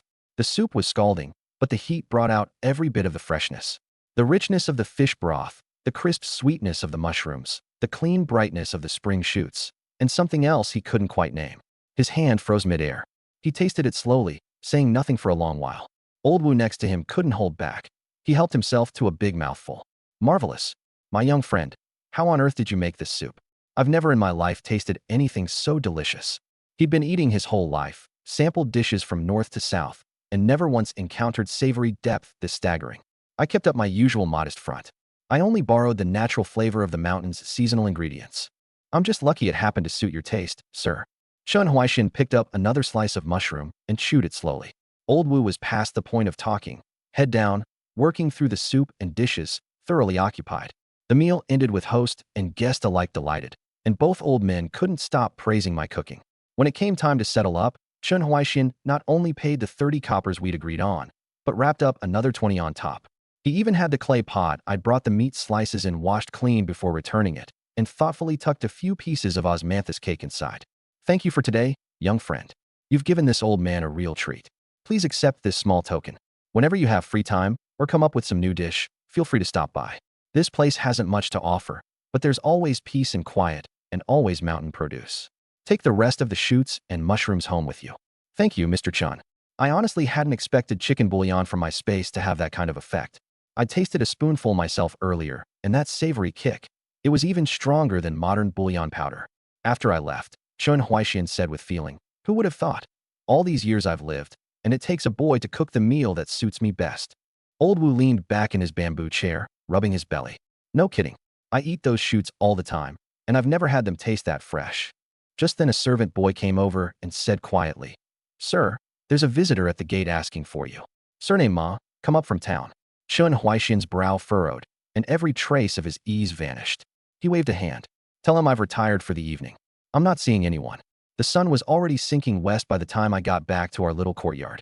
I split the osmanthus cake Chun Huaixin had given me between my two younger sisters. Lin Fu took a bite. The cake was soft, sweet at just the right level, with a faint osmanthus fragrance. Good pastry. But once she really savored it, she decided it wasn't as good as the cake from before. We had more vegetables at home every day than we could eat. Lin Tao had turned the cabbage and radishes into pickles. Even the shoots and mushrooms, fresh as they were, didn't hold quite the same appeal anymore. These days they had 2 dishes and a soup at every meal, 1 meat, 1 vegetable, plus something stewed. Their diet had been completely transformed. Lin Tao cradled her little wooden bowl and first gulped down several mouthfuls of the milk warming on the stove. I insisted she drink it every day, telling her it would help her grow. While we ate, I was doing calculations in my head. The electric food cart could be pulled out of my space anytime. My older sister Lin Fu was getting better and better at making fooding meat slices, and our ingredient supply was steady. It was time to take the first step and set up a stall. The only problem was the awkward transfer window, fixed between 3 and 5 in the morning. I'd stockpiled some delay items that could stretch it a bit, but it was still just too early. I worked it out soon enough. From 3 to 5, I'd focus on grinding space missions and stockpiling resources. Once it hit 5 and I had time free, I'd find a spot in the modern world to practice and get familiar with the whole operation. Mind made up, I entered the space again that night. Daily mission: collect 20 discarded plastic bottles and 2 kilograms of waste cardboard and sell them to a recycling station. Reward: unlock daily random time transferred. Wasn't that exactly what I wanted? No more having to run to the modern world in the dead of night. The mission sounded simple, but picking bottles out of trash cans is no easy job. That line of work is mostly fought over by old men and women, and I didn't want to cut into anyone's livelihood. I figured I'd just do it this once. Luckily, I had one advantage. I got there early. I appeared near the farmer's market again. Vegetables were still being unloaded, busy, but orderly. I didn't waste any time. I started with the big green dumpsters along the edge of the market, put on gloves, and dug in. Piles of rotten leaves and fruit peels, sure enough, but I also turned up a good number of water bottles. I'd picked up about a kilo of cardboard, but I was still 15 bottles short. I'd noticed a few older residential complexes nearby with lax security at the gates. Maybe I could find something in the dumpsters inside. The streets were dead empty. The only sound was a street sweeper's broom rasping away in the distance. I slipped into one of the complexes and spotted a pile of broken-down cardboard boxes next to the blue recycling bin, some still printed with e-commerce logos. That was a lucky break. I hurried over, flattened them, stacked them neatly, and tied them up with hemp twine. Digging through the trash bins turned up mostly food scraps. This work was no joke. I was still elbow deep in it when an old woman materialized behind me and said, in this eerie voice, well, how'd a young man like you end up out here earlier than me?" She startled me, but I recovered fast. Don't have much choice. Gotta make a living. She shined her flashlight on me, and when she saw how young I was, still basically a kid, her tone changed. Hardly any young people these days are willing to get up this early to collect bottles. She probably figured I'd fallen on hard times. "How many you got so far?" she asked, taking her time. 7 or 8. She turned around and dumped every bottle in her own bag into mine. "That's all. Here, take mine too." I froze. I hadn't expected that. In the flashlight beam, I finally noticed she was dressed a lot better than I was. I'm a retired teacher. Pension's over 10 grand a month. Picking up bottles is just a hobby. I don't need the money. The refusal I'd been about to make died in my throat. "Son, did something happen at home? You're not even grown, and you're out here collecting bottles. You want me to notify the neighborhood committee? We've got assistance programs." While she was still going on, I quietly slipped away. "Hey, stubborn kid, aren't you?" With the retired teacher's aid package, the rest of my scavenging run went a lot easier. I even found a phone that wouldn't turn on, screen shattered. A new smartphone would run me $1,000 or so, and I had no idea whether this one still worked. Judging by the model, it was a few years old, should still handle WeChat and videos fine. I used my cleaning function to wipe it down. The cracked screen was beyond fixing, so I stashed it in my space for now. The recycling depot opened at 6. I hauled my bottles and cardboard over. "Who's there?" This early. I stood up quickly. "Morning, sir. I've got some recycling to sell, bottles and cardboard." Only then did the old man open up, shrugging on a jacket as he came out. "Huh, you bundled it up nice and tidy. Bring it in and we'll weigh it." The yard was stacked with old newspapers and scrap metal. He pulled out an old-fashioned steel yard balance and weighed the cardboard first. Clean, no moisture. 80 cents a kilo. He squinted at the marker. 4.2 kilos. Call it 4.5. 360. Then he weighed the bottles. Actually, he just handed me a woven sack and had me pour them in and count. 10 cents a bottle. 22 of them. 220. 640 total. He counted coins out of his belt pouch and handed them over. "Thanks, sir. Scavenging really does pay next to nothing." The rewards were the only reason it was worth it. Ding. Quest complete. Daily random time teleportation unlocked. Hearing the notification, I let out a breath. It was just past 6:15. The eastern sky had gone a pale gray. The noise of the market was spreading outward, and a few breakfast shops had their lights on, steam pouring out. I found a noodle shop and ordered a bowl of pork and pickled greens noodles. After I drained the last of the broth and paid, I got up and pointed at the stack of disposable takeout containers by the counter. "Where'd you buy those disposable bowls and chopsticks?" I asked the owner. She was wiping down a table and jerked a thumb toward the farmer's market. "Over there. There's a wholesale shop." "Thanks." I crossed the street and found the place right away. Narrow storefront, packed floor to ceiling, but they had everything you'd need. I spotted the pile of disposable tableware in the corner immediately. The owner was an old man who looked up from behind his reading glasses. "What can I get you, young man?" "How much for the bowls and chopsticks?" "Bowls are 50 cents each. Chopsticks, 10 yuan for 100 pairs."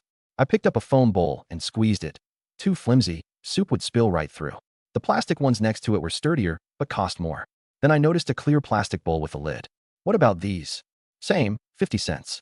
Buy in bulk and I'll cut you a deal. 30 cents each if you take 50 or more." I thought it over and took 300 bowls and 500 pairs of chopsticks, enough to last a while.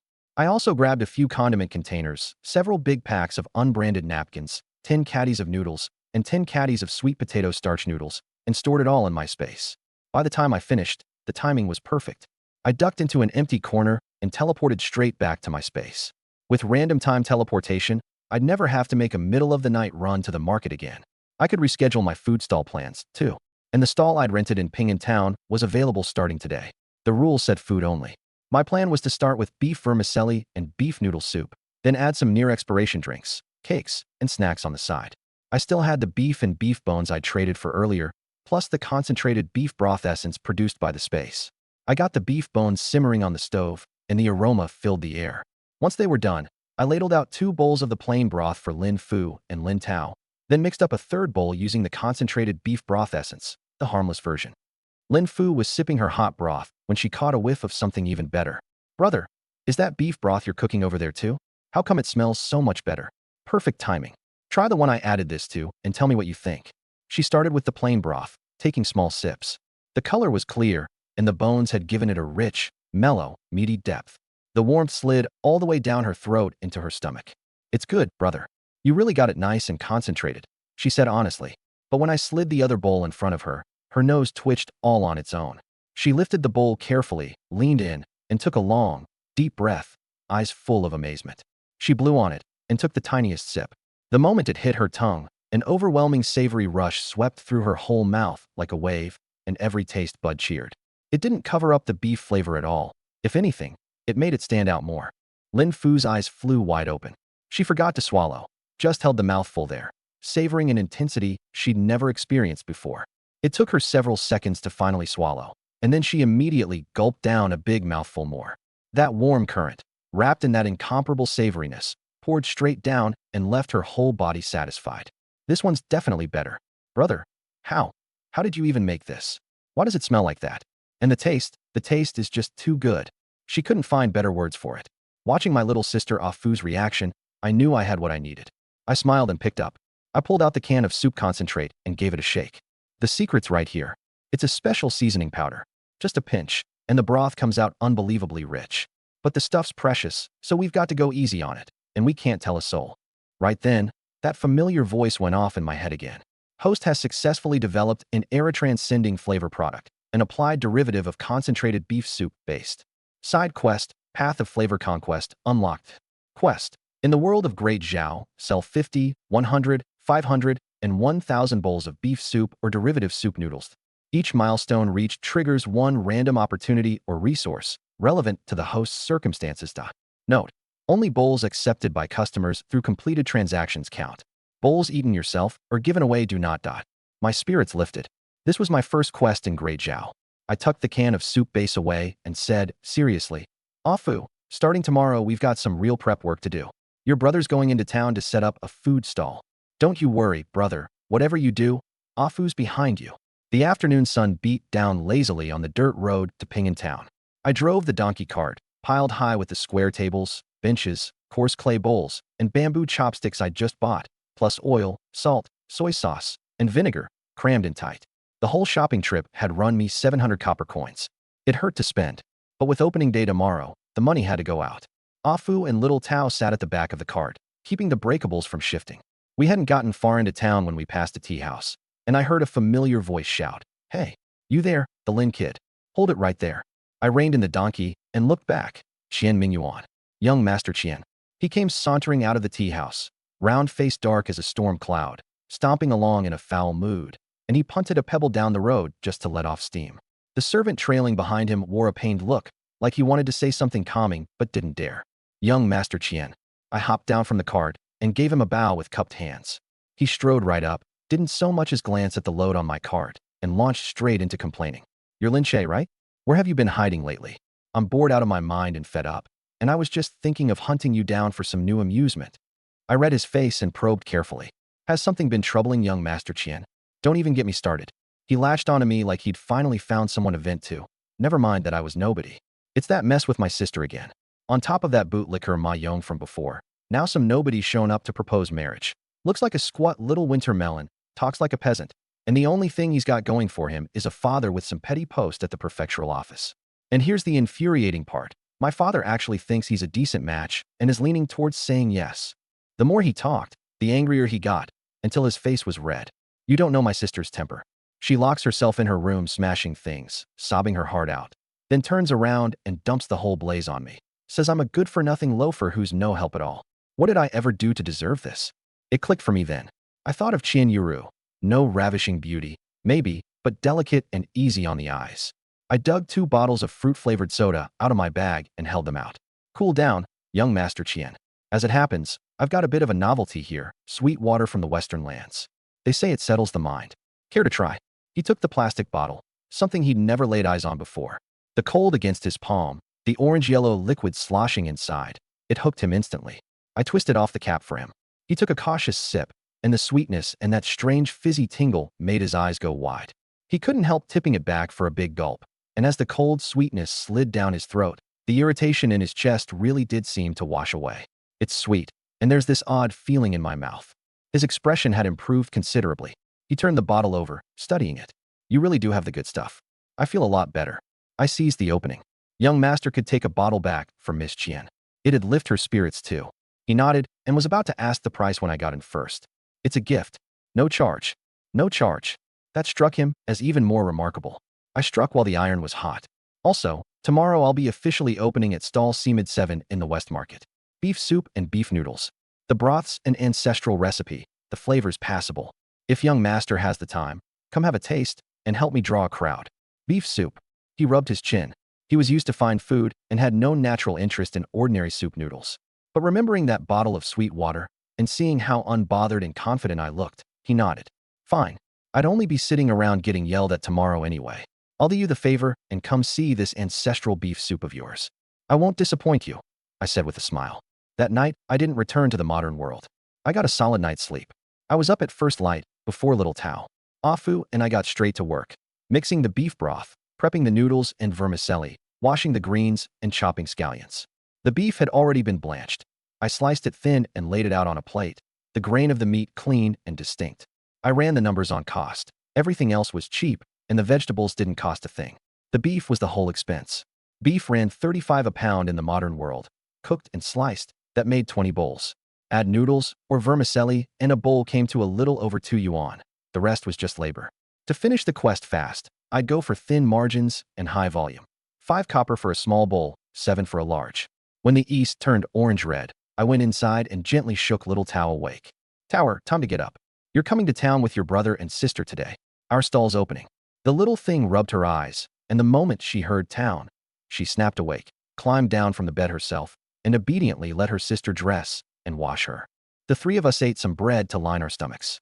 Little Tao savored every bite. I gave everything one final check, confirmed nothing was missing, and drove the donkey cart to stall C-Mid-7. The spot really wasn't great, tucked toward the back, nowhere near as visible as the ones facing the street. I unloaded the tables and benches and set them out, got the stove going, and put every pot and bowl in its place. Afu helped arrange the vegetables, beef slices, vermicelli, and dough. Little Tao sat quietly by the cart, watching the market come to life with wide-eyed curiosity. The vendors around me all knew the drill and were already calling out to their regulars. A short line had formed at the steamed cake stall. The wonton stall billowed steam, and familiar faces just nodded, sat down, and started eating. Only my stall, the new face, sat cold and empty. People hurried past. A few glanced over. Nobody stopped, and nobody asked. The only thing working for me was the beef soup simmering over a low flame, sending up a rich aroma completely unlike anything else in the market. Afu wiped down the tables, stealing glances at me, unable to hide the worry in her eyes, and murmured, "Afu, brother, do you really think anyone's going to buy?" All that pre-opening excitement had been mostly doused by how dead the street was. I stirred the soup in the pot without looking up, my voice steady. "What are you worried about? You've tasted this broth yourself. Even you said it was good. So why would nobody else know quality when they taste it? I set down the ladle, scanned the passing crowd, and an idea came to me. I turned to Afu. Get out those little clay bowls we brought. She didn't understand, but she did it anyway. They were rough earthenware bowls barely bigger than teacups.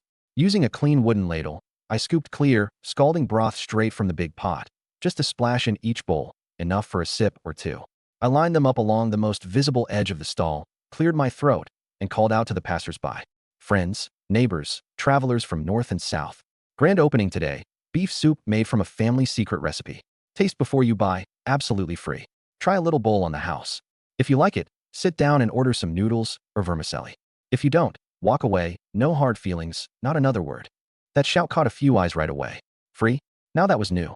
A few laborers heading to an early shift had been hurrying past. They stopped. A dark-skinned man came over first and asked gruffly, "Really free? Really free? Just give it a taste." I handed him a bowl with a smile. He took it, skeptical, blew on it, and took a careful sip. The instant that hot broth hit his throat, he froze mid-motion. His eyes flew open. Like he couldn't believe it, he gulped down a second mouthful, and his whole face melted into pure pleasure. This soup.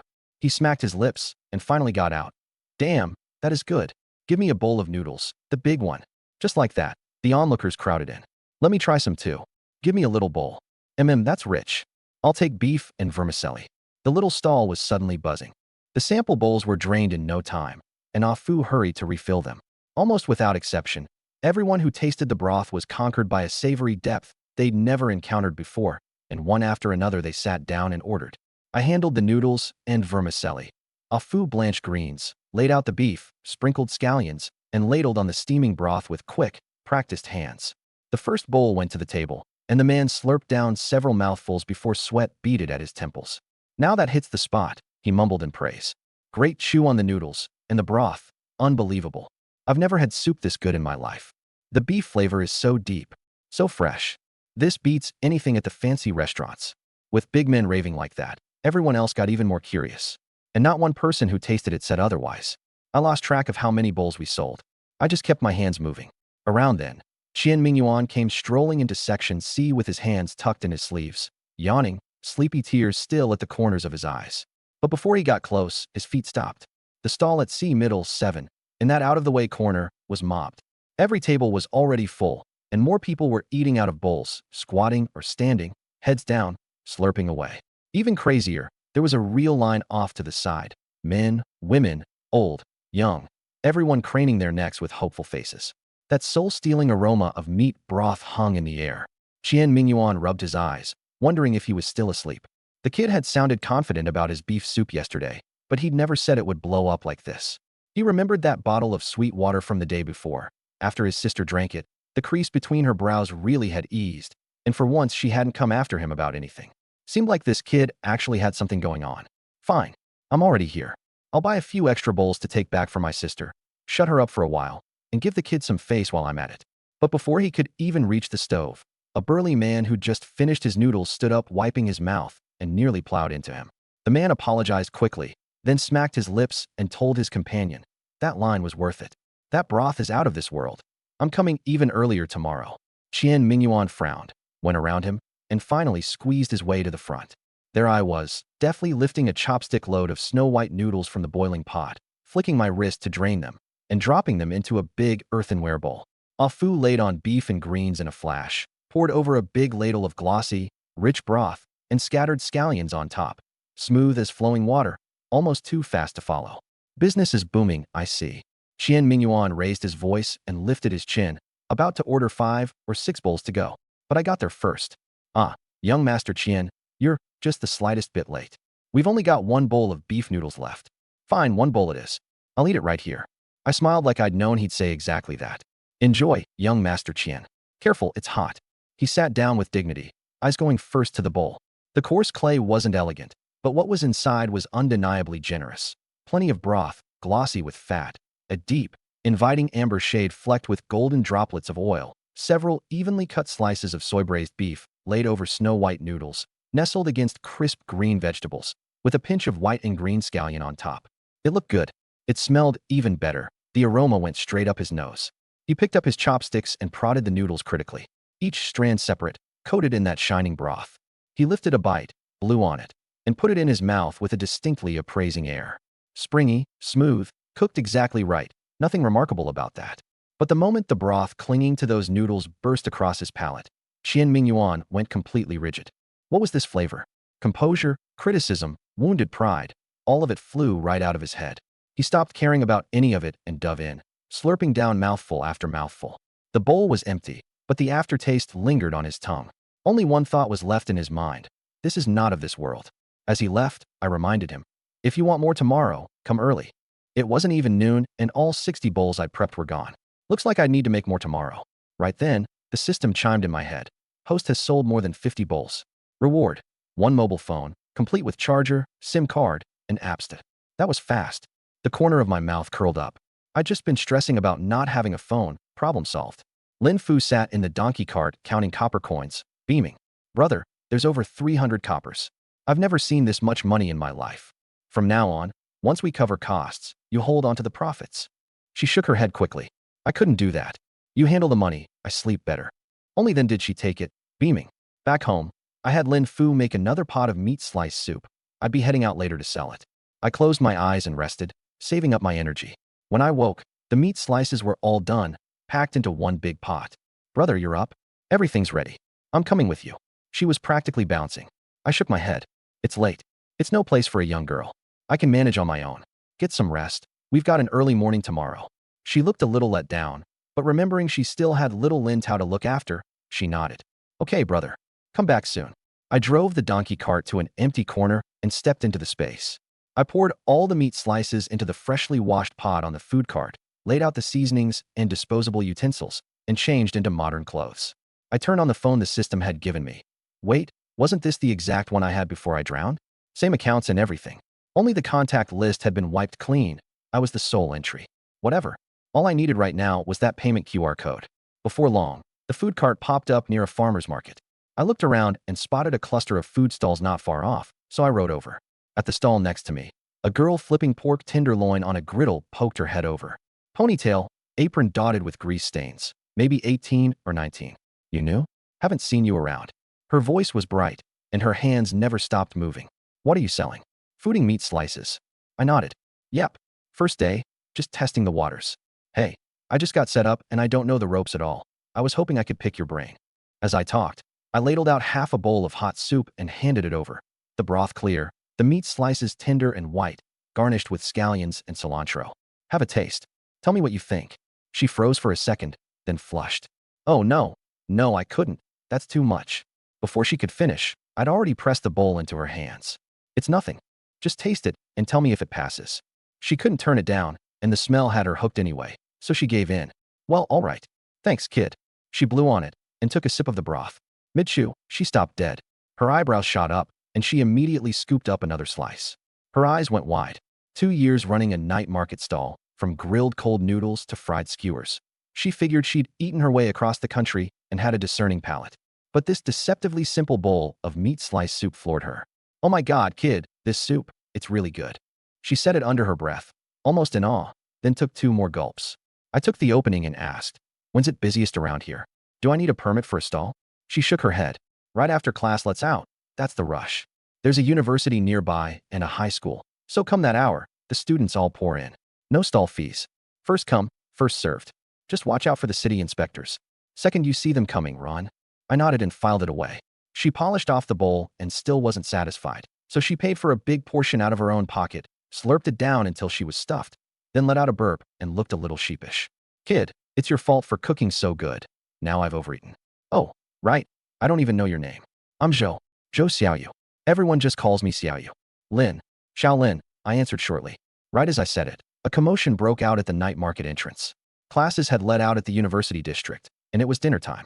The students came flooding in pairs and packs. The regulars beelined for their usual stalls, and Xiaoyu's spot was mobbed in no time. She dropped the small talk instantly, started calling out her specials in that crisp voice of hers, hands moving in a blur. Over here, I'd been debating whether to hand out free samples to pull people in, like I did back in the past earlier that day. Turned out I didn't need to. A round-faced girl with her hair in a bun followed her nose over, grinning. Boss, 1 large meat slice soup. Extra vinegar, and chili too. How much? She said it like a regular. I blinked, didn't expect to open shop that easily. Then I caught myself and smiled. Coming right up. One large fooding meat slice soup, extra vinegar, extra chili. 12 yuan total. One moment, miss. I grabbed a big bowl, used the long chopsticks to fish a heaping pile of tender meat slices out of the warming pot and lay them in the bottom. Poured over a big ladle of boiling broth, added the aromatic vinegar, spooned in the red chili oil, and scattered scallions and cilantro on top. One smooth motion. 15 seconds later, a glistening, fragrant bowl was in her hands. Careful, it's hot. Got it. The girl took one sip and sighed. So good. Found another hidden gem. That one comment was all it took. The students nearby who'd been on the fence all drifted over. What's he selling? Fooding meat slices? Never had it. Smells great. Looks clean, too. Boss, how much for a small? Is it spicy? Give me a small one, too. Questions came from every direction. I took money and answered loudly at the same time, already prepping the next order. In no time, there were 4 or 5 people crowded around my cart. Business was booming. The students all talked at once. Boss, are these meat slices hand-pounded? How'd you get the broth so rich? You coming back tomorrow? I'm bringing my roommates. My hands never stopped, and I answered every one of them with a smile. The flavor plus the friendliness won them over on the spot. Almost everyone's eyes lit up at the first bite, and some placed orders while they ate. Boss, you have to be here next time. I'm a loyal customer now. I laughed to myself, a little bitterly. How would I know which market the space would dump me at next time? Sometimes it wasn't even the same city. All I could do was hedge. Can't say for sure. Might be around here, might be somewhere else. Keep an eye out. A chorus of disappointed groans. And right then, while a few students were scanning to pay and I had my head down packing an order, there was a sudden stir at the market entrance. Zhou Xiaoyu, who'd had eyes in the back of her head all night, went pale. Her spatula clanged against the griddle. Shaolin, go? Inspectors. Several stall owners sprang into action almost in unison, cutting the gas, folding the tables, so fast it made your head spin. Zhou Xiaoyu chucked her gear into her three-wheeler in about 3 seconds flat, cranked the key, and her engine sputtered to life, ready to bolt. My mind went blank. First time I'd ever run into this. In the distance, a few uniformed figures were striding toward us. I wasn't about to hang around. I slapped the lid onto the soup pot, never mind the burn, hit the throttle, and took off after Xiaoyu. But of course, right then, the 3 or 4 students who'd already paid and were still waiting on their food weren't having it. That fragrant soup was right there, and now the boss was running off? Hey boss, don't run. My meat slices. I already paid. Mine's the large with extra chili. Wait for us. A few students took off running after us. And so the street that night turned into a scene straight out of a comedy. Out front was Zhou Xiaoyu's pork loin patty cart, belching grease smoke and rattling like a bucket of bolts, which flashed around the corner of the alley and vanished. Right behind her was my little electric food cart. I had to dodge pedestrians and didn't dare open it up, so I drove while yelling over my shoulder. Hold on. I'm not stiffing you. I'll hand it over somewhere else. And behind me were 3 or 4 college kids in hot pursuit, huffing and puffing. Boss, slow down. We can't keep up. A few people out for an evening stroll stopped and stared, curious. I finally got the cart parked, cut the engine, and before I could even wipe the sweat off my face, I heard a chorus of panting behind me. I turned around. Good grief. There had only been 4 who'd paid, but now there were more than a dozen of them swarming up. Every one of them red-faced, some braced against the wall gasping, others sizing up me and my cart. I looked at the original 4 first, just to confirm. I've got it as 4 bowls, right? 3 large, 1 small. As I spoke, I reheated everything, ladled it out, and handed it over. Here you go, that's yours.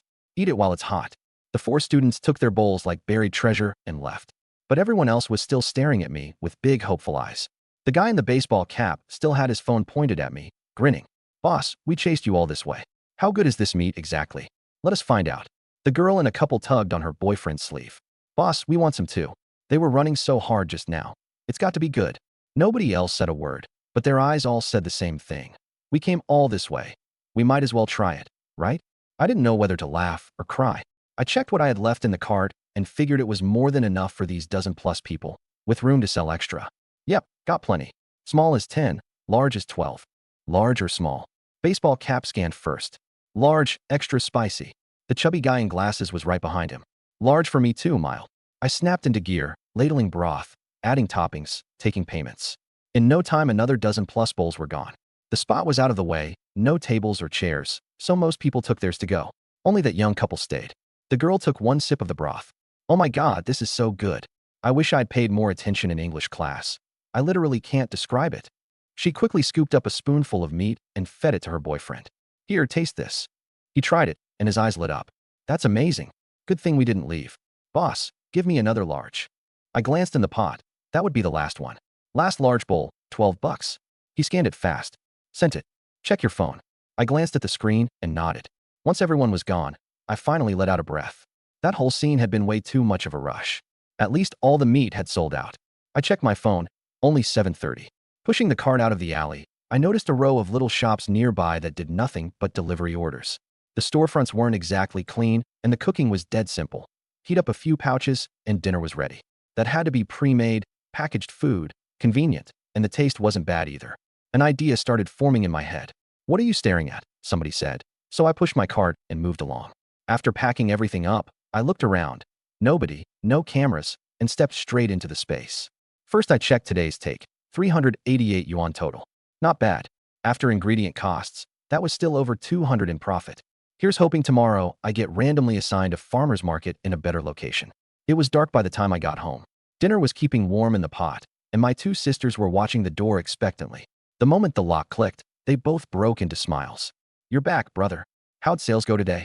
"Got lucky. Sold out." Lin Fu was thrilled. "Brother, I never imagined this business of ours could do so well. It's a good start. Now we keep growing it." With money coming in, the whole family naturally had more fire in them. But I knew perfectly well the food stall was only temporary.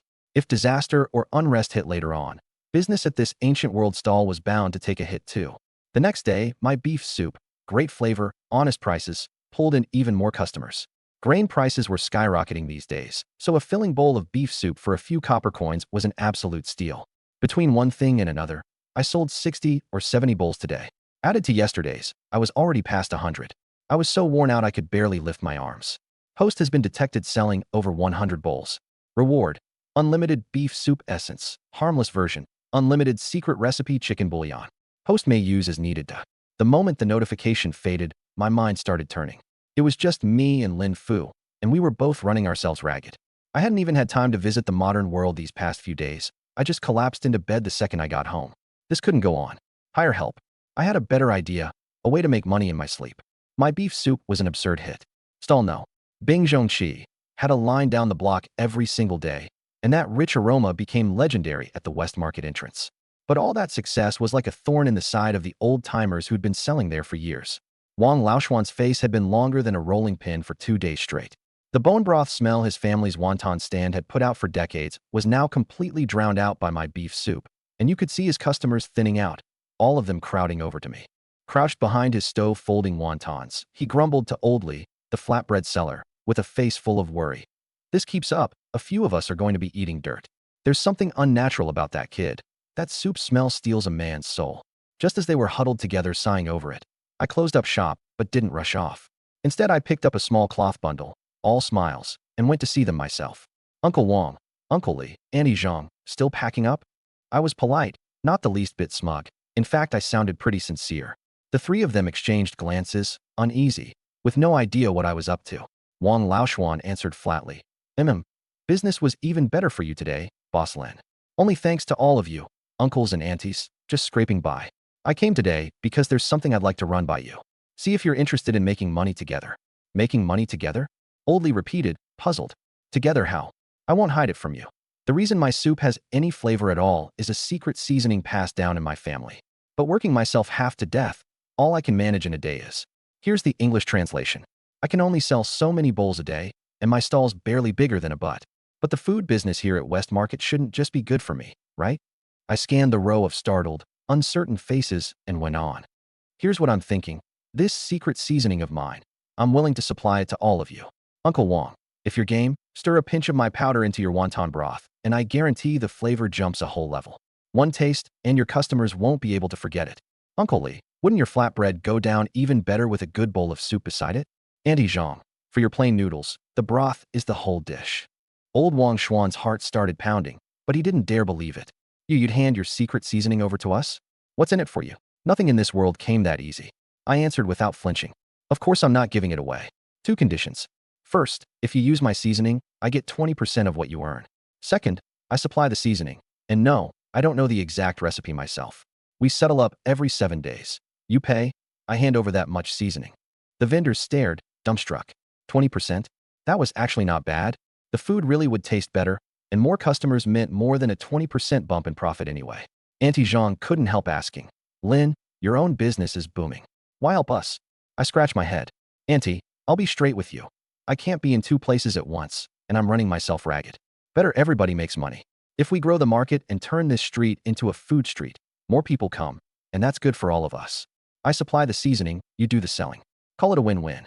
Besides, I've got other business to look after at home. More income here, and I don't have to be nailed to this spot every single day. What's not to love? They exchanged glances, suspicion melting into eagerness. If the seasoning really was that magical, 20% was nothing. No harm in trying. Worst case, they'd just stop using it. That seasoning of yours, it really works that well? Old Wong still wasn't convinced. I'd come prepared. I pulled out a packet. Make a bowl of wontons and put this in. Skeptical, he cooked a bowl, added a little seasoning, and tasted it himself. Rich, savory, the flavor lingering on and on. It's real, it's really real, he shouted, thrilled. Auntie Zhang, though, had something else in mind. Her family had sold noodles at West Market for generations, built on clear broth and silky noodles. But competition had gotten brutal these past few years, and she was barely scraping by. Watching a half-grown kid like me pull in crowds day after day with a single pot of soup made her burn with envy. She put on a placating smile. I want to sell beef noodle soup, like you. I agreed on the spot. No problem. I knew exactly what I was doing. Every bowl she sold using my broth base would count toward my quest progress in the space too. The faster the quest finished, the more rewards I'd unlock. Meanwhile, I'd take a cut from her and free up energy for my business back in the modern world. Besides, my stall was getting more conspicuous by the day. Trouble would find me sooner or later. Spreading the business around was a good way to spread the attention too. The plan worked beautifully. Within a few days, my own stall had quieted down noticeably. Lin Fu got anxious. Brother, why is business getting worse and worse? There were clearly more people on the street than ever, yet we weren't nearly as packed as those first few days. Even the best food gets old eventually. What we want is steady money over the long haul. Lin Fu nodded, only half understanding. So are we still doing this? Of course. Fu, you watch the stall. I'm going to drop something off at young Master Qian's place. Your biggest customer gets home delivery, naturally. I'd picked up some new flavored drinks in the modern world just yesterday, ready to let young Master Qian try them. Thanks to him, I'd cleared several dozen taels of silver these past weeks. Carrying a few bottles, I knocked at the side gate of the Qian residence like I'd done 100 times. The servant recognized me and took me straight to the small courtyard where Qian Mingyuan lived alone. The young master was sprawled listlessly in a bamboo chair, sighing at nothing. Not a trace of his usual spoiled rich boy swagger. Master Qian, the new stuff you asked for. I set the bottles on the stone table, the glass catching the sunlight in tempting flashes. He glanced over and gave a weak twitch of his mouth. Just leave it there. For once he didn't pounce on it. I wasn't in a hurry. I dragged over a stool, sat down, twisted open a bottle, and handed it to him. Try it. Lychee. Sweet without being cloying. They say it lifts your mood. He took it and drank glumly. The cold fizz slid down his throat, and the look he gave me was complicated. You're the only one who still thinks to bring me these. Everyone else, humph. Everybody piles on when the wall's already falling. My father's tearing his hair out over this mess, and all those people who used to fawn over us are running faster than rabbits. I smiled and let it pass, asking only, your sister still refusing to eat? Refusing to eat is the least of it. Yesterday, she nearly got a silk sash off the roof beam. Scared my mother half to death. Disgust filled his face.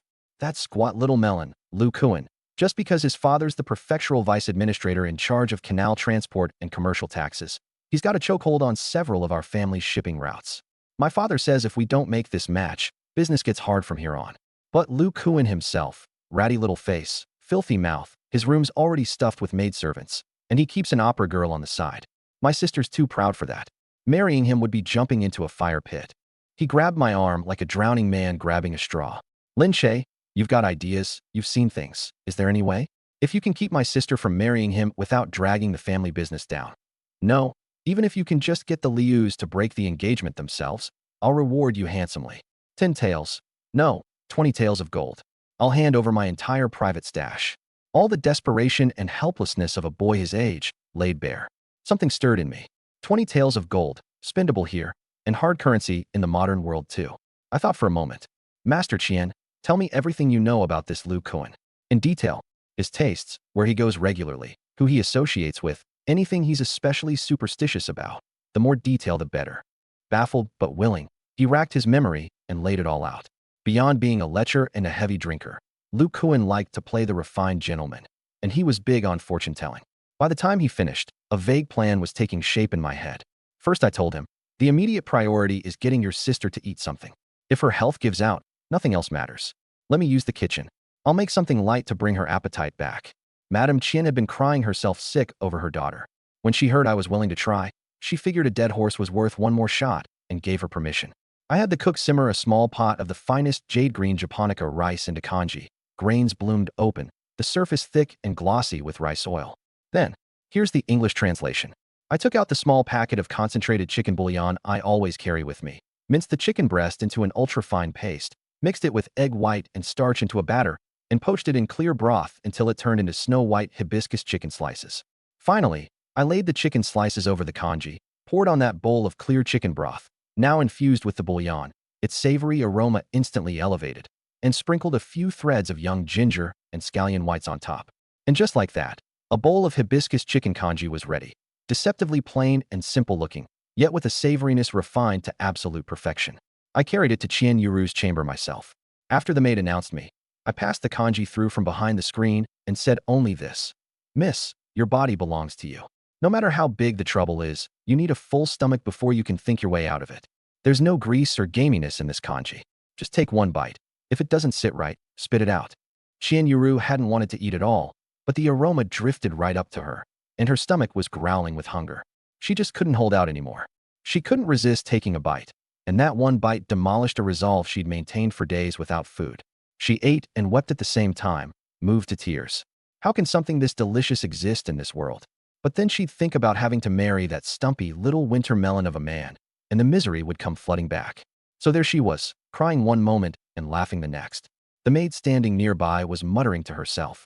Has the young mistress lost her mind? Qian Mingyuan gave me a thumbs up. That's exactly what I'd expect from you, Lin Che. Impressive.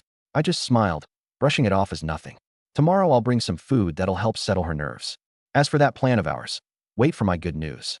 He was becoming more and more convinced that this ordinary commoner not only had connections, but a sharp mind too, unlike himself. After packing up the stall and heading home, Lin Fu and I got busy again and finished preparing the meat slice soup. Right around dusk, I headed out on schedule. This time I was teleported to the farmer's market near the university district again, a place I knew well by now. The second I appeared, Zhou Xiaoyu waved me over to park next to her. Little Lin, you finally showed up. I've been saving this spot for you for days, and you never came. Thanks, Xiaoyu. The moment I parked, she said, haven't had it in days and I've been craving it. Hurry up and get me a bowl, large, mildly spicy. You got it. While I was working, she pulled out her phone. Have you been on TikTok? I'd spent the last few days in ancient times and hadn't had a second to look at my phone. Not really. You know your business is about to blow up, she said, eating her meat slices, all mysterious about it. I suddenly got a bad feeling. Snapping out of it, I asked, what video? She pulled one up and handed me the phone. Look at this. Zhou Xiaoyu shoved the phone into my hands. A short video was already auto-playing on the screen. The background was that trendy beat drop music, and the footage was from that night. Me driving my food truck away with a pack of college students hot on my tail, and a few blue-uniformed figures milling around farther back. Whoever shot it had followed the whole chase, and the camera shook like crazy, which somehow made it feel even more real. It ended on a freeze frame of me pulling over to hand out meat slices to the students, with a close-up of my profile, sweat beading on my forehead, smiling as I calmed the customers down. The title was pure clickbait. College kids versus city enforcement in a street chase. All for a bowl of meat slices. This owner can drive. Just how good is this stuff? Bet you didn't see that coming, Zhou Xiaoyu said, swallowing a mouthful of meat slices, her eyes lighting up. This video went viral on the local feed a few days ago. Tons of people in the comments asking where exactly this is, whether it's staged. Then a few local food accounts reposted it, and it blew up even bigger. Look at these comments. She scrolled down and read them out loud. Dying. All this effort for food. But also, why is the vendor's profile kinda hot? Location is the Forestry University District. I recognize that alley. Someone please figure out his schedule. Owner, I just want to sell meat slices in peace. Students and city enforcement. No, you don't. There have been so many people wandering the night market these past few nights, craning their necks around. They're all looking for your truck. There was a note of excitement in Zhou Xiaoyu's voice, and a little envy too. I was still listening when that chime from the space went off in my head again. Detected. Media dissemination in this plane is significantly impacting the host's business operations. Potential customer traffic substantially increased. Chain quest triggered. Path of culinary conquest, a modern chapter. Objective: successfully sell 500, 1,000, and 5,000 bowls of fooding meat slices in this world. Each milestone reached triggers one opportunity. Host: make good use of them. The words had barely faded when a few sharp-eyed young people recognized this internet-famous food truck and started whispering and pointing my way. Hey, is that the one? Let's go check it out. Before long, a crowd had gathered in front of my stall. People curious from the video, food lovers who'd tried it before, and others just drawn in by the commotion. Boss, is this the place from the video? Give me a large. I'll take a small to try it. Extra cilantro. What time do you usually set up? Do you have a fixed spot? I worked quickly and answered short. Times vary, locations vary. Depends on my mood. Business was several times crazier than last time. The meat slices and broth were visibly dwindling. The line stretched way out, and everyone waited patiently. The round-faced girl who'd been my very first customer was muttering, "This place is so good. I just discovered this hidden gem, and it's already famous? Great, just great. Now I'm gonna have to wait in line forever." When her turn came, and she took that first sip of broth, she decided the wait had been worth it. "Boss, can you go a little faster? There are so many people. Do you even know who was here first?" I said calmly. I remember. Yours is next after this one. Then that guy over there." I hadn't mixed up a single position in line. Limited to 100 servings, that's it. Anyone after that, go check out the other food stalls. I was running around nonstop. The 100 servings I'd prepared sold out in under 2 hours. The people who'd traveled a long way had to leave disappointed. "Boss, make more next time. This isn't nearly enough." "I'll make more next time.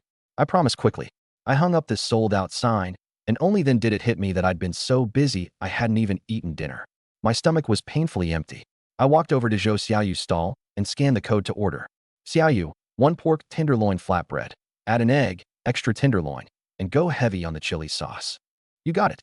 You must be starving, huh? Look at you, running around like." Here's the English translation. "Spinning like a top. I really lucked out riding your coattails today," she said, ladling batter and cracking eggs at the same time. I moved a few dozen extra myself. She twisted open a bottle of water and handed it to me. "Your business is about to blow up. You'd better start prepping way more ingredients ahead of time." I gulped down a few mouthfuls, then remembered something and asked as casually as I could. "Oh hey, Xiaoyu, if somebody's got a kid around 2 years old, what kind of formula should they be drinking?" 2. That's not really a baby anymore. You want stage 3 or stage 4, the stuff formulated for ages 1 to 3. My little brother drinks this one brand, and I think it's pretty good. I nodded. "Xiaoyu, could you pick up a container for me? Just tell me what I owe you, and I'll transfer it." "Sure thing." If all Lin Tao ever drank was milk, her nutrition would be way too one note. I'd been wanting to get her some formula for a while, but before this I hadn't had the money. Every yuan had to go where it counted most. This trip I'd sold 100 bowls, over 1,000 yuan. At this rate, 20 grand a month wasn't just a pipe dream. On the way back, I stopped at a bubble tea shop and bought 5 boba milk teas and 5 lemonades, 10 cups to test the waters. After that, I found myself stopping outside a 24-hour pharmacy on the corner. Back in ancient times, with barely any doctors or medicine to speak of, a simple cold could snowball into something serious, and Lin Tao was young and frail on top of it. Since I was already here in the modern world, stocking up on some basic meds couldn't hurt. I pushed the door open. A woman in a white coat, maybe in her 30s, looked up. "Hi there, what can I get for you?" "I'm looking for cold medicine, something both adults and kids can take." The kid's a little over 2, and the adult's just a regular grown-up. She led me over to the shelves. For a run-of-the-mill chill, you could go with traditional Chinese formulas, fewer side effects. Xiao Chai Hu granules, Isida's root, that kind of thing. Fine for adults and kids, just cut the dose for children. For worse symptoms, a combination cold medicine works faster. But for anyone under 4, you really want a doctor's okay first. I made mental notes, then asked, "What about coughs and sore throats?" "Depends on whether it's productive or not. Dry cough, dextromethorphan. If there's phlegm, ambroxol to loosen it up. For a sore throat, lozenges or a spray." Keep in mind, most colds are viral, so these just take the edge off the symptoms. Your own immune system does the actual work. If the fever won't break after 3 days, or the cough gets really bad, you need to see a doctor. And a bacterial infection, that's when you need antibiotics? Right. Amoxicillin, cephalosporins, that family. But you can't just pop antibiotics whenever. You need to confirm it's actually bacterial and finish the full course, otherwise you're asking for resistance. Honestly, I'd recommend keeping povidone iodine, cotton swabs, bandages, and a thermometer at home. Way more practical. She had a point. In the end, I grabbed a few boxes of Chinese herbal remedies, children's fever reducer drops, ambroxol oral solution, throat lozenges, and a pediatric antibiotic. Then povidone iodine, sterile swabs, adhesive bandages, and a digital thermometer, plus cold medicine, stomach medicine, painkillers, and antibiotics for adults. I was about to leave when I caught sight of a sildenafil ad on the counter. Performance enhancers? And a fast-acting Western one at that. All those rich, powerful lords back in ancient times, with courtyards full of concubines. Wasn't this exactly the thing they cared about most? I turned back and called out, "Give me a box of that too." The clerk gave me a strange look, taking in how young I was. "Kid, you sure about that? You do know what that stuff's for, right?" I didn't miss a beat. I'd already worked out my story. My dad asked me to grab it. I don't even know what it is. Some kind of tonic, isn't it? Right. That's one way to put it. She glanced at the day's sales figures, then turned and pulled out a box. All right then, $2.99 a box. The warnings are in the insert. Make sure the adult in your house reads them before using it. Got it, thanks. I paid without blinking. The medicine wasn't cheap, but it'd be worth its weight in gold when it mattered. In ancient times, if someone came down with a bad cold or infection, having antibiotics on hand could literally save a life, especially for a little kid like Lin Tao. By the time I made it back to the little courtyard in the past, it was deep into the night. Everything was silent except for the occasional snort from the gray donkey. "Brother, you're finally back. What took you so long?" "Nothing. I just wandered around a bit longer. Picked up a few things." I smiled and handed over the milk tea. Lin Fu looked at it curiously. "What is this?" "It's called milk tea. Tastes like tea and milk together, and there's boba inside. Here, let me put the straw in for you." She took a sip, first the soft, chewy, bouncy pearls, then the smooth, sweet, fragrant milk tea. "This is so good." Lin Tao was practically drooling. I scooped her up. "You're too little. You can have some when you're bigger." Her eyes instantly went red, her face crumpling. "It's not that I won't share. Your stomach just can't handle it yet. Be good, stick with the milk." Lin Tao had no choice but to sip her milk, thoroughly wronged. Just as I'd figured, milk tea was a hit with girls. I stashed the remaining cups in my space. Tomorrow I'd bring some to that Miss Qian for her verdict. Early the next morning, Lin Fu headed out to her stall, as usual. With my help these past few days, a lot of the pressure had come off her. There wasn't a line snaking down the street like in the first few days, but regulars and new customers drawn in by the smell kept coming steadily. Busy, but manageable. I'd barely reached the side gate of the Qian estate when I spotted Qian Mingyuan pacing back and forth beside it. The second he saw me, his eyes lit up, and he hurried over. "There you are, finally." I handed him the food box. "Sorry to keep you waiting, young Master Qian. Today I brought something new. It's a drink called milk tea. This cup's for Miss Qian, and this one's yours." He took it eagerly. "Milk tea? You can boil milk and tea together? Interesting." He took a sip. Sweet, but not cloying, and there's something to chew on. "This is good. My sister's going to love it.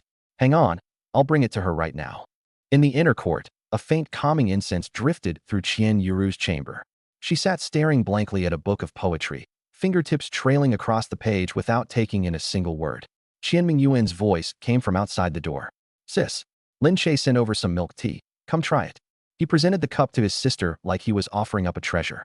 "It's so good, sweet and fragrant, and it's got these chewy bits. You drink it through this, and you get the little round pearls inside too." Qian Yuru accepted it gracefully and took a tentative little sip. The sweetness unfurled in layers, the richness of the milk balanced perfectly against the faint astringency of the tea. Then a few springy pearls came up the straw, bouncing lightly between her teeth. She froze. Those eyes of hers, always carrying a trace of cool melancholy, widened slightly. Her lashes fluttered. Before she knew it, she'd drained the whole cup and still wanted more. "Well, isn't it great, sis?" Qian Mingyuan watched her nervously. Qian Yuru used. She dabbed the corner of her mouth with her silk handkerchief. "It really is quite novel. Delicious, even." Qian Mingyuan puffed up with pride. "See, sis? And you called him some shady no good. Look how talented he is. Besides, Lin Che says he's got a way to get you out of the engagement. As if an engagement like that can just be broken. And anyway, father's whole business depends on the Liu family. If I don't go through with it." Her eyes filled with tears again.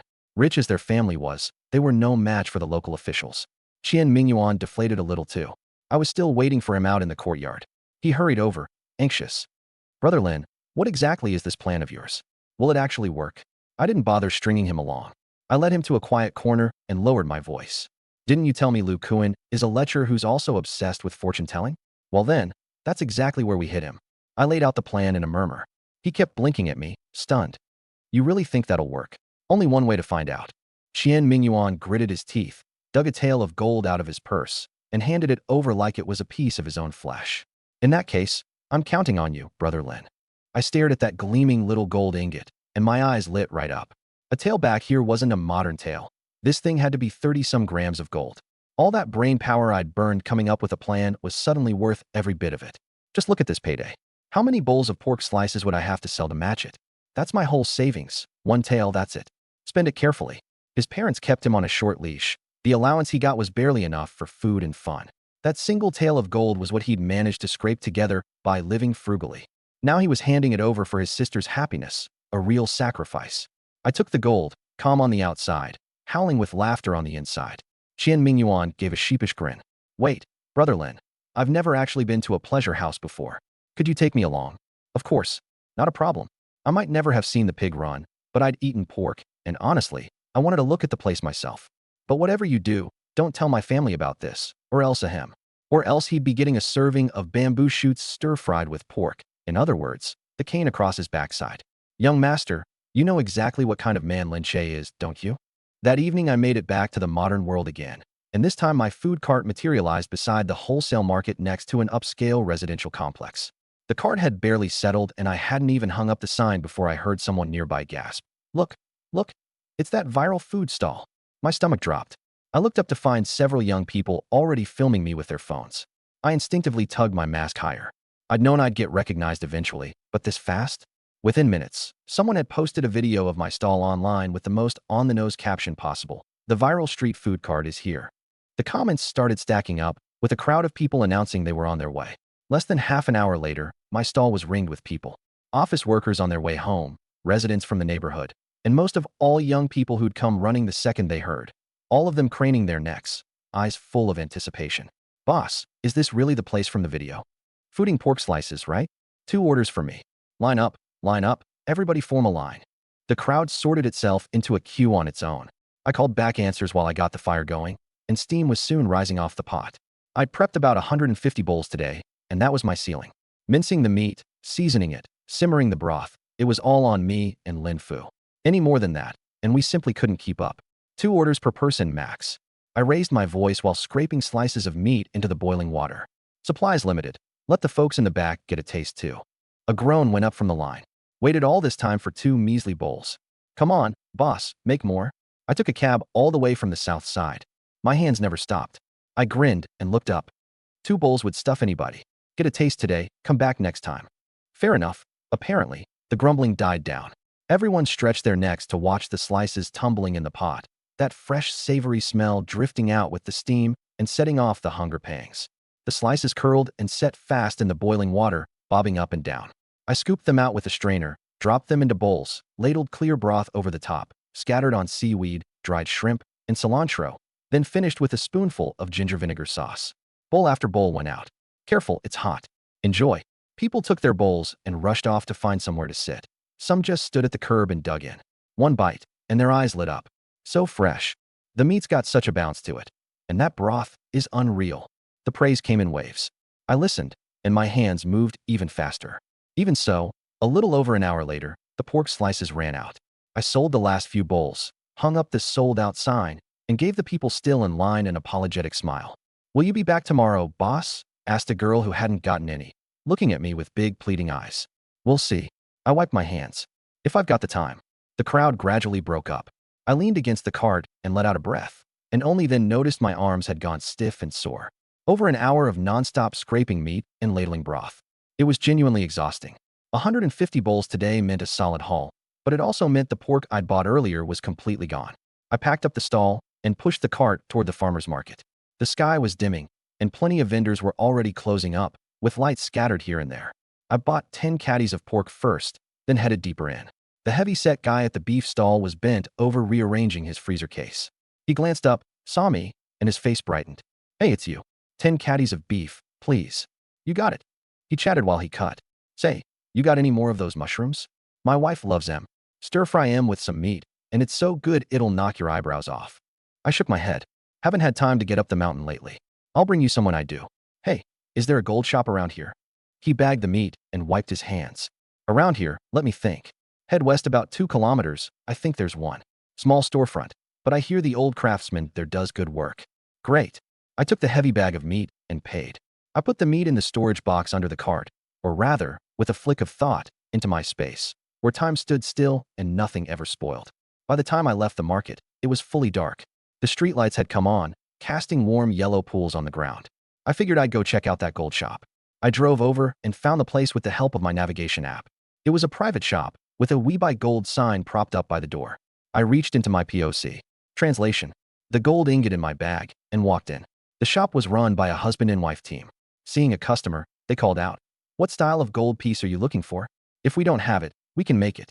I pulled out the ingot. I wanted to ask, "Do you buy this kind of thing?" The owner was in the middle of dinner. He came over still holding his rice bowl. "Depends on the purity. We'd have to hit it with a torch to test it." "You mind, young man?" I shook my head. "Not at all. I was going to use it anyway. Turning it into cash meant I could buy a lot more supplies." He set down his bowl, wiped his hands, and took the ingot with an air of ceremony. First he weighed it in his palm, and one eyebrow went up. Then he leaned in under the lamp to study it. This shape." He turned it over, his thumb running across the faint stamp on the bottom. "Looks like it's got some age on it. Not the kind of thing you see on the market. Family heirloom." I'd come prepared. I nodded. "Passed down from an elder. We've kept it all these years. I just need the money right now." "Understood, understood." He didn't press. He turned and brought out a set of tools, a small torch, a black touchstone, and a few bottles of nitric acid at different strengths. His wife put down her rag and came over to watch, too. He used a fingernail to scratch a line in an inconspicuous spot on the ingot, then rubbed the scraping onto the touchstone, leaving a bright yellow streak. He dabbed on a drop of acid. The liquid bubbled faintly, but the color of the streak barely changed at all. Well, nice quality," he muttered. He switched to a stronger acid and tried again. Same result. Only then did he fire up the torch. A blue flame shot out with a poof. Holding one corner of the ingot, he brought the other corner close to the fire. The gold quickly glowed red, but it didn't blacken and it didn't smoke. Under the heat, it only looked purer and brighter. After about half a minute, he shut off the torch and dunked the still-hot ingot into a cup of water. Hiss! White steam rose up. He fished it out and dried it off. The spot he'd burned was still gleaming gold, not a trace of impurity. "Young man, this stuff is high purity. 95% at the very least." His wife chimed in. "You don't suppose it's some rich old family's treasure, stashed away at the bottom of a chest?" I just smiled and let it pass. "So can you buy it? What's the price?" He walked back behind the counter and pulled out a digital scale. "We can buy it, sure, but let's be clear, we go off the international gold price, minus loss and labor." He set the ingot on the scale. The numbers jumped around, then settled, 32 grams. At today's base price, that's about 920 a gram. For your ingot, the most we can do is 880 a gram. Deal. I did the math in my head. 32 grams at 880 a gram came to 28,160. More than I'd expected. Gold really was expensive now. The month I died, it was only in the 600s, and in barely 2 months it had climbed this high. "Deal," I said without hesitating. "That price then. Cash or transfer?" "Transfer's easier." He wrote up a purchase receipt and asked me to fill in my information. "Just a name and a phone number is fine. We're not strict about it." He glanced at my clothes, then at the unremarkable little food cart parked outside, and in the end asked nothing more. By the time I finished writing, his wife had it processed, 28,160 yuan by WeChat transfer. "Amount's right," he double-checked. "It's right." I put my phone away, and most of the weight lifted off my chest. Glancing over, I noticed a fair number of what looked like antiques laid out on the counter. "You buy antiques too?" I asked casually. "Used to collect, years back," he said. "Different line of work now. But if something genuine came along, I might still take it. Everything out on display is fake, just for decoration." He picked up a business card.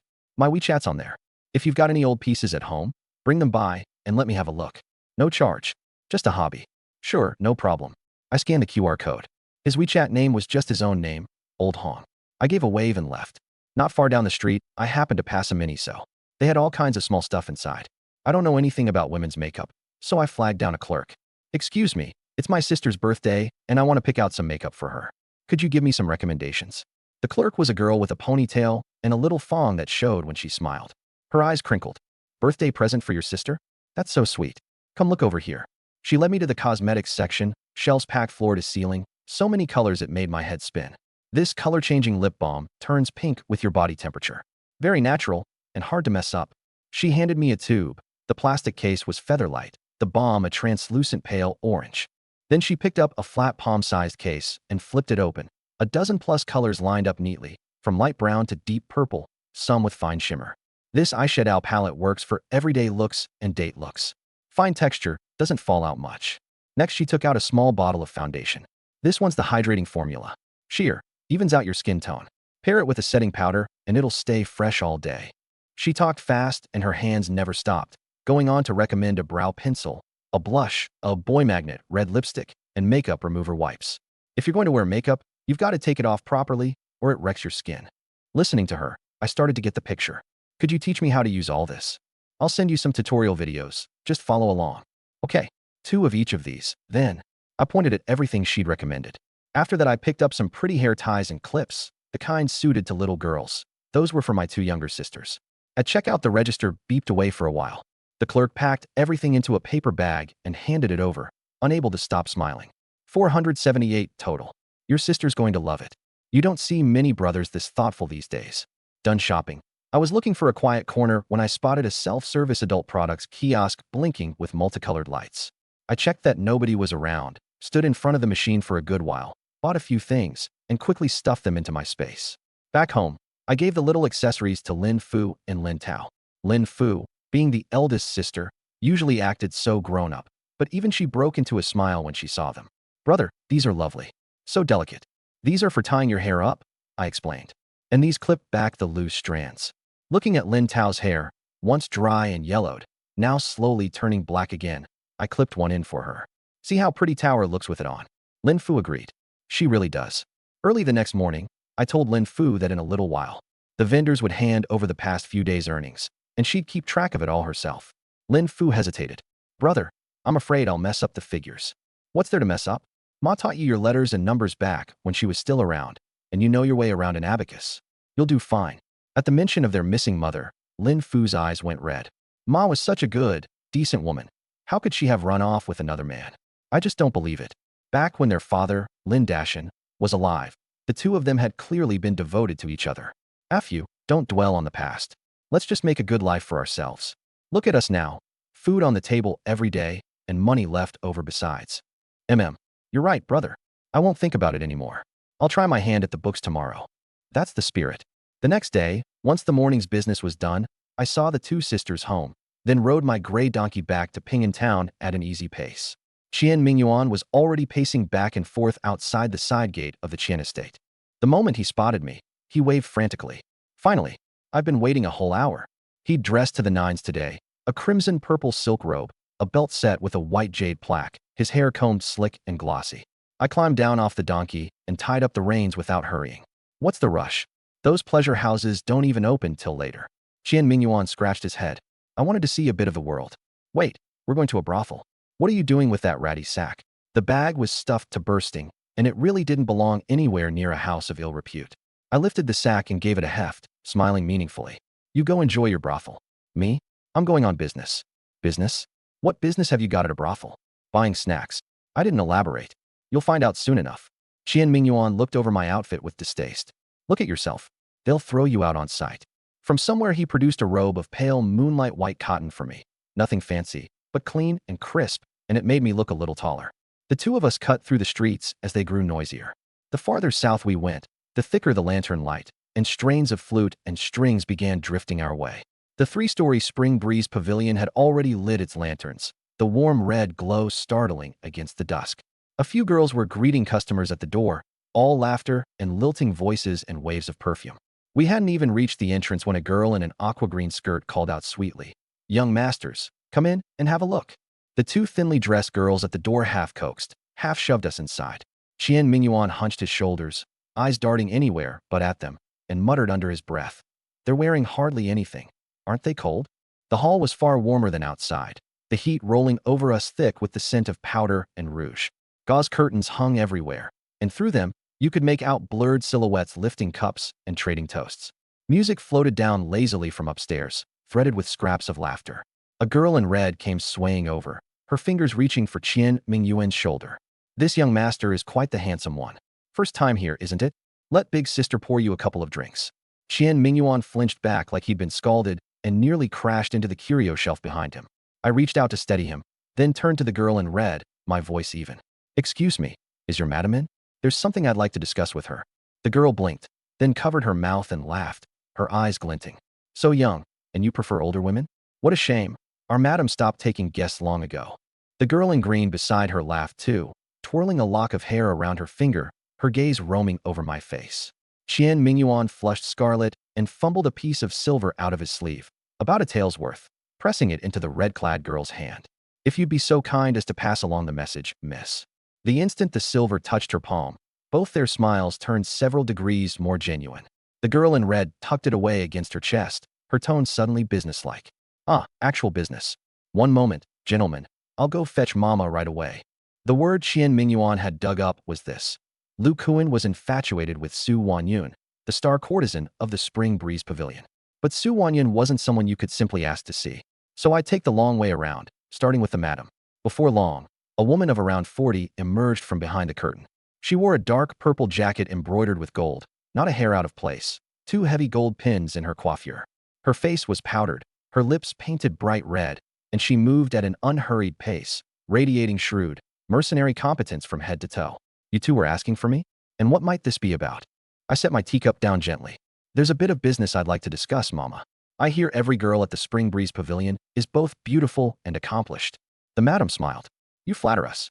If you want to pick out a girl, just speak to them directly. Why come to an old woman like me? I shook my head. This time I want to do business with you. Oh, it isn't only girls who love rouge and powder. I've got fine things men like as well. Free trial today. If you like what you see, we can talk terms. How does that sound? Such a generous offer. Well then, what have you got? I pulled out the color-changing lipstick, the eyeshadow palette, and the liquid foundation. This is rouge? Face powder? I've lived a good many years, and I've never seen the like. I picked up the lipstick and twisted up a small length of it. Better than rouge or powder. This is called a color-shifting lip balm. Once applied, it turns whatever shade best suits you, based on your body heat. Natural, never garish. And this eyeshadow palette holds 12 colors. Bold or subtle, as you please, and it can even produce a fine shimmer. Under lamplight at night, the effect is especially striking. The madam beckoned, and a girl of 17 or 18 in a goose yellow blouse came gliding over. Her face was caked in the fashionable thick white powder, her lips a vivid red, textbook makeup, but somewhat lifeless. Yenner, try this. The madam handed the lipstick to me. I took it and said mildly, just relax, miss. Let me put a bit on you. Yenner was curious and timid at once. She glanced up at the madam, and only when the woman nodded did she tilt her face up slightly. I twisted out the balm and swept it lightly across her lips, twice. At first it was only a clear, slightly glossy film. But within a few breaths it began to bloom, drawing a soft, delicate pink out of her own warmth, like a peach blossom petal just opening in spring. All at once her features came alive. Oh, Yenner couldn't see herself, but she felt the stares turning her way. Another girl couldn't help leaning in.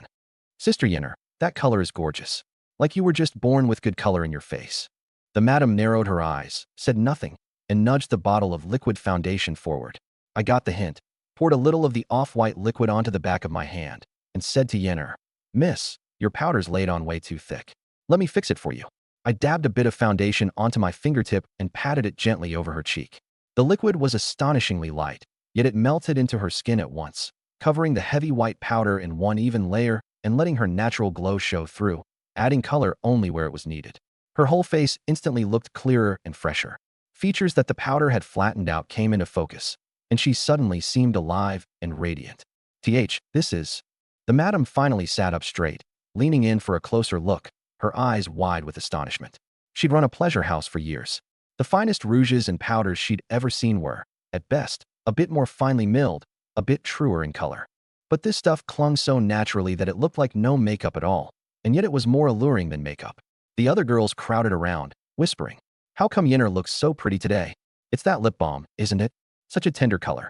Her skin's so smooth too, like a freshly peeled egg. The madam drew a deep breath and picked up the eyeshadow palette, flipping it open. 12 shades lined up neatly, from pale cream to deep brown, with a few panes of finely shimmering champagne and soft lavender mixed in. She dipped a finger into a light brown with gold flecks and tapped it lightly at the outer corner of Yenner's eye. That one touch, and Yenner's eyes seemed to light up, glowing softly in the candlelight. One sidelong glance, and she looked several degrees more bewitching. The madam stared for a long moment, then whipped her head toward me, her eyes blazing. These treasures of yours, young master, how many more have you got? I gathered everything up, piece by piece, in no particular hurry. Not a lot, but enough to keep the girls in your house rotating through them for a while.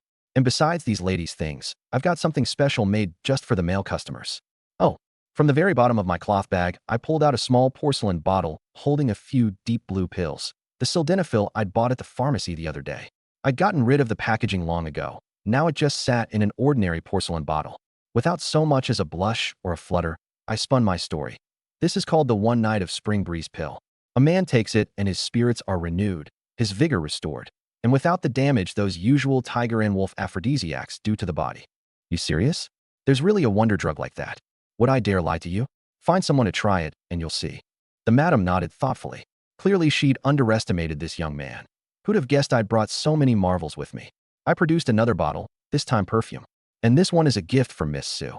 In Spring Breeze Pavilion, there was naturally only one Miss Sue worth such treatment. The madam took the perfume bottle, held up to the candlelight. The whole thing sparkled, crystal clear. So that's what you've been angling for. Fine. Yinner, take this bottle of perfume up to Miss Sue. Master Lin, let's get back to business. Su Wanyin received no one but honored guests. But when she heard Yinner's account of the day's marvels, she picked up the perfume and gave it a tentative spray, and a delicate fragrance reached her at once. The scent is rich, and yet it's fresh and understated. Right? It works better than scented powder. It smells wonderful. Yinner, take word back for me. I'm willing to see this Master Lin. Bring him up. Meanwhile, Qian Mingyuan, listening to me haggle with the madam, was full of misgivings. He'd come to a brothel to broaden his horizons, not to negotiate deals. How did this Lin Shay manage to drum up business wherever he went? He was still stewing over it when Yinner pushed the curtain aside and came back in, beaming. Madam, Miss Sue says she'll see Master Lin. She's asked me to bring him up. We passed down a covered walkway, and the noise gradually fell away behind us. The rear courtyard was a world of its own. A few clumps of slender bamboo, a small pond, and at the pond's edge an exquisite little two-story house. Wind chimes hanging under the eaves. When the night breeze passed through, they gave off a soft tinkling. Miss Sue is upstairs. Yinner stopped at the foot of the staircase and pointed up. I thanked her and went up alone. The wooden steps creaked underfoot, which only made the surrounding silence more pronounced. The door upstairs stood ajar, letting out warm yellow lamplight and that familiar, delicate scent of burning orchid grass. I raised my hand and knocked twice. Come in. A cool, clear voice. I pushed the door open. Su Wanyin stood by the window, the bottle of perfume in her hand. She wore no heavy makeup today, just a thin dusting of powder, her lips a natural pale pink. I could tell at a glance that she'd tried the color-changing lipstick. The effect was superb. It set off her jade-like complexion and her fine features, stripping away the air of the pleasure quarter and lending her the fresh elegance of a well-bred young lady. Master Lin, Yinna says you have something else for me? I do. Besides the perfume, there are a few small things you might find useful. I took out an eyebrow pencil, a lipstick in a manslaying red, and a small bottle of clear nail polish. All of them utterly ordinary cosmetics in the modern world, but in Su Wanyin's eyes, every one of them was a novelty. She put each item carefully away, then suddenly looked up and met my eyes. You've gone to a great deal of trouble, sir. Surely not just to close a few deals. At last, the heart of the matter. The top girl of Spring Breeze Pavilion wasn't just beautiful. She was sharp. I sat down at the table, my expression turning serious. 3 days from now, there's a temple fair at the Earth God Temple in the south of the city. I'll be there posing as a fortune teller. All you need to do is mention, when Lu Kuan comes to see you, that you recently ran into a diviner whose predictions all came true, and steer him my way. I'll handle the rest. Su Wanyin frowned slightly. Are you sure you can make him believe it? Lu Kuan may be superstitious, but he's also suspicious by nature, which is exactly why I need your help. You're the one he's most taken with these days. He'll always give your words a little more weight. Besides, I'll make sure he sees it with his own eyes. He won't have a choice but to believe. She studied me for a moment, then nodded slowly. All right. Since I've accepted your gifts, I'll see it done. But the Lu family is powerful. This won't come back on me, will it? I stood and bowed, hands clasped. I guarantee you won't be dragged into it. The night air was even cooler on my way back down. I glanced up at the hazy lamplight in the second-floor window and thought, this Su Wanyin is a sharp one. A single hint, and she catches on. Back in the front hall, Qian Mingyuan was fidgeting in his seat. The moment he saw me, he darted over. Well, what did Miss Su say? It's settled. I kept it short and turned to the madam. Madam, our business? The madam had long since been clicking away on her abacus, and now her face was all smiles. We'll go with the prices you named. 2 boxes of the lipstick to start, 3 of the eyeshadow palettes, and 10 of those One Night of Spring Breeze pills to test the waters. 5 each of the foundation and the loose powder. If they work as well as you say, then from here on out we'll be doing business together for a long. That's the deal. 30 taels total, delivery in 3 days. I didn't bring that much stock today. Cash on delivery when the time comes. Pricey, sure. But remembering the results, the madam gritted her teeth and agreed. Now all I could do was wait for word from Su Wanyan. The next day, I made another run to the modern world, stocked up on cosmetics, hauled them over to the Spring Breeze house, and walked out with 30 taels of silver. Lugging a big, heavy bundle of silver, I thought to myself, I need to think bigger. Any business that turns a profit is worth a shot. The madam had tested that spring night pill on a regular customer, a middle-aged man with, let's say, performance issues. One pill, and it was like the heavens themselves lent a hand. Afterward, he crowed, "That was incredible. Best stuff I've ever taken." And hours later, still not a single side effect. If anything, he felt better than before. The madam smiled to herself. That kid really does have something. She was already doing the math on how much more to order next time he showed up. The day after Su Wanyan's message came, I started setting the stage. Lu Kuan was already half sold, thanks to a little pillow talk. I dug up a set of old Taoist robes for a disguise, then spent half a day scoping out the area around the Earth God Temple in the south of the city.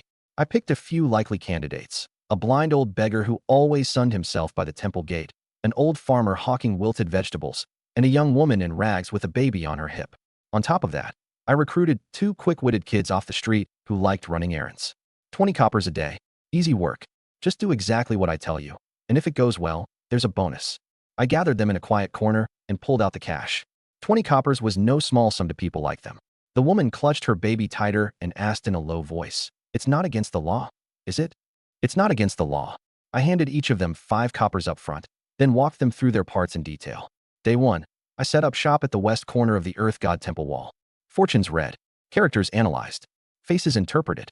Most passers-by glanced over and kept walking. Now and then someone stopped, and I'd make a show of counting on my fingers and spouting nonsense. Free of charge, of course. Just sowing goodwill, I'd say. The blind old beggar shuffled over to a spot near my stall, right on cue, and started telling everyone within earshot. "Master Zhang's the real thing. Yesterday he said I'd eat my fill today, and sure enough, I did." Day 2, the vegetable farmer took the stage. He came past my stall with his shoulder pole, then suddenly yelped as the rope snapped and his greens went everywhere. I got up to help him gather them, and he thanked me at the top of his lungs. "Bless you, master. Yesterday you told me I'd suffer a small loss today, and I didn't believe you. And here it is, come true." Head started to turn.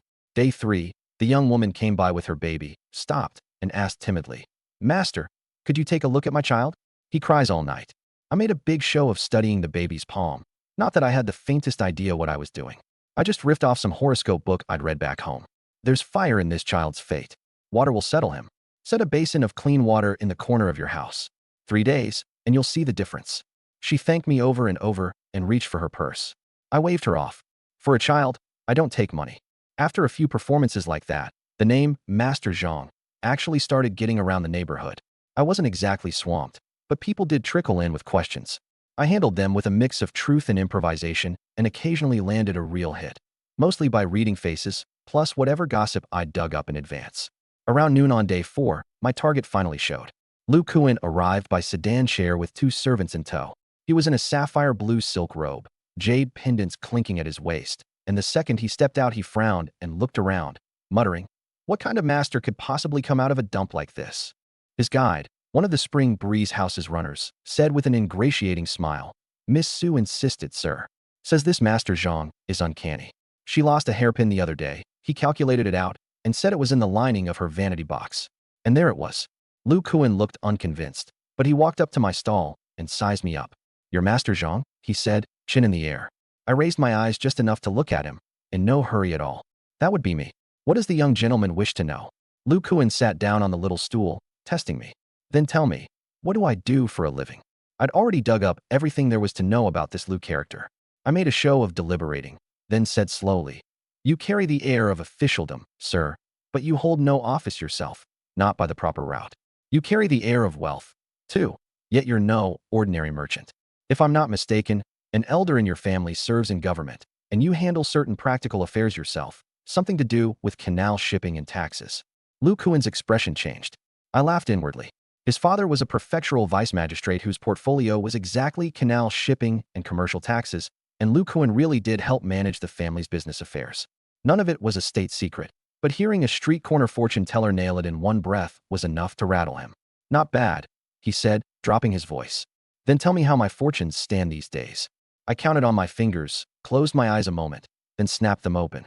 Of late, sir, I'm afraid petty men are working against you. There are obstructions in your business and your finances, and the star of romance is stirring, but it is no good omen. If this marriage goes through, I fear it will damage your family's fortunes. Lu Kuan's heart lurched. I saw it plain as day.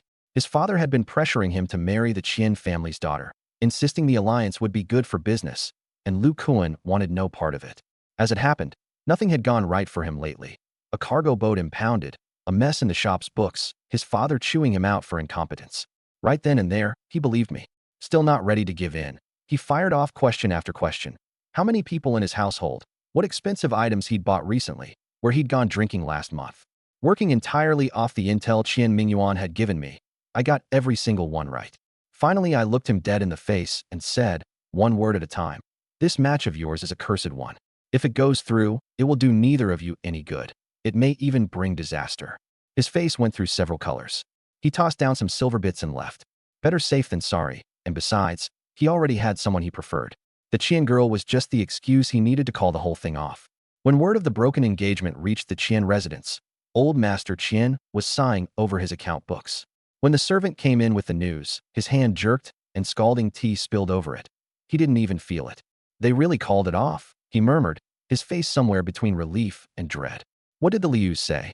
They said young Master Lu's had nothing but bad luck lately, so he consulted a master, who said his birth signs clash with our young ladies, that forcing the match would harm the fortunes of both houses. The letter of withdrawal has arrived. They've returned the betrothal card too. Old Master Qian sat there stunned for a long while, then let out a long sigh. No marriage alliance meant, most likely, no business deal either. In the inner courtyard. Translation. News travels even faster. Qian Yuru was leaning against the window, watching a maid trim the orchids, when the report came. Her heart jumped. Is it true? Absolutely certain. They even sent the betrothal card back. She stood there stunned for a moment, then suddenly rose and headed for the door. Her first few steps were unsteady, but they grew firmer with every stride. Miss, where are you? The maid hurried after her. I'm hungry. Tell the kitchen to make something. Keep it light, but I want meat in it. This illness had thinned her considerably, but now her eyes were bright and clear, and the faintest curve touched the corners of her mouth. When the food came out, she ate a full half-bowl more than usual and helped herself to several bites of the steamed sea base. The maid watched in astonished delight, secretly wiping her eyes. Miss is finally getting better. Qian Yuru sipped her soup slowly, thinking, that Lin Che really does know what he's doing. Meanwhile, I was sitting in Qian Mingyuan's little courtyard. Young Master Qian, 20 taels of gold, just like we agreed. No backing out now. Qian Mingyuan scratched his head, unable to keep the embarrassment off his face. He'd made a grand promise in a moment of desperation. How was he supposed to know I'd get it done this fast? He'd scraped together everything in his private stash and was still a long way short, so all he could do was rub his hands and force a laugh. Brother Lin, could you give me a few more days? Let me figure something out. Just then, footsteps sounded outside the courtyard gate. Qian Yuru came in with her maid, carrying a brocade box. Today she wore an apricot-colored dress, a plain silver pin in her hair. Her face was still pale, but her spirits were much improved. Sister, what are you doing here? Qian Mingyuan scrambled to his feet. She set the brocade box on the stone table and opened it. Inside, 10 ingots of gold were laid out in neat rows, gleaming yellow, almost dazzling. Beside it was a jewelry case holding a few pieces, a gold and jade dangling hairpin, jade earrings, a gem-inlaid silver bracelet, and several gold hairpins of decent quality. A person has to keep their word. Young Master Lin solved a big problem for me, so of course I owe him thanks. These 10 taels of gold are the payment Mingyuan promised. Pawn this jewelry, and it'll fetch another 10 taels of gold. Money can always be earned again. All I, Qian Yuru, have ever wanted is to marry a man who'll amount to something. And that Lu Kuan? He's beneath me. She said it so frankly that it made me see her in a whole new light. Thank you, miss. She raised her eyes, and in the instant they met mine, something stirred in me that I couldn't name. I was already calculating. Take this stuff to Old Hong, then sell it in the modern world. It'd go for a good price. I was still savoring the thought when a notification chimed inside the space. Host has been detected to have sold 500 bowls of beef soup. Unlock opportunity reward. I stopped short, glanced around, and thought, yes. Opportunity will trigger at random within the day. Host, stay alert. I decided to make a delivery to Spring Breeze Pavilion first. The madam had ordered another batch of aphrodisiacs. It was still early when I arrived. The place was dead quiet. Only a few old scrub women sweeping up. I slipped in through the side door like I'd done 100 times and was heading for the accounting room out back when I heard a commotion from the front hall. I really can't go any higher. Look at this girl, skinny as a bundle of kindling, not 2 ounces of meat on her face. Do you know how much grain it'll take to fatten her up? Have a heart, ma'am. Throw in a little more. She may be thin, but she's a hard worker. Just look at that figure. A man's oily voice. I peeked around the folding screen. In the front hall, the madam stood with her hands on her hips, facing a couple in their 40s who were laying on the fawning smiles. Behind them, a girl was looking around at everything. 16 or 17, maybe, in a patched gray cloth dress, her hair dry and yellowed and tangled, her face smudged with dirt. You couldn't make out her features. The madam stepped up, gripped the girl's chin to force her head up, and rubbed roughly at her face a couple of times with a handkerchief. The dust came away, revealing a delicate face, long, slender eyes, and a straight, upturned nose. The madam let go and mused. Cleans up decent enough. 3 taels of silver, not a copper more. I've still got to teach her manners and train her in the arts. Who knows if she's even worth the trouble? The couple started to argue again. And right then, the notification sounded in my head. Opportunity triggered, 7 steps ahead, the female wearing gray dot. I froze, my eyes landing on the girl. Gray cloth dress. Exactly 7 steps away. This was the opportunity? I looked her over carefully. Frail. A poor family selling off their daughter. Nothing unusual about that. But the space had never been wrong before. Every reward so far had been the real deal. Still muttering to myself, I found my feet already carrying me forward. I walked up and cut the couple off. What's all the shouting about? Seeing it was me, the madam's expression softened. Young Master Lin, you're here? Ah, just haggling over a bit of small business. These two want to sell their daughter. She looks clean enough to me, so we're discussing the price. The couple noted my ordinary clothes, but also how politely the madam treated me. Their eyes darted, and the man immediately sidled up. Take a look, young sir. My girl here knows her place. She can do any kind of work, and she's still a maiden. I ignored him and spoke only to the madam. If you haven't settled on it yet, why not let me have her? The hall went quiet. The madam looked surprised. Young Master Lin wants to buy a servant girl? Short-handed at home. I made something up without batting an eye. Exactly. I've been looking for someone quick on their feet to help out. This girl looks honest enough. The girls in your house are precious commodities. Teaching her all the etiquette would be a waste of your time. Why not do a good deed? The madam's mind worked fast. She covered her mouth and laughed. You're right, young Master Lin. 1 more or less makes no difference to us. Since you've asked. She turned to the couple. 3 taels of silver. Yes or no? If no, take her and go. The couple exchanged a glance. 3.5, and she's yours. I'd just come into a big pile of money and couldn't be bothered to haggle. I handed over 3.5 taels and sent them on their way. The girl watched them leave without the slightest reaction, no sadness at all. Instead, she rubbed her stomach. I'm hungry. I want something to eat. The madam was about to give her a scolding, but I waved her off.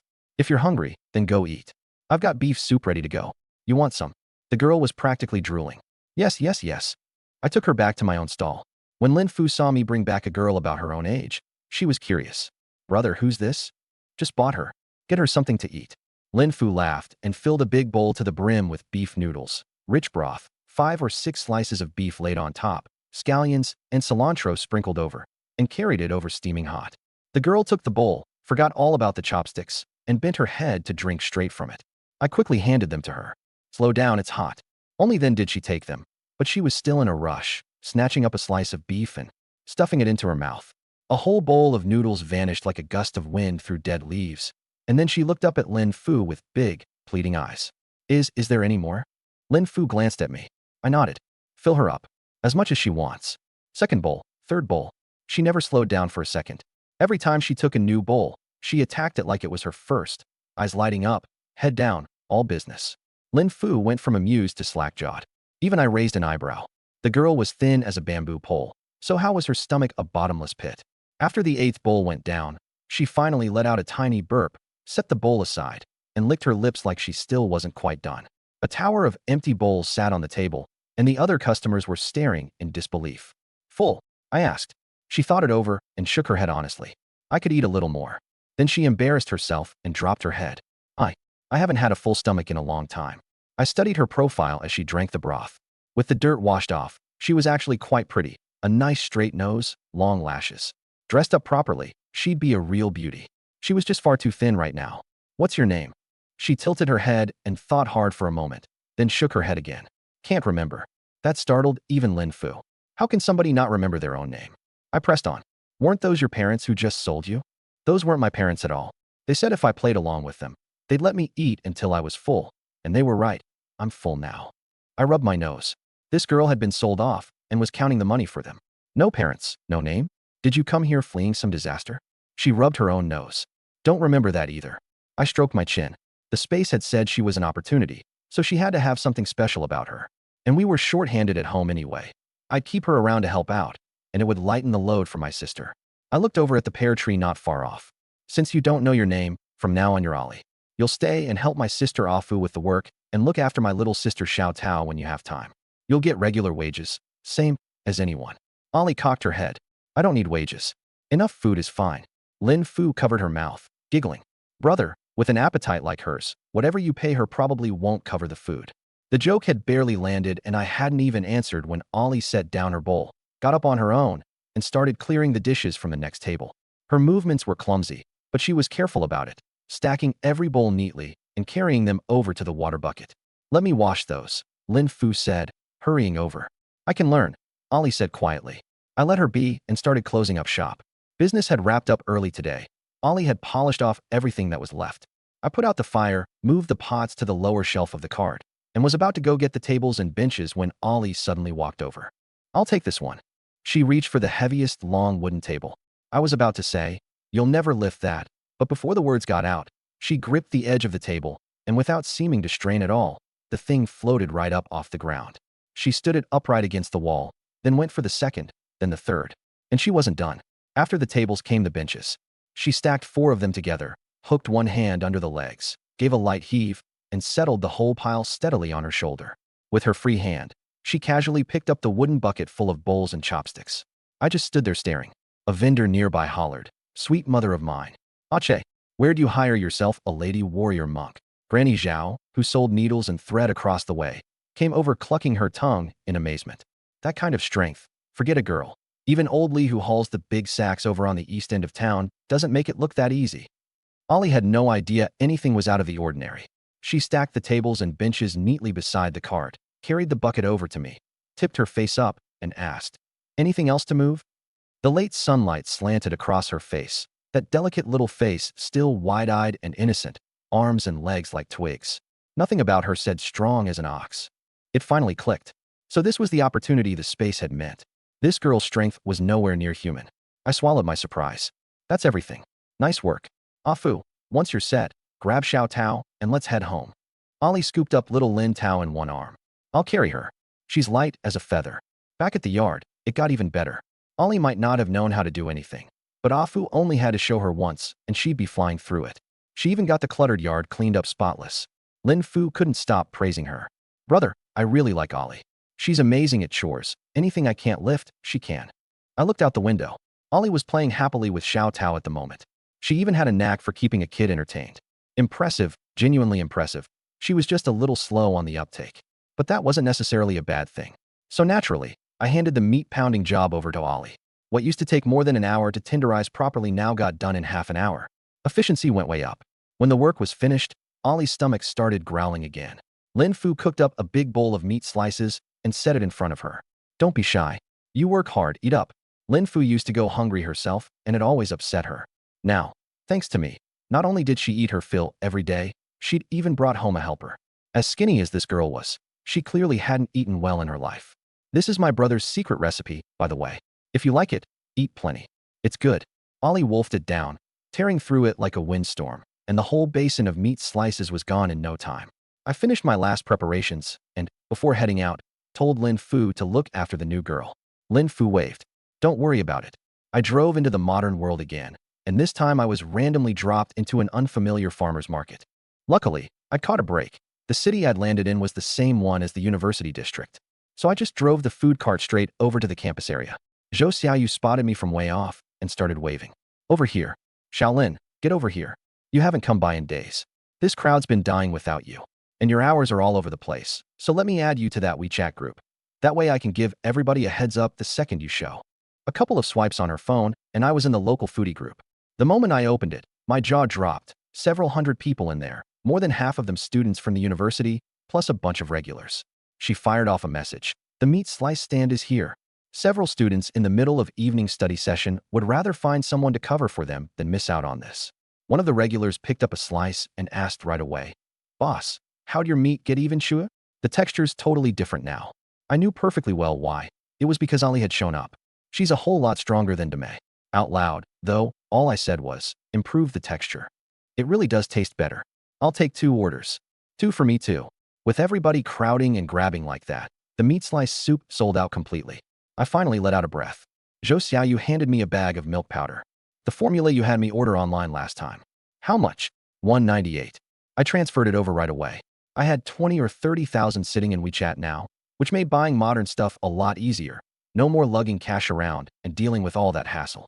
"Got it. Thanks. I'm the one who should be thanking you." She kept packing up her stall as she talked. "Ever since you set up here, I've been selling way more flatbread. Plenty of people can't get through your line, so they come grab something from me first to tide them over." Right as she was saying that, the group chat blew up again. "Boss, you coming tomorrow? I missed out today, sob sob sob." "Same question. Could you give us a heads up in advance?" "At Shaolin, boss, ever thought about opening an actual shop? We'll crowdfund it." I stared at the screen, an idea already taking shape, and typed back, "Tomorrow, 5 p.m., same spot." Then I put my phone away and started packing up. I planned to close early today and make a trip over to Old Hans myself. Let him get a look at the good stuff I had on me.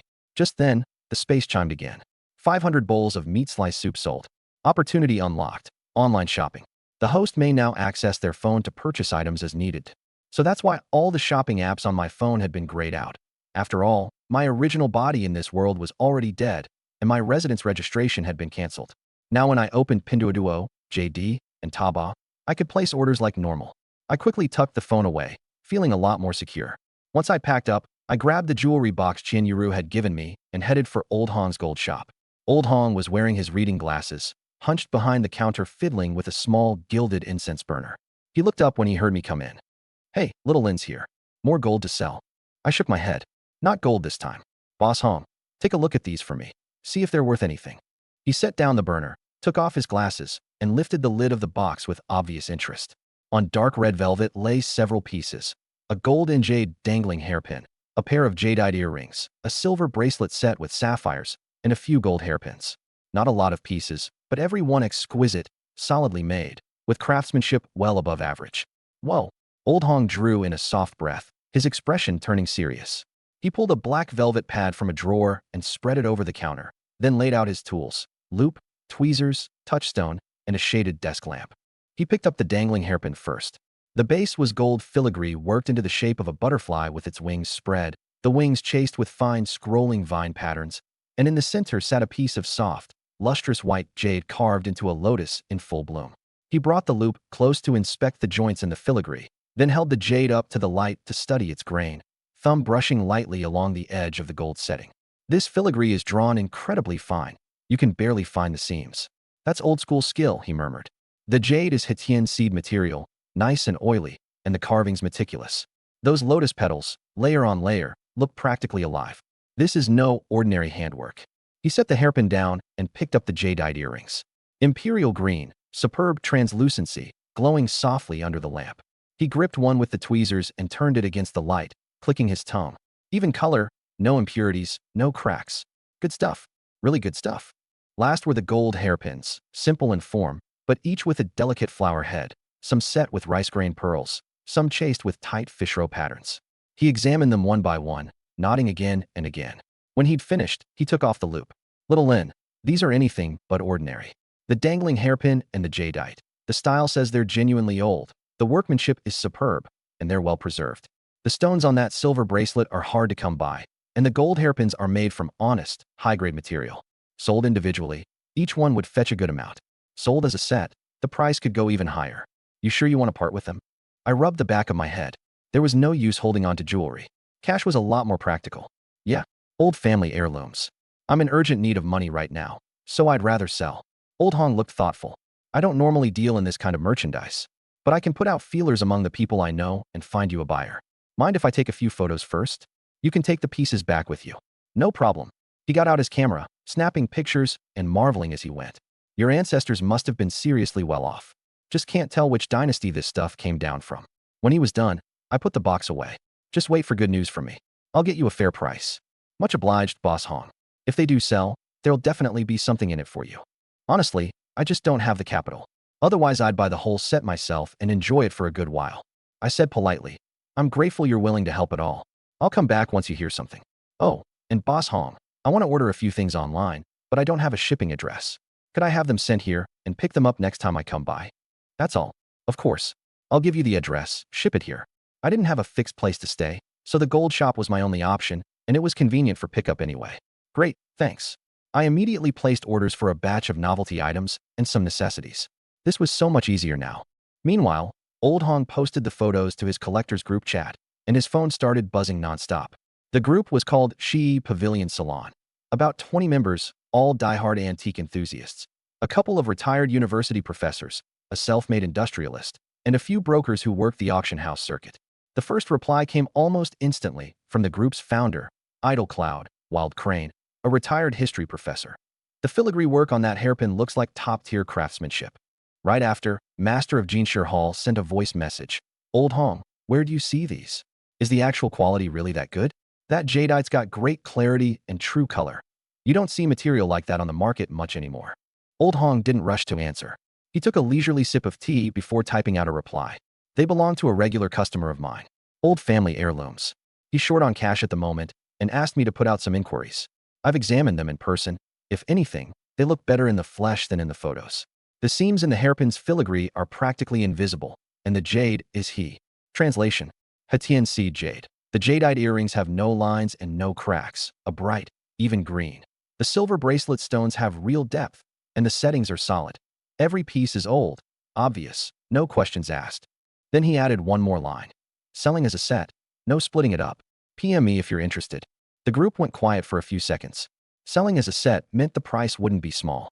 But it wasn't long before a few of the deeper-pocketed collectors surfaced. Idle Cloud, Wild Crane, was the first to PM him. Hong, a set like that has to be 150 grand, minimum. Old Hong replied, more than that. They're good pieces, no question. But my son just bought a house. I don't have much cash lying around right now. The owner of Jinshir Hall messaged too. Boss Hong, we've known each other how many years now? When you get something good, you've got to think of your brother first. Any chance of a friend's price? Plenty of people were asking. Old Hong figured he'd set a time and have me come over so everyone could look the set over together. The number he had in his head was somewhere around 300,000. By the time I got back, it was already dark, and I'd picked up some pastries on the way. Lin Fu ate her sponge cake in dainty little bites. Ailey, on the other hand, grabbed one in each hand and dug right in, not standing on ceremony at all. Lin Fu was still singing her praises. Ailey was amazing today. She did most of the heavy work around the house. She even got the roof fixed. Then you two definitely deserve a reward. I pulled out 2 cups of milk tea. Ailey had never had it before, and at first she eyed it with pure suspicion. Then she took one sip, and her whole face melted into bliss. She grinned. It's good. There's just not enough of it. The next morning, the sky was barely gray when my stall was already set up in its usual spot. The mist hadn't lifted yet. The broth bubbled away in the pot. White steam and the smell of meat curling up into the cold, quiet street. Lin Fu also got her first cut of what everyone had turned in. Over 600 copper coins altogether. She was beside herself. Brother, that's so much money. From now on, that's your own little treasury. Buy whatever you want. Really? Can I? She glanced at the worn clothes Ailey was wearing. I want to buy Ailey a new outfit. It's your money. Spend it however you like. The morning market slowly came alive. Porters rushing to work, women out buying vegetables, kids on their way to school. Before long, there was a ring of regulars crowded around the stall. Hey, that broth smells even better today. 1 bowl, extra chili. Miss A Fu, save me 2 bowls. Lin Fu answered them all in that bright, clear voice of hers, hands never stopping. Ailey handled clearing bowls and wiping tables. Strong as she was, she could carry 5 or 6 bowls in one hand and walk perfectly steady, which had the customers waiting for seats clicking their tongues in amazement. It wasn't until the sun was high that the crowd finally thinned out. Then, suddenly, hoofbeats, coming closer. I looked up. 3 constables in black uniforms came riding lazily down the street. The one in front was a burly man with a full beard, a blade at his hip, eyes sweeping over the market with an impatient, mean edge to them. The 2 younger ones behind him were looking around too. One glance, and you knew they hadn't come to eat. A few of the vendors along the street saw them and immediately shrank down, heads low, pretending to be busy. The 3 of them reined in right in front of my stall. The bearded one swung down, his leather boot hitting the flagstone with a sharp clack. He walked up to the stove, leaned over to peer into the pot, and gave a sniff. Huh, smells pretty good. I set down my knife, wiped my hands, and stepped forward with a bow. "Morning, officer. Care for a bowl of sliced meat to warm you up?" He looked at me sideways. "You the owner?" "That's right. Name? How long have you been set up here?" he asked while strolling over to a table and picking up an empty bowl, weighing it in his hand. "Lin Che, sir. Been here a little over a month." I kept my tone respectful and shot Lin Fu and Alia a look to keep quiet. "A month, huh?" He snorted. "You know the rules on this street. You set up here. You pay the street cleanliness fee. You paid it." I knew exactly what this was, a shakedown. The neighbors had told me all about it. These constables came around every few days to skim a little off the top, and if you didn't pay, they'd find a reason to make trouble. A fine if you were lucky, your whole stall flipped over if you weren't. "Officer, this fee, how much would it be?" My tone stayed level. He held up 3 fingers. 300 a month. Your stall's on the big side, so add another 100, 400. And since this is the first I'm seeing you, you owe for last month too. 800 copper. Cash now. 800 copper. That was nearly 2 or 3 days net profit. Ailey had been wiping a table. Her hand stopped dead, and she lifted her eyes and locked them on the constables like she was about to launch herself at them. Right at that razor's edge moment, a voice came from off to the side. "Well, if it isn't young Lin, so this is where your stall is. I've been hunting all over for you." Zhao Biao, the one in charge, was about to blow up. Then he turned his head, and the menace on his face froze solid. It flipped straight into a smile, and he clasped his hands in greeting. "Ah, Mr. Chun, what brings a man like you down to the market?" The newcomer was Chun Huaixian, in a somewhat worn blue cotton robe, a cloth bag of herbs in one hand, strolling over at an unhurried pace. He had a lean, spare face, gray already showing at his temples, but he carried himself straight, and there was a warm, scholarly uprightness in his eyes. Plain as his clothes were, the moment he stood there, he had a presence you couldn't ignore. He gave Zhao Biao a small nod, greeting enough, then turned to me with a genuine smile. "Young Lin, I had that soup of yours a few days back, and I've been thinking about it ever since. I came to the market for medicine today, and I remembered you'd said you had a stall nearby, so I came looking. Quite the crowd you've got here." He said it easily, the familiarity plain in his voice. Zhao Biao, listening, was calculating fast. He knew Chen Huaixian's name. The family had produced imperial exam laureates generations back. The man himself might be down on his luck, but behind him stood a large and powerful clan, and he was on friendly terms with several of the magistrates at the county office. No ordinary constable would dare offend him lightly. "So Mr. Chun knows this young man?" Chun Huaixian stroked his beard. "I do. Is Constable Zhao in the middle of something?" Zhao Biao laughed dryly. "Just doing my job, sir, just doing my job.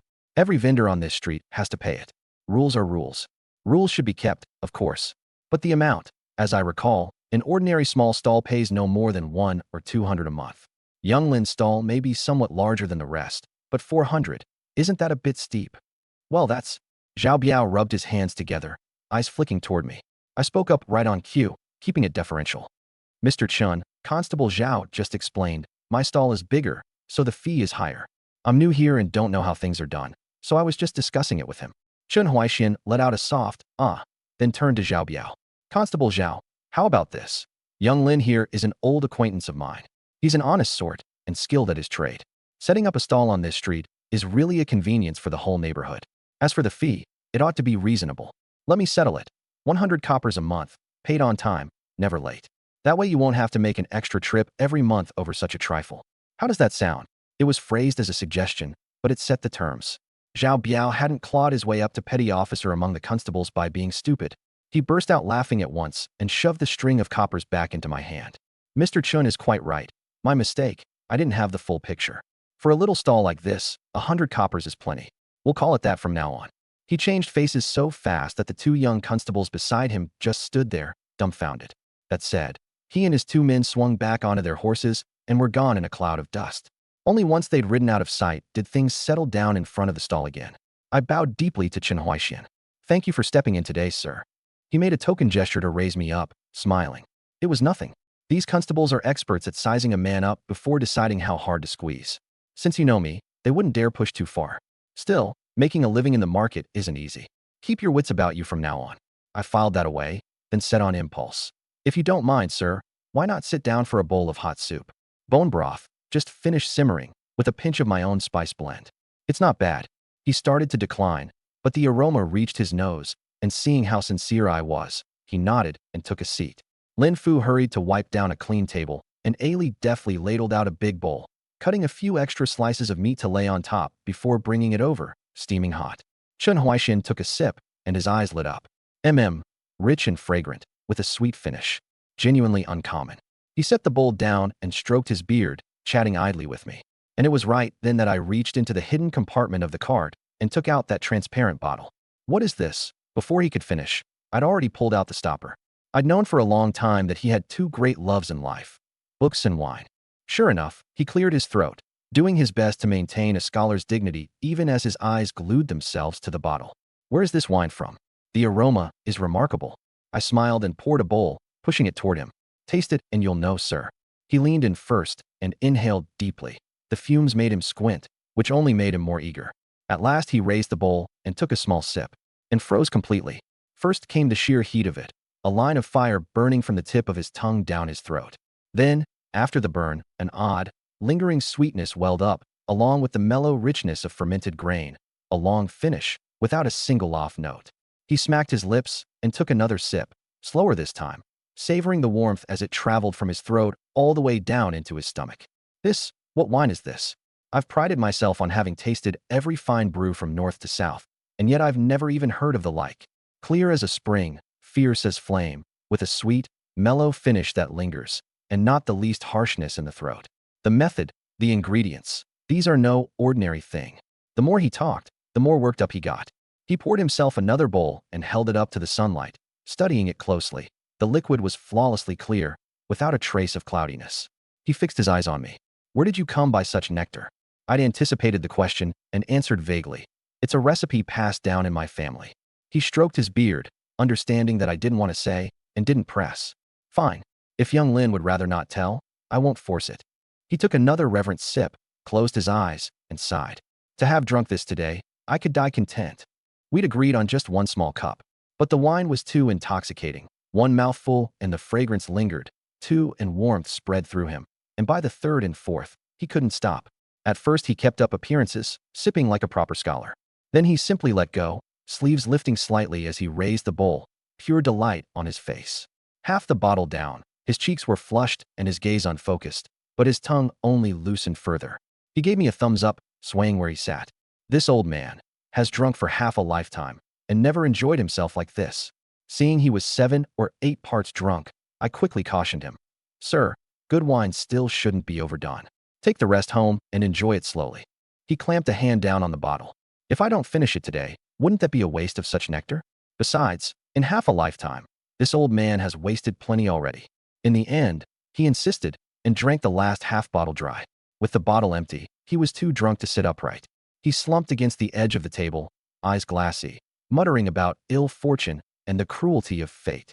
I knew he'd never make it home on his own. We were closing up anyway, so we took him together. Ailey simply hoisted him up by one arm, and he plopped down onto the donkey cart in a daze. On the way back, as we crossed a bridge, he suddenly began reciting poetry in broken fragments. 10 years in the capital in a scholar's blue robe. The dream of jade halls and golden steeds long deferred. The sword hums in its case through autumn's rainy nights.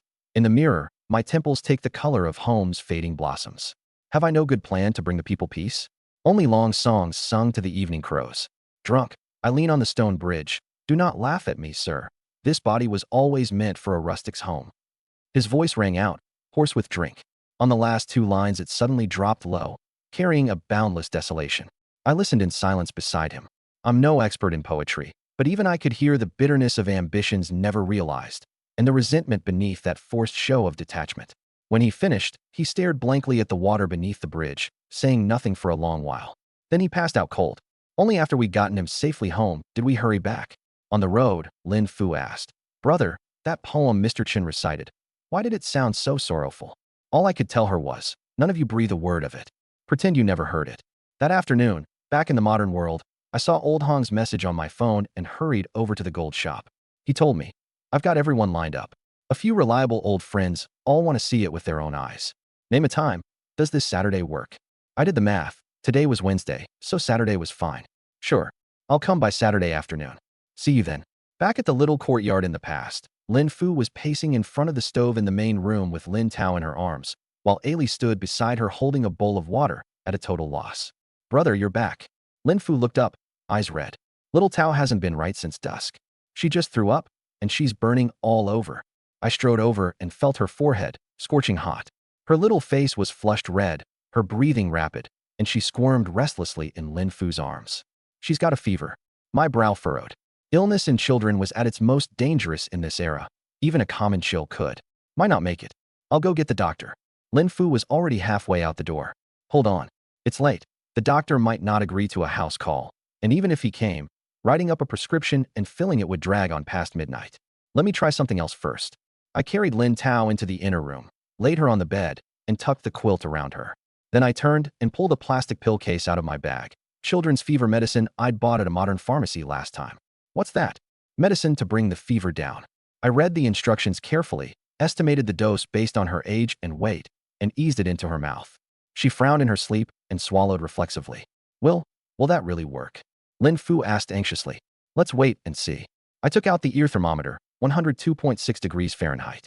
Combined with her symptoms, it was probably a stomach flu. I dug out a box of children's cold medicine and got that down her too. Then had Lin Fu bring a basin of warm water. I used a damp cloth to gently wipe her forehead, neck, palms, and the soles of her feet, cooling her down the old-fashioned way. Time crawled by.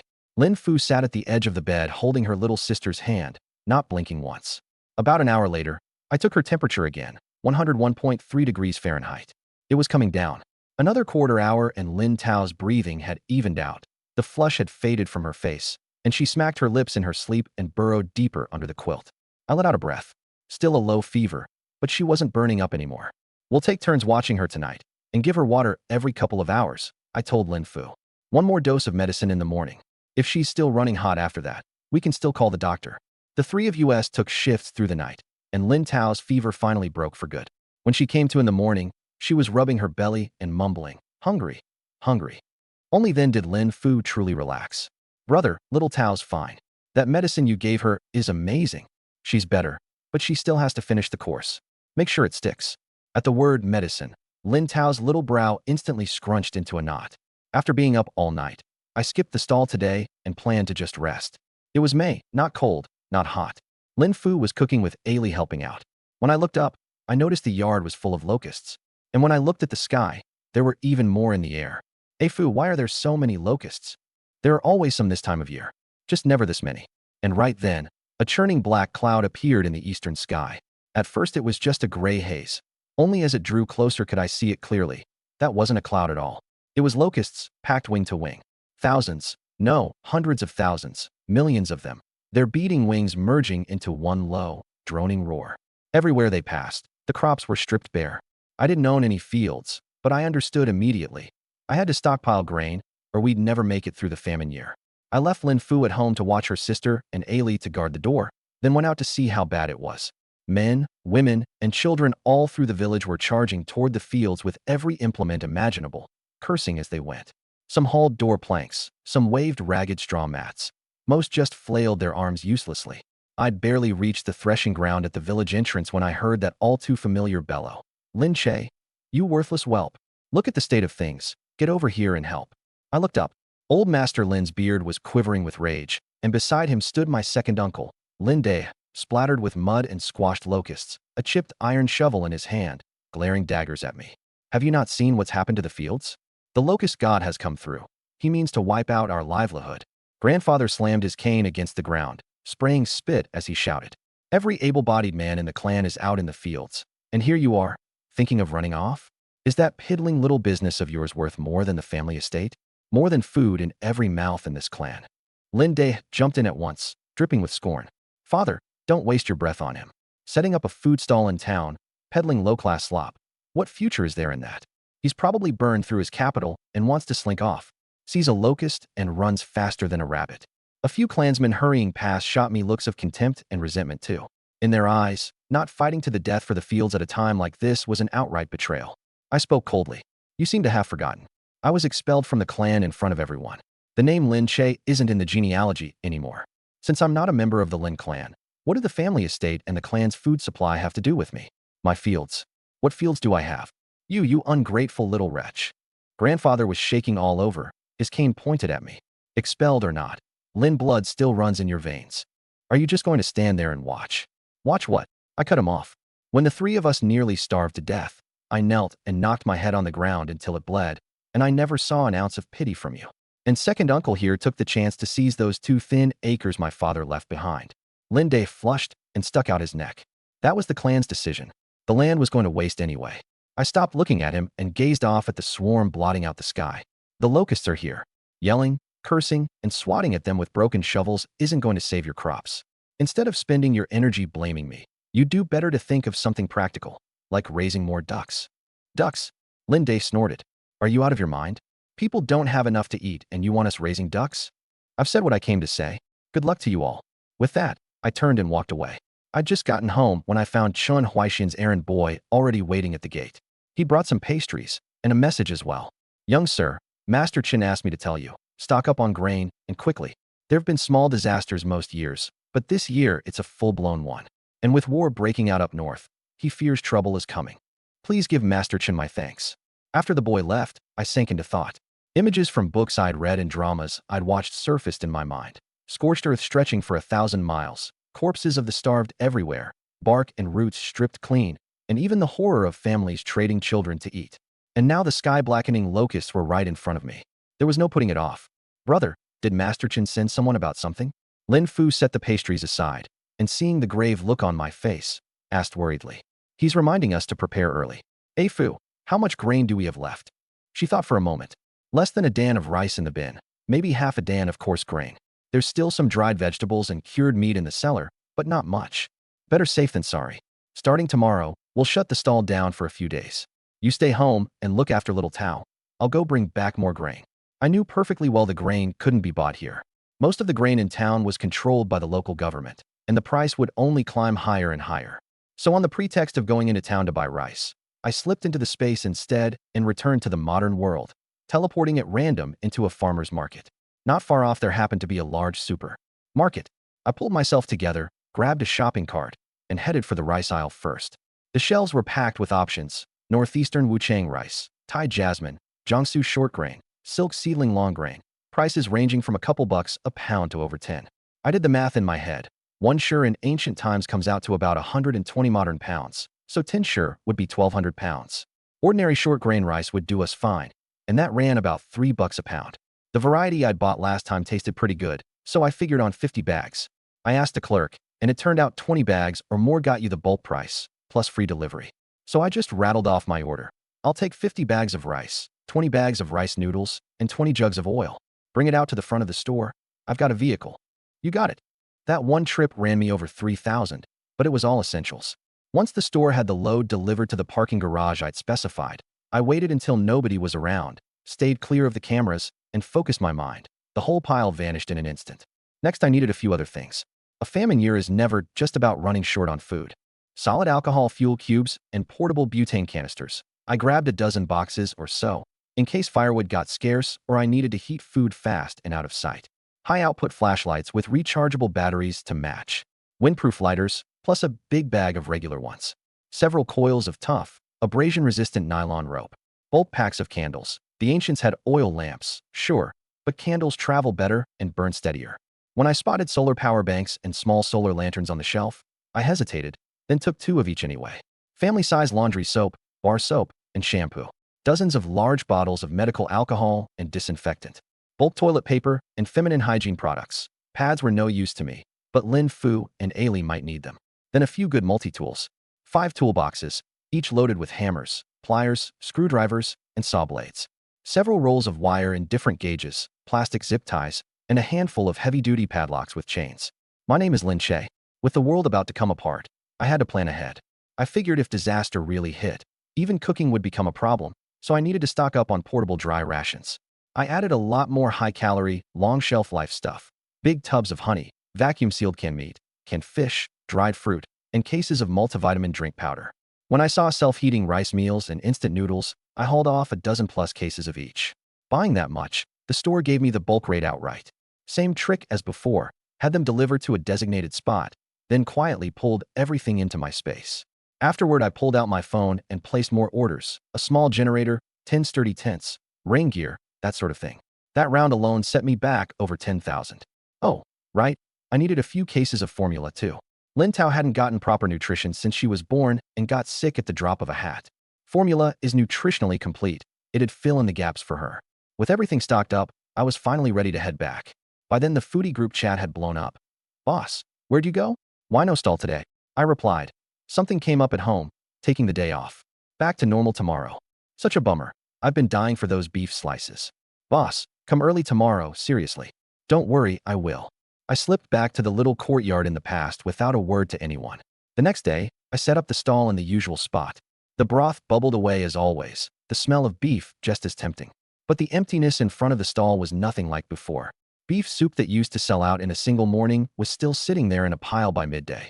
A few regulars hurried over now and then, but only to get it to go, murmuring that they had things to deal with at home and couldn't stay. The whole street had a scorched, stifled feeling to it. Pedestrians walked fast, everyone frowning, and every whispered conversation was thick with panic. You hear? Trouble's broken out up north, the Red Eyebrow Army, or whatever they're called. More people joining every day.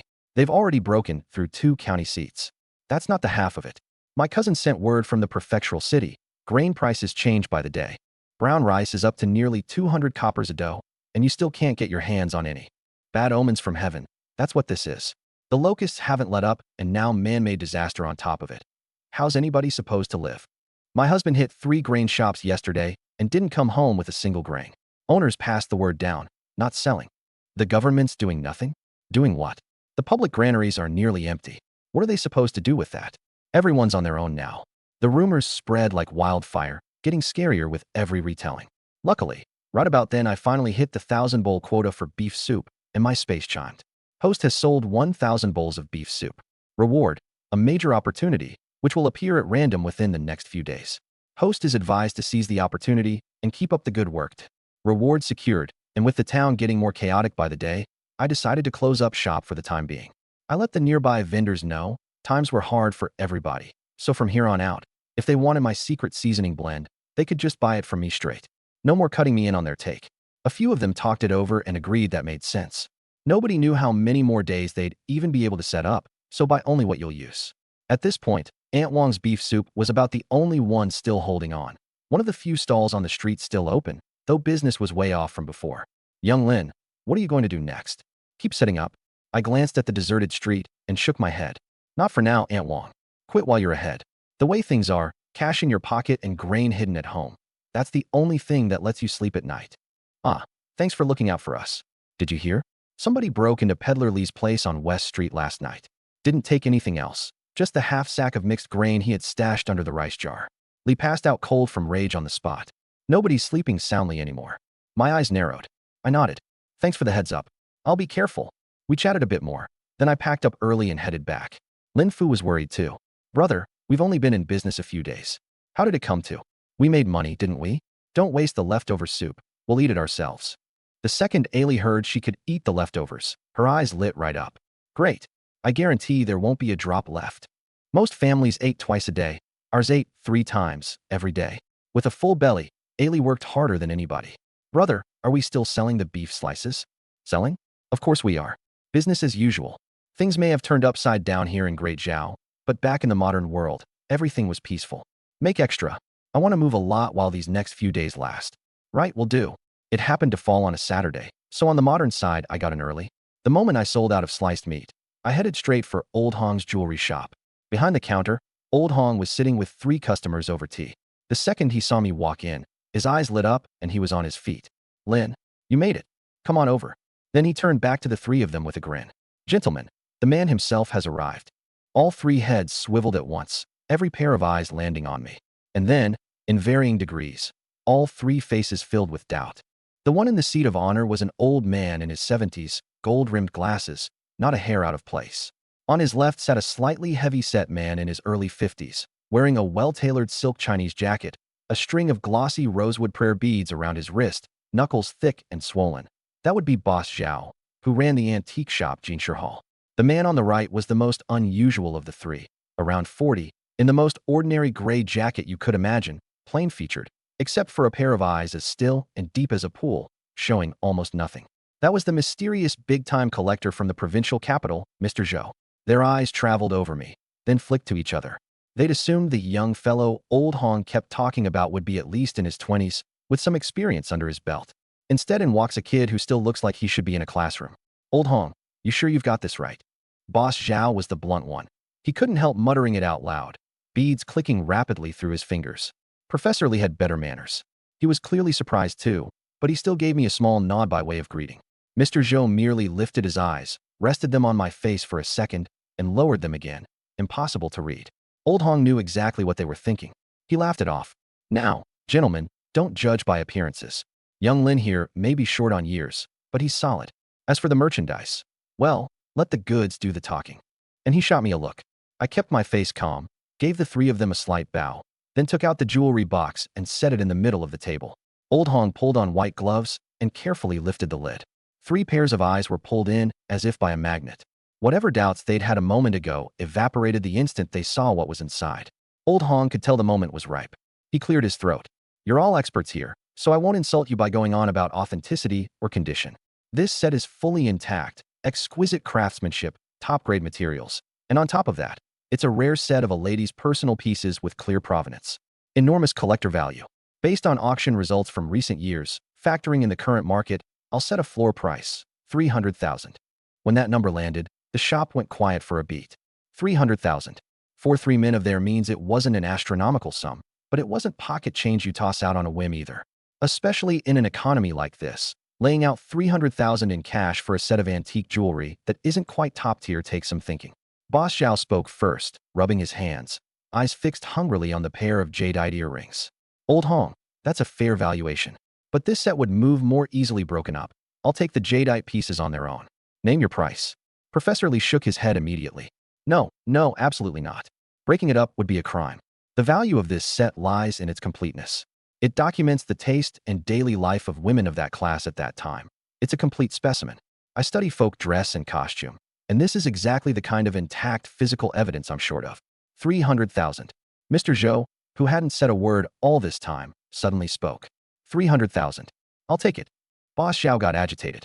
Hey now, Mr. Zhou, there's such a thing as first come, first served. I was in the middle of negotiating with Old Hong. 300,000, was it? I'll go 310. Professor Lee adjusted his glasses. His tone was mild, but he didn't budge an inch. Zhao, you're doing business. I'm doing research. Besides, I never said I was out. 320. 330. Boss Zhao refused to yield an inch. Mr. Zhou, Professor Lee, one of you researches, the other collects. I run a shop. If it comes to me, more people get to see it. That's a public service too, isn't it? Mr. Zhou didn't even raise his eyelids. 350. A 20,000 jump in one breath. Boss Zhao choked on his words, his face going red. Professor Lee frowned too. The price was closing in on his limit. Old Hong stood off to the side beaming, but he didn't say a word, just quietly refilled everyone's tea. This was exactly the effect he'd been after. Boss Zhao clenched his jaw, looked at the jadeite, then looked at Mr. Zhou's air of detached certainty, and finally sank back into his chair, defeated. Fine, you two fight it out, he grumbled. But those jadeite earrings, I really did love them. Professor Lee was silent for a long moment, then shook his head with a wry smile. A gentleman doesn't take what another man's heart is set on. Since Mr. Zhou is determined, I'll step aside. I only ask that if I ever need it for research, Mr. Zhou might accommodate me. At that, Mr. Zhou gave a small nod. Of course. And it was settled. 350,000. Honestly, I never expected the set to go that high. It was way past what I'd hoped for. Lin, what do you say? Old Hong looked over at me. I nodded. Let's go with Mr. Zhou. Old Hong immediately produced a standard contract he'd prepared in advance. Everything laid out plainly. The item, the price, terms of payment, the obligations of both parties. I read it through carefully, confirmed it was all in order, and signed. Mr. Zhou signed without hesitation. A moment later, my phone buzzed. Mr. Zhou transferred the money to my WeChat in several installments. Deal done. He seemed pleased. He nodded to me and said politely, I hope we'll have the chance to work together again. Professor Lee was even more gracious. He exchanged contact information with me and told me that if I ever came across more old pieces of folk or historical interest, I was to let him know without fail. Once the 3 collectors were out the door, it was just me and Old Hong in the shop. Old Hong rubbed his hands together, practically glowing. Lin, now that's what I call an auspicious start.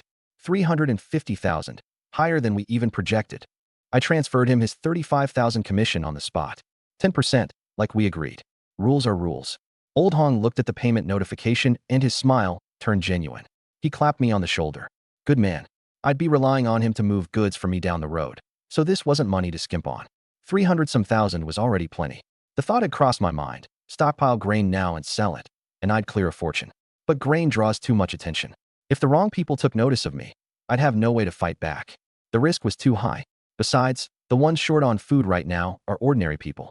Selling to them at a markup wouldn't sit right with my conscience.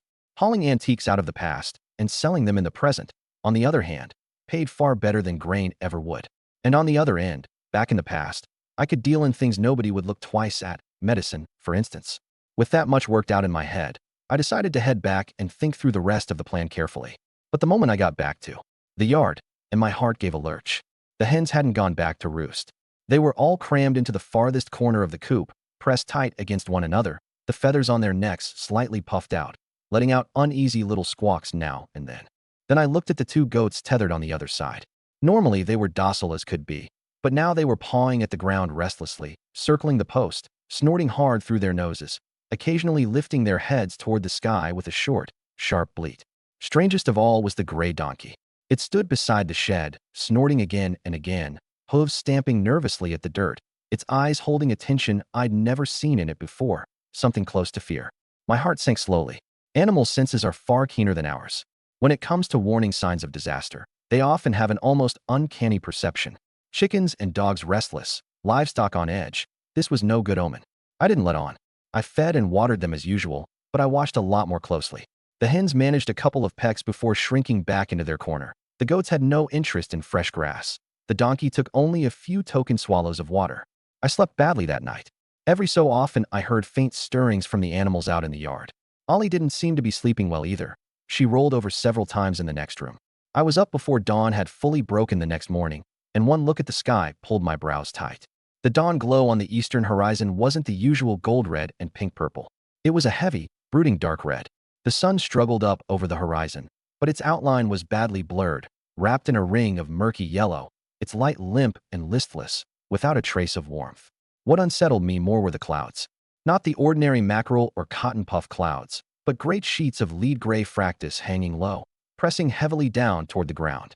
Higher up was a layer of milky white cloud, laid out in parallel bands, spanning the whole sky. And between the two layers ran wisps of dark red cirrus, twisting through in threads. But the people of Lynn Village were still fretting over the locust plague. Not one of them had noticed any of this. I hurried to call the family outside. Afu, look at this sky. Something's wrong. We need to prepare now. Lynn Village sits low. It isn't safe. Pack up. Quick. We're getting out of here. Remembering that Chun Huaxian's villa wasn't far from the lake, I decided to run over and warn him myself. If a downpour brought floods, the low ground by the lake would take the first hit. And even if it was an earthquake, being right on the water was more dangerous. Mr. Chun had gone out of his way to guide me. Whatever it took, I had to let him know about these signs. Afu Ali, keep packing, get it all done before I'm back. Or the door. Until I'm home, don't open it for anyone. With that, I strode out the gate. Luckily, Mr. Chen's place wasn't far. I jogged the whole way, swallowed my panting, and lifted my hand to knock the door ring. Fu Bo, the houseboy, had barely pulled the door open a crack when I spotted Chun Huaxian standing in the middle of the courtyard, hands clasped behind his back, head tipped up at the sky. His brows were knit tight, and he was stroking his graying beard. Master, young Master Lin is here, Fu Bo reported quietly. Chun Huaxian slowly drew his gaze down and turned toward me at the gate. So you've come, young friend Lin. Is it about the sky? I strode into the courtyard, skipping the pleasantries entirely. Mr. Chun, look at that sky, layer upon layer of cloud, the color going red, a fishy tang on the wind. Even my livestock are agitated. These are the signs of a great disaster. I'm afraid there'll be an earthquake or torrential rain. Your house is right by the lake and on low ground. It's far too dangerous. Come with me to higher, open ground, quickly. Chun Huaxian heard me out in silence, then nodded slowly. To my surprise, a flicker of gratification crossed his face. What you say, young friend Lin, agrees exactly with what I've been fearing, he said. The Book of the Celestial Offices records that when cloud vapors turn red-yellow and the wind is rank and stifling, it portends not merely heavy rain, but a disturbance of the Earth's energies as well. The lakeshore is indeed no place to be. I was about to have Fu Bo pack our things and take shelter at a friend's stone tower in the city. I never expected you'd disregard your own safety and come to warn me. I'll not forget this kindness. He wasted no more time, turning to instruct Fu Bo. Take only the manuscripts, the seals, and the rosewood case. Abandon everything else. Move quickly. Yes, sir. Fu Bo hurried off. Chun Huaxian looked back at me, his gaze earnest. Since you saw the omens, no doubt you've made arrangements at home. But the will of heaven is unpredictable. The stone tower I'm going to sit on high ground inside the city, thick walls, solid foundations. If you don't object, bring your sisters and come with us. There are spare rooms. I've been worrying about exactly that. Where to hide? Go back to the modern world? I considered it, but that would mean leaving my two sisters behind. Out of the question. Shen Huaxian's offer was precisely what I needed. That would be wonderful. Thank you, sir. There's no time to lose. Go fetch them at once. We'll meet in Ping'an town in half an hour and go to the Jishan Hall stone tower together. Shen Huaxian said decisively. I clasped my hands in farewell, turned, and ran home as fast as my legs would carry me. Afu Ali, hurry. Load everything essential onto the donkey cart. We're leaving right now for the shelter Mr. Chen arranged. I spoke fast, already untying the gray donkey's reins as I did. My sisters saw a gravity in my face they'd never seen before, glanced up at that skin-crawling sky, and asked nothing at all. They moved. The three of us worked in perfect sync. Ollie was the strong one, so she hauled the heaviest rice sacks and the water buckets. Lin Fu was thorough, so she quickly bundled up the medicine, little Tao's clothes, dry rations, and the fire starter. I gathered the important tools and the silver, and quietly slipped a few key items I'd brought from the modern world into my space.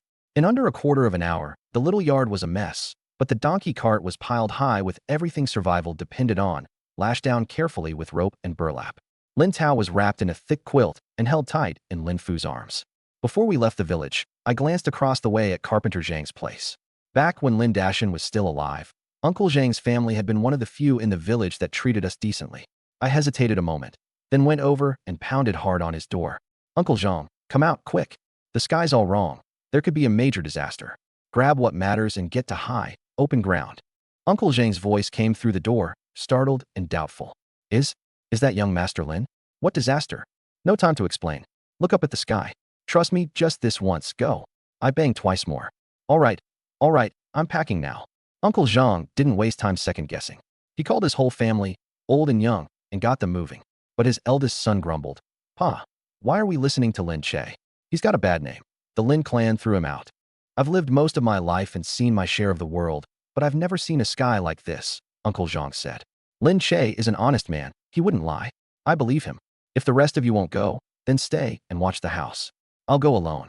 His eldest son gave in. How could we let you go by yourself? We're all going. Uncle Zhang packed up everything valuable and essential he could carry. A few neighbors saw the commotion and came over to ask what was going on. He kept it short, strange signs in the sky. Saving your own life is what matters, don't gamble on it. A few of the more timid families thought it over, decided he had a point, and made up their minds to go along too. When old Master Lin saw people leaving the village, he snorted. A pack of cowardly old fools. Lin Dei was a little uneasy. Pa, aren't we going? Going where? They'll all come crawling back sooner or later. So the weather turns. What's it going to do? Drown the whole Lin family village. Lin Dei scratched his head. You're right, Pa? I was worrying over nothing. Waste of energy. In Ping'an town, Chen Huaxian was already waiting with Uncle Fu, 2 simple bundles packed. The moment he saw my family arrive, he didn't waste words. Let's go. He signaled the driver to move out. The stone building of the Jishan Hall stood on a gentle slope on the west side of town, 3 stories of brick and stone, owned by a friend of Chen Huaxian's who dealt in medicinal herbs. It was far sturdier than the earthen timber houses around it. The owner had gotten word ahead of time and cleared out several empty rooms. When we arrived, he hurried us inside. We had barely finished hauling our essentials in and getting settled when the rain came down outside in sheets. Chen Huaxian and I stood at the window of a second-floor guest room, looking out at that churning, violent world of water. This was far beyond any ordinary downpour. Chen Huaxian's voice was low, nearly swallowed by the noise of the rain. Judging by how those clouds are stacking up and how saturated the air is, I'm afraid this won't blow over in a day or two. I nodded. I didn't know the old meteorological terms, but basic modern knowledge told me this much. Rainfall on this scale, starting like this, usually meant sustained heavy rain, or something worse. You're right, sir. We'd better be ready to be stuck here for days. Maybe longer. Just then shopkeeper's son, the herb merchant, called up warmly from downstairs. Brother Chun, young Master Lin, everyone, we've got some plain food ready. Come down and eat. This rain isn't stopping anytime soon, so let's get some food in our bellies first. Shopkeeper's son was a bit past 50, well-fed and prosperous looking, with a kind face and shrewd eyes. Even with the fear of the disaster showing plainly on his face, he still played the perfect host. His Jishan Hall was a shop in front with living quarters behind. The stone building was used mainly for storage and to house his family, so there was plenty of room. Everyone came down to the ground floor hall and gathered around the big round table. On it were a few vegetable dishes, cured meat, steamed buns, and hot porridge. Nothing lavish, but precious enough at a time like this. Sun's wife and 2 shop hands bustled around serving. Shopkeeper's son poured Chun Huaishan a cup of coarse tea and said with feeling, "Brother Chun, if you hadn't spoken up for me back then and saved me from that false charge, my family would have been ruined and I'd have been finished. I've never dared forget it.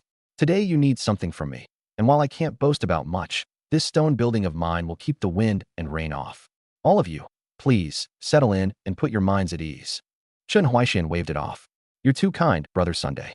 It was nothing, the least anyone could do. It's we who are imposing on you today, causing you all this trouble. Brother Chun, don't even say such a thing." Shopkeeper's son said quickly, then looked over at my family. "And this young Master Lin, is he a nephew of yours? A fine-looking young man indeed. Thinking of his family's safety even in a crisis, that's rare." I offered a few modest words.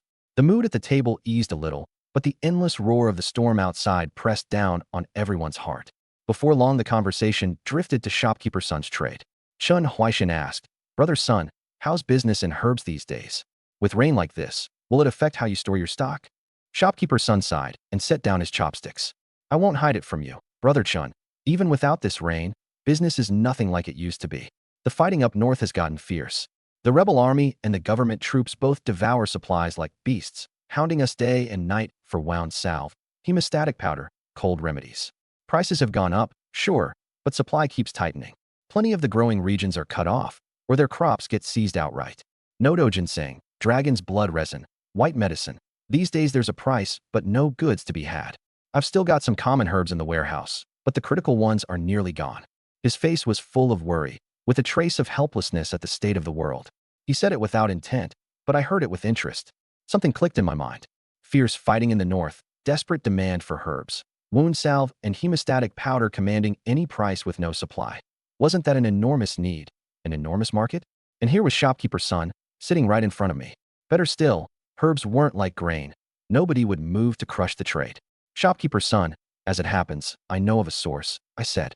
"I met an herb dealer a while back. He's got plenty of goods, just no channels to sell them." Shopkeeper's son's eyes lit up instantly. "Truly? You have such a connection, young Master Lin? What sort of herbs does this dealer carry mainly? What quality, what age? If it's the hard-to-get things, wound and hemostatic medicines, anti-inflammatories, antidotes, that would be like coals in winter. The price is absolutely negotiable."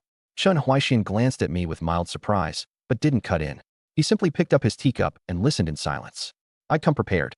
"Shopkeeper's son, I'll be straight with you. This dealer is an odd sort, very secretive in how he does things.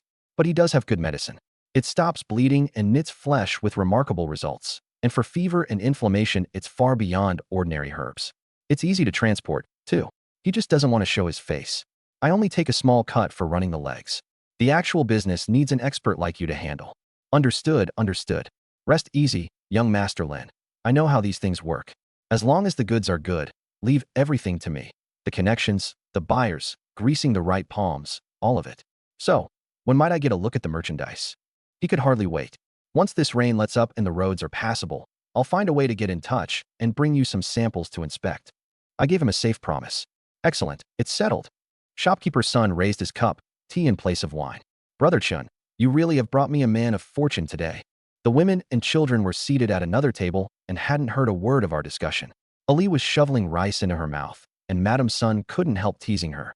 "This girl can certainly eat." Lin Fu quickly nudged Ali's arm and murmured, "Not so much. We're guests in someone's home." Only then did Ali reluctantly set down her bowl and chopsticks, patting her stomach. It's fine, it's fine. Say what you like about the rest, but there's food enough. Eat up." Madame Sun laughed. Crack, boom.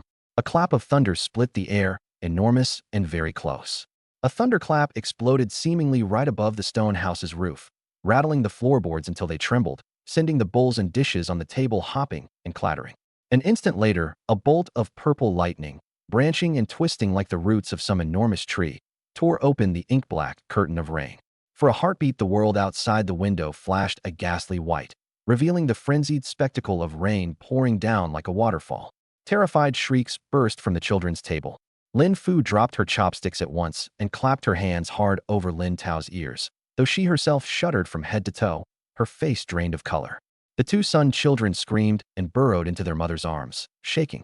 Ali stopped shoveling rice into her mouth and looked warily up toward the window, one cheek still bulging with a mouthful of food. Madam Sun held her children tight and forced a calm voice. It's all right, it's all right. Grandpa Thunder is just angry. It'll pass in a little while. But the lightning was only the beginning. One peal of thunder after another rolled and cracked without pause, and lightning writhed like silver snakes, lashing wildly at the pitch-black sky.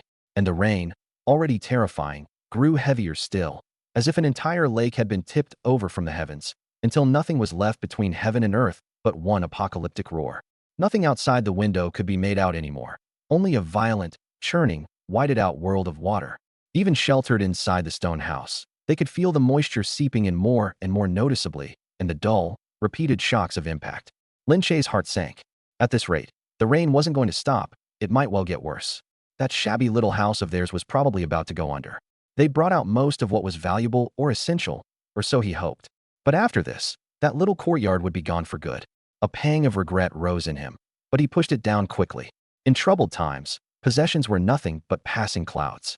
If people came through safe, that alone was a blessing. Meanwhile, Uncle Zhang and his family had pushed through the rain to a stretch of high ground and taken shelter in the temple there. His eldest son and daughter-in-law had grumbled the whole way, but once they arrived and the thunder began rolling in without pause, once the rain came down even harder, they didn't say another word. Before they'd set out, several other households in Lin family village had come along with them. It's over. This rain, everything we've built is finished. As long as we keep our lives. A house is just a house. After nightfall, the rain didn't let up, it redoubled. Back in Lin family village, things looked very different at Old Man Lin's house. The old man stood in the doorway of the main room, leaning on his cane, staring out at a courtyard that had turned into a stream and at the rain sheeting down over everything. His grizzled brows were knotted together and his face was dark, but there was still that stubborn set to it. What are you panicking for? He barked at Lin Day, who was circling the room in a frenzy. I've lived this many years. What kind of wind and rain haven't I seen? So it's heavy. You think it's going to wash the house away? Our ancestors lived here for generations. Our roots are here. The veins stood out on Lin Day's forehead. He was directing his son Lin Wenba and his wife to haul whatever grain and half-valuable belongings they could up to the loft, all while shouting back at his father. Pa, look at the water. It's nearly knee-deep in the yard.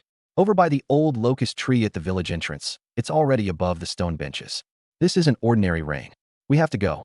Old Man Lin slammed his cane down, splashing muddy water. The house is here. The land is here. Where would I go? You want to leave? Leave. I'm staying to watch over it. Old Mrs. Lin shrank into her chair, watching her son and grandson rush about, then glancing at the terrifying downpour outside. Her lips quivered. She wanted to talk sense into the old man, but one glare from him sent the words back down her throat. Wenba, hurry, that sack of millet, and the iron pot. Lin Day gave up on arguing and threw himself into salvaging what he could. Water had already begun pouring in under the threshold, and a wide patch of the main room's floor was soaked. From the livestock pen came the frantic, hopeless squealing of the pig and the shrieking of the chickens, unnaturally shrill against the roar of the rain. Even Lin Wenba was frightened now. He splashed toward the stairs with a grain sack on his shoulder. Pa, what about our two pigs? Before he could finish, there was a muffled crash, mixed with the ear-splitting snap of breaking timber and one last agonized squeal. They all spun around in alarm. The livestock pen at the side of the house, worn out and battered by the steady rush of water, had caved in at one corner. Muddy floodwaters surged in instantly, and the two fat pigs they'd raised for almost a year, along with a dozen-odd chickens, were swept into the churning current in a matter of moments, leaving nothing behind but a few drifting feathers. My pigs. Lin Day's eyes went red. That was a huge part of the family's wealth. The corner of Old Man Lin's eye twitched too, but he kept his neck stiff. Beasts have their fate, as long as the people are all right. That night was torture for the Lin family. The loft was cramped and crammed with everything they'd rescued, the whole family young and old packed in together. Below them, the water kept rising, gradually creeping over the tables and chairs on the ground floor. At first, Old Man Lin kept up his show of composure. Little by little, he fell silent. Before dawn the next morning, the rain eased slightly, though it still came down in torrents. Lin Day pressed himself to the loft's little window and looked out, and his heart went cold. As far as he could see, everything was a muddy yellow. Most of the houses in the low part of the village showed nothing above the water but their roofs or half a wall. Their own place sat a little higher, but the ground floor was already mostly submerged, and the courtyard had vanished, merged into the ocean outside. The current ran fast, carrying branches, broken furniture, even the vague shapes of animal carcasses, spinning as they swept past. We can't stay here. The water's still rising. I don't think the house will hold. Old Mrs. Lin, terrified long before this, nodded over and over. Old Man Lin wouldn't admit he'd been wrong, but for the sake of his own old life, he could only wave a hand. Go, let's go. He finally got the 2 words out. But leaving now was 100 times harder than it would have been the day before. The current was swift, the depth impossible to judge. They needed doors, wooden buckets, anything at all that would float. Old Man Lin was aged and frail, unsteady on his feet to begin with, and after a night of fear and misery, he moved slower than ever. Lin Day and Lin Wenba wrestled a door they'd taken off its hinges into the water and steadied the old man. The old man climbed up onto it, trembling. Hold on tight, Lin Day shouted. But the old man couldn't keep his balance in a crouch and couldn't get a solid grip either. His head swam. Looking at the churning, muddy waves all around him, terror welled up and his arms and legs went weak. Several times he nearly toppled into the water, which set the old woman shrieking again and again. Hurry up, Dad, stop squirming. Lin Day was straining to push, anxious and furious all at once, and couldn't stop himself from yelling. My legs are numb, the old man said, his voice quavering. Numb or not, you'll just have to bear it. Can't you see how fast this water's moving? If you'd listened to me in the first place, none of this would have happened. Lin Wenba leaned in and said quietly to Lin Day, Grandpa can't walk, and Grandma's in even worse shape. Pushing the 2 of them along, we're moving way too slow. The water's still rising, and the current's getting faster and faster. Keep this up, and none of us are going to make it. At their age, they've already had their share of good years. The way things are now, living this long is more than heaven owed them. Drag this out any longer, and our whole family's going to die right here. Lin Day's eyes moved slowly from his son's face up to the graying crown of his father's head. Might as well let them go. The current's this strong. If the door panel flips over, or if the old man loses his grip, nobody can blame us. Hauling 2 people who couldn't move an inch through water this deep and this fast, every foot of it was a fight. Besides, it was every man for himself out here. That was just how the world worked. Lin Day's breathing turned heavy, his chest rising and falling. Without quite realizing it, the hand pushing the door panel went slack. The cold water shoved the panel backward at once. The old man let out a frightened cry and clamped down harder on the edge. Lin Wenba watched his father's face closely. Seeing the struggle and the wavering in his eyes, he made up his mind and eased off on his own pushing too, letting the current turn the panel slightly askew. Dad, Lin Wenba called out softly, part urging, part temptation. In the end, Lin Day nodded. All right then. Even if the 2 old people survived, there'd be no end of trouble afterward. They'd have to be fed, waited on. The house had been washed away and the grain was limited. Saving those 2 really wasn't worth as much as saving the food. Lin Wenba and Lin Day exchanged a look and decided on the spot. Cut these 2 deadweights loose. Dad, Mom, hold on tight. Lin Day suddenly shouted, deliberate panic in his voice. At almost the same moment, he and Lin Wenba both let go of the door panel, letting their bodies fall back with the force of the current. Oh no, I lost my grip. The 2 of them let out short, staged cries of alarm. The panel carrying the old couple, robbed of the steady push behind it, immediately lurched sideways in the current. Then the rushing floodwater swept it up and carried it out of Lin Day and his son's reach, spinning it away toward the deeper, faster water on the far side. Dad, Mom. Lin Day promptly opened his throat and let a sob crack his voice, stretching his arms out toward the receding panel, his face twisted into an expression of eye-popping grief. I can't hold on. The water's too fast. He shouted as he paddled, but he never actually swam after them. Instead, he used the treading motion to steady himself, and at the same time gave a tug to Lin Wenba, who was still standing there dazed.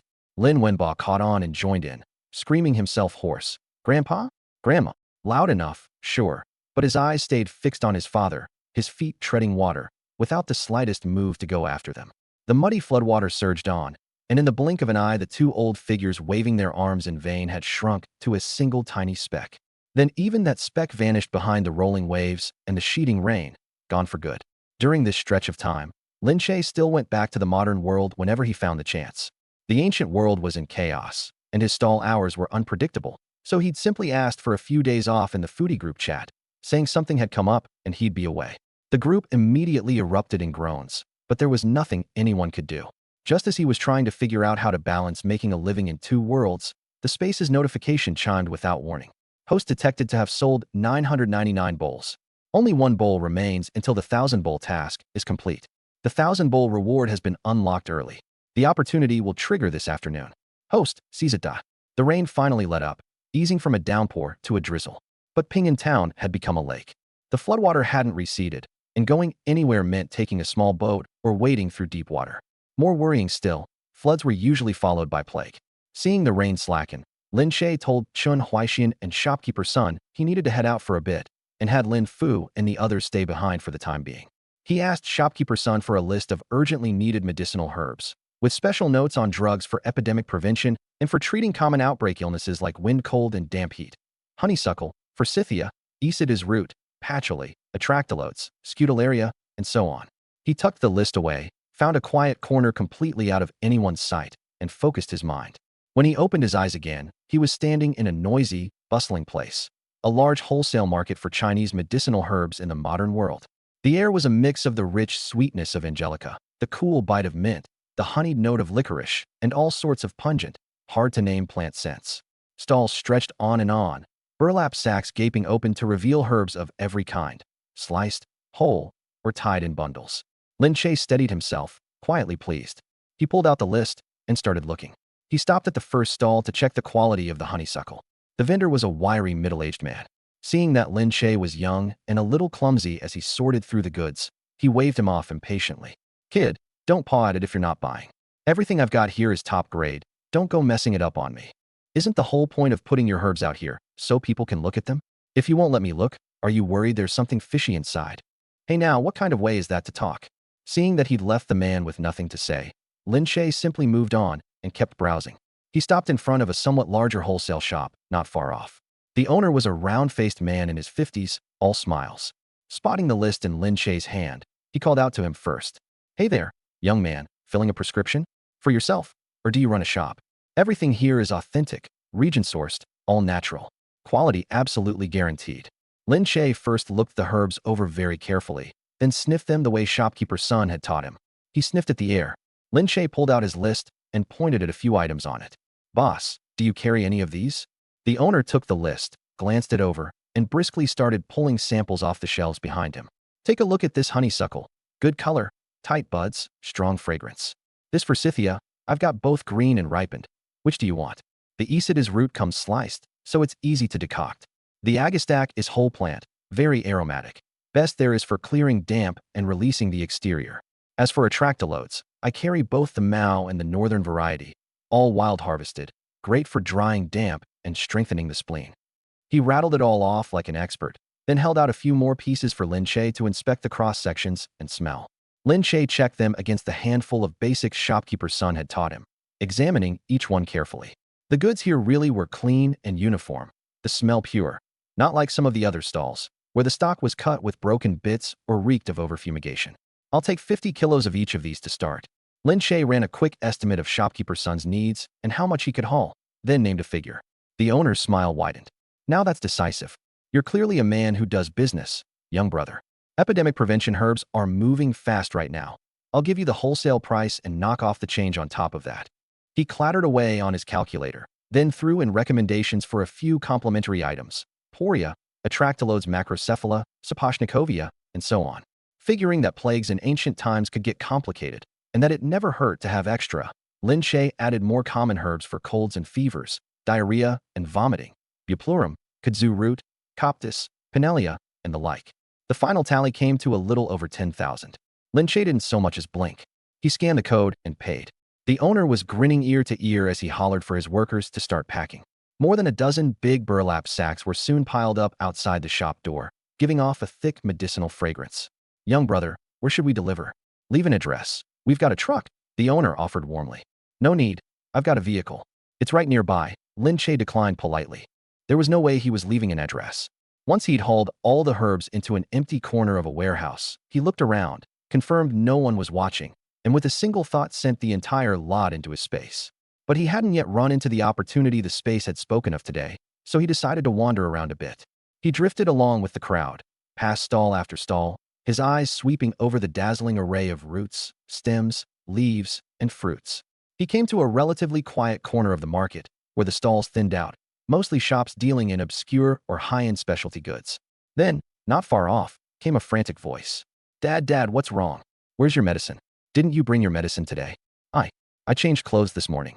I forgot." An old, feeble voice came out in broken fragments, badly short of breath. Lin Che stopped short and craned his neck to look. An elderly man was clutching his chest, his face flushed, struggling desperately for air, his chest heaving violently. One trembling hand fumbled inside his jacket for something he couldn't get out. Asthma. The word flashed through Lin Che's mind. The sudden onset of breathing difficulty, the flushed face. It looked a lot like a severe acute asthma attack. Not a rare thing in the modern world, but without a bronchodilator in time, it could still kill. And in his space, he happened to have medications prepared for all sorts of emergencies he might run into back in ancient times, including a salbutamol inhaler, standard issue in modern medicine. He'd stocked it thinking it might save someone with severe wheezing in the past. He'd never expected to use it in the present first. There was no time to think it over. Lin Che hurried up and asked, "Sir, what's going on?" He crouched down in front of the old man and made a quick assessment. The man was still conscious, but the suffocation had clearly robbed him of speech. He could only jab a finger uselessly at his throat and chest. "Is it asthma? Does he have a history?" Lin Che asked the woman quickly. Yes, my dad's had it for years. He always carries an inhaler. This whole area is nothing but Chinese medicine shops. There's nowhere to buy Western drugs." Lin Che didn't hesitate any longer. He turned his body to block the bystander's view, reached into the shoulder bag he carried, and pulled out the blue aerosol canister. He shook it quickly, popped off the cap, and aimed the mouthpiece at the old man's lips. "Sir, breathe in hard. Deep breath." The old man cooperated, drawing the medication in as best he could. Lin Che waited about 30 seconds, then had him take a second puff. The drug worked fast. In little more than a minute, the heaving of the old man's chest eased and the flush began to drain from his face. "Thank you so much. That scared me half to death just now. Thank God you had one on you, or I never would have made it in time." The woman let out a long breath. Still recovering, the old man absolutely insisted on taking Lin Che out for a meal to thank him for saving his life.